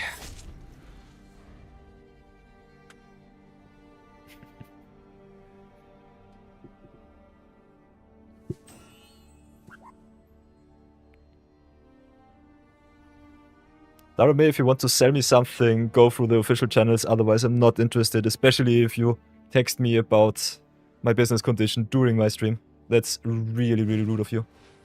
Don't do that to other people. That gets you normally banned in the chat of other streamers.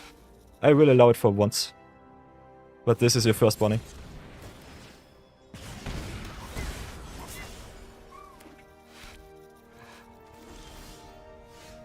So, swamp it up. I think we go with the dissection tools. We have to get some life gain online. Ooh, also Elegy Acolyte. Flipping Elegy Acolyte would be nice. Would love to see that one next turn. Okay, they will play the Kuja. So we've got a window. Ooh, and the Bloodtout. We cannot flip, we need 1 or extra mana. It sucks.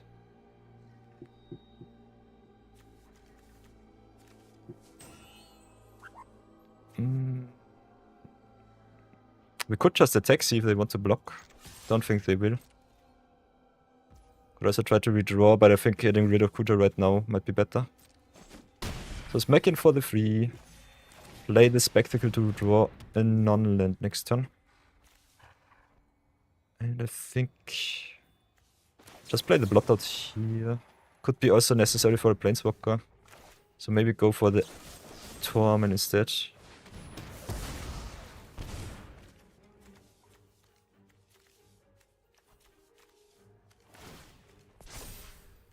So, pass the turn.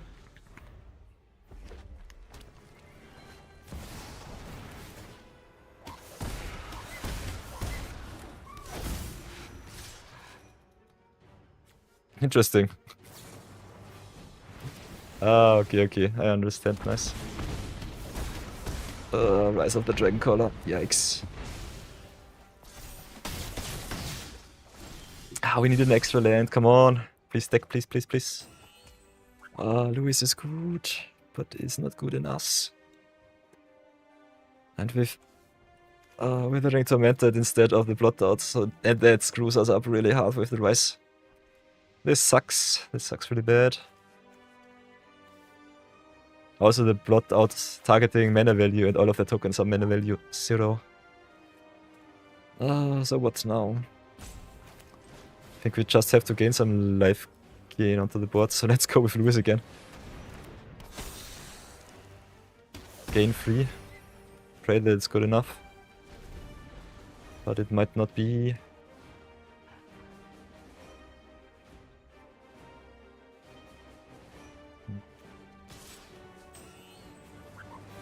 Missing the land drops. That's what kills me. Ay.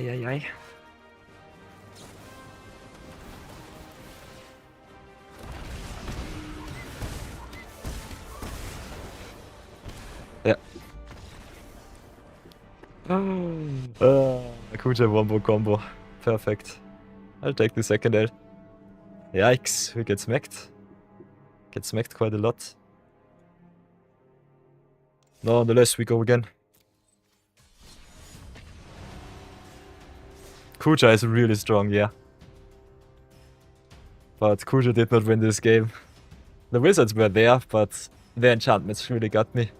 And Black struggles a lot with removing enchantments. Ay. And I think we picked up Kuja in our last draft, so I think we might be able to brew around with him too. Make some budget Kuja Wizards Tribal deck. Okay, opponent starts with the hardened scales. So a little bit of wombo combo in their life.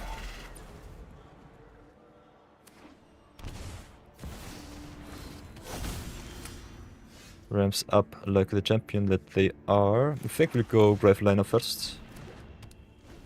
Castle Revenant already has Death Touch and Lifelink.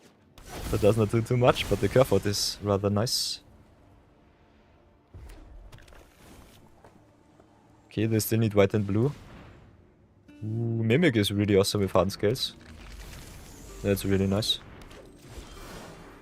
What now? I think we can Castle Revenant now. Brew up for free. Give it double Death Touch and double Lifelink. Isn't that awesome? And then next turn double spell with the Vatmir. That should be good. Don't know if it's fast enough though. They can play the science right now. Okay, instead they slow roll. Aha, the Spin of Souls is bad. Okay, we draw at least our lands. Let's play the Vatmir. Play the Nowhere to Run. Target the Mimic. They have everything they need. Especially the Spin of Souls is so bad for me. And the Roaming Throne too. So let's go crew it up, give some Desert Tattoo, go to a town. Don't think that we can race against the Earth Spider because it also gives lifelink. Them trading with the spider is really good for us. Especially because we can get it back with the coral.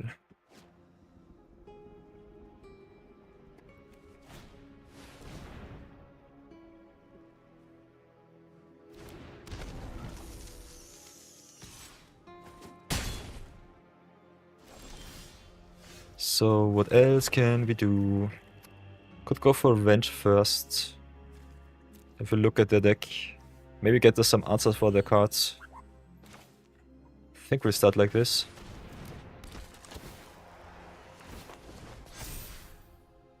So what now? Got the Path of Exile, which is big. Kurasa giving Spiders right is nice. Could also go for the Naya here. For the Naya or for the Kren. Kinda like me the Kren. Could go for him. Then let's see if they want to trade. Getting roaming from off the board might also be good.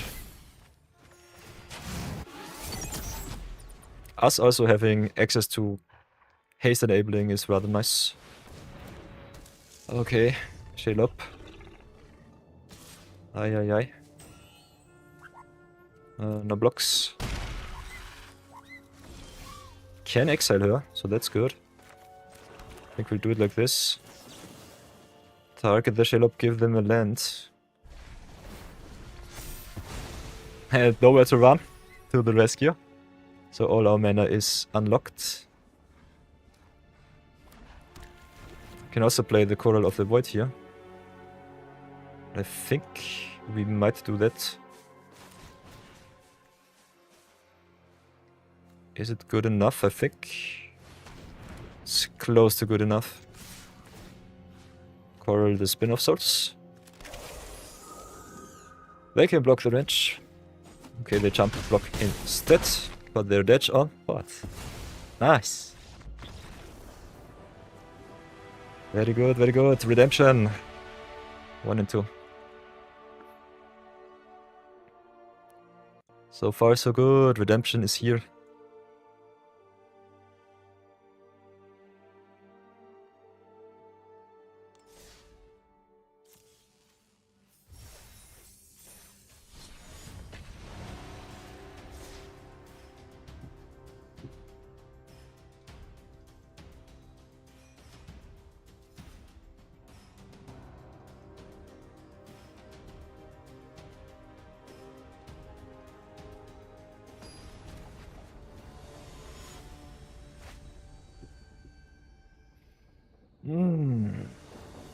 I like me the yoinking.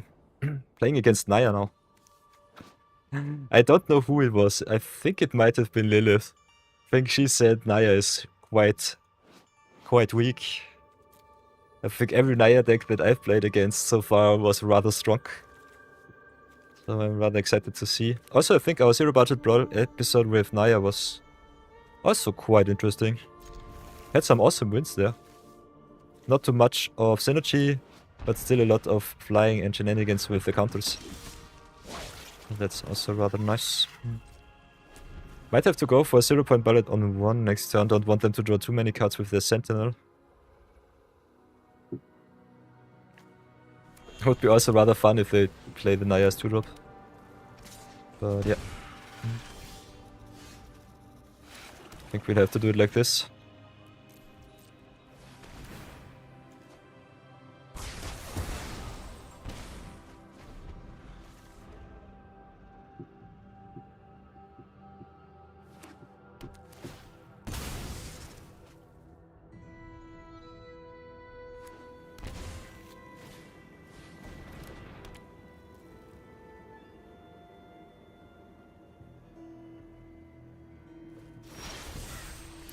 Okay, Momentum Breaker is nice.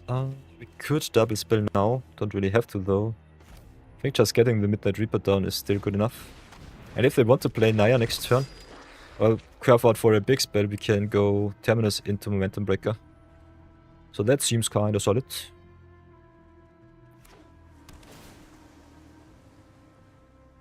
But I guess they will slow roll their commander. Yeah, there's the Queen's Insight. Interesting, what comes now? So much foretell. So much foretelling, okay. We could get back their Esper Sentinel. Question, is it worth it? Could also just play the Scavenger Regent, have another solid threat in play. Okay, the Demon Vault. Foretell plus Naya, also kinda nice. That's what I forgot. I would normally play her with a lot of warp. I think that's also the way to play her. So let's go for the Scavenger Regent here. Big threat, hard to remove. You love to see it. Queen's Insight is so good. Rummaging through the deck. He is searching for answers. Withar is a solid one. But they cannot channel it, they have to channel from hand. Okay, weil er gut ist. Exploration. Okay, curve out, curve out. I think they just burn us out with their wombo combo enchantments. And then anything else. So now what? Can unfortunately not play Breaker and Coral of the Void would be nice. Still, I think getting Terminus down while they are not on blue is rather good for us. Could play the Enemy's Charm, but I think we'll go with the Momentum Breaker here. It's the easiest play. And snack them for 4 in the air. Gain some tempo and pass. Need 8 mana for the Terminus, so that's a little bit off now. Still might be a solid win condition.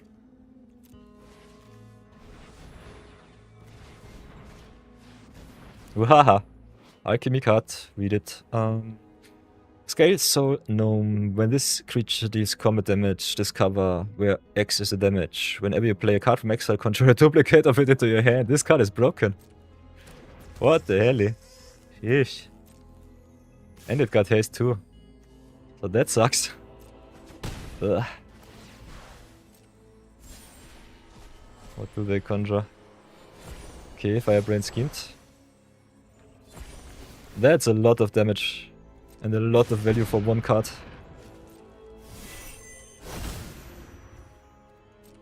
Guess the Queen's Insight will get us. This sucks. And they exiled also the Farewell. Sheesh.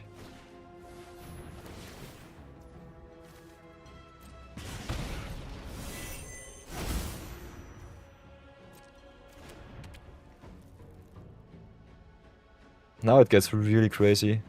Scale Soul Gnome is awesome. This card is bonkers. Definitely have to get rid of that now. No questions asked. Adios. Could also try to get it for ourselves. I think we'll go for the Phyrexian Arena first.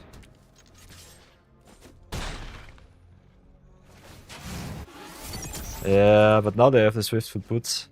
So then Naya will be safe. Not so sure if we can win this game. Especially their spells giving them even more value and burning us.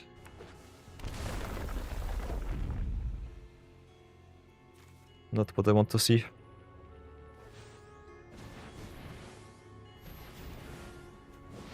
Yeah, I think most of the alchemy cards are pushed. Not all of them. Some are a little bit fringe. Volatile Orbit is, for example, in red and green, is one of the Edge of Eternity's alchemy sheet cards.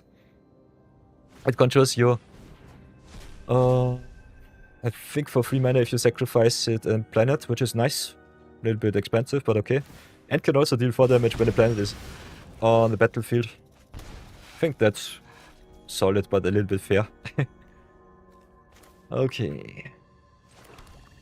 They've got the big girl. What do we do? Could play this Scale Soul Gnome. Think we'll use this window. Call of the Void on the Regent. Reanimate a little bit of the opponent's board, get us some value. Let's go for the gnome here. See if they want to block. Then let's go give it some counters. Naya down. Void will stay. Also a little bit of discovering for ourselves. So that's rather nice. I'm playing Melicitus. Whoops, cancel. Put it in hand, thanks.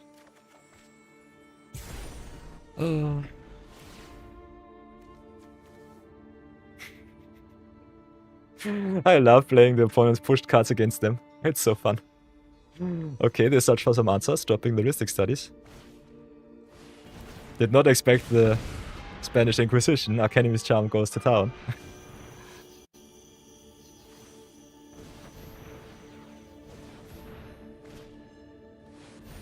Ah, the Doomscar. Oh, that's unfortunate.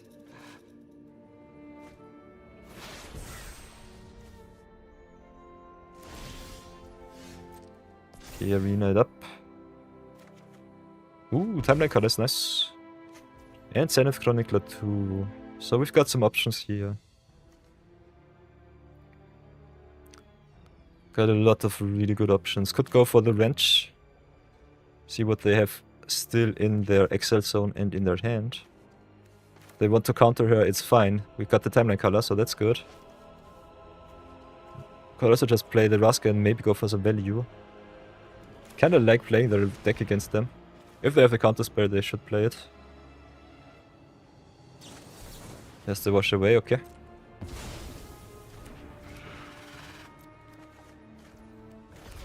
And I think we'll hardcast the Timeline Color here.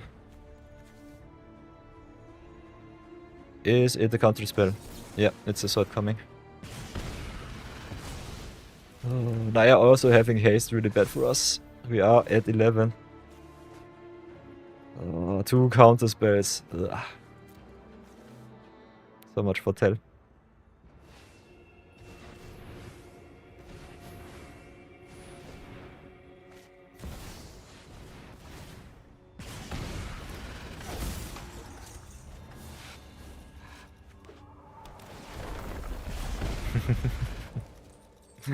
I love like the gold is blinking here. It's so fun.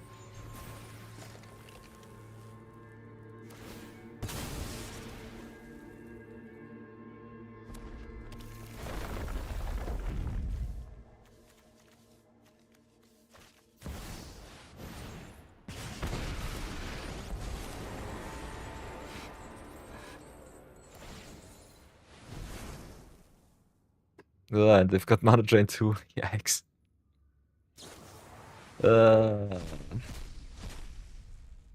I would have loved me the Massacre Worm. This sucks.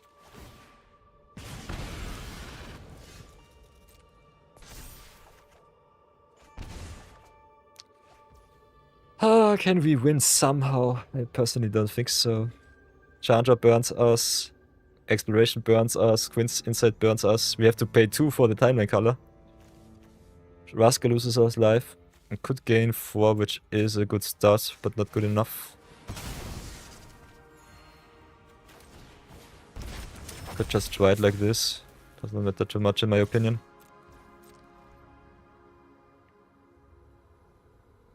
Chandra was a big top deck for them. One of the best cards in their deck. So that's that.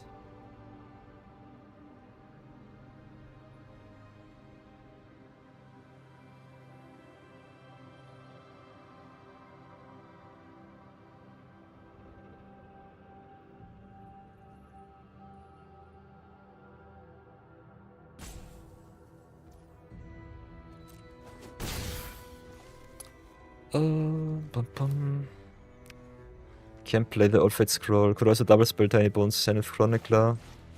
Will definitely drop down the Chronicler.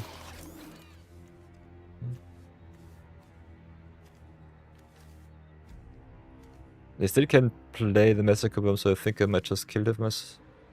Might have killed myself here.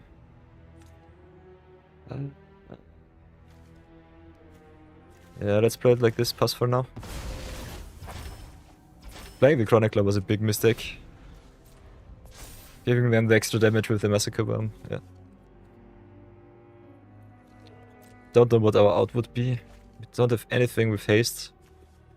Getting the Race Wave from the deck and having an invasive creature might be something, but otherwise I don't think I have an out.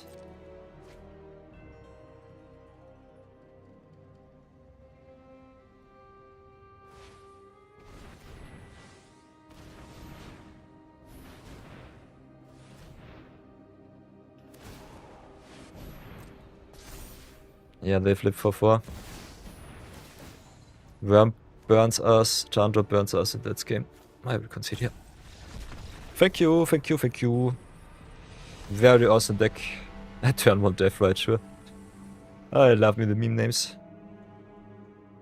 Okay, I'll take the loss here. It's already over 4. 4 PM is the threshold for me. If I'm feeling good enough, I will stream more, but I'm feeling a little bit sick today. So I will pack it up we've got our 10 wins, which is the most important part. The other 5 wins only give you, I think, around 50 more gold, so that's not too important. Maybe I will grind out the wildcards for the rest of the day.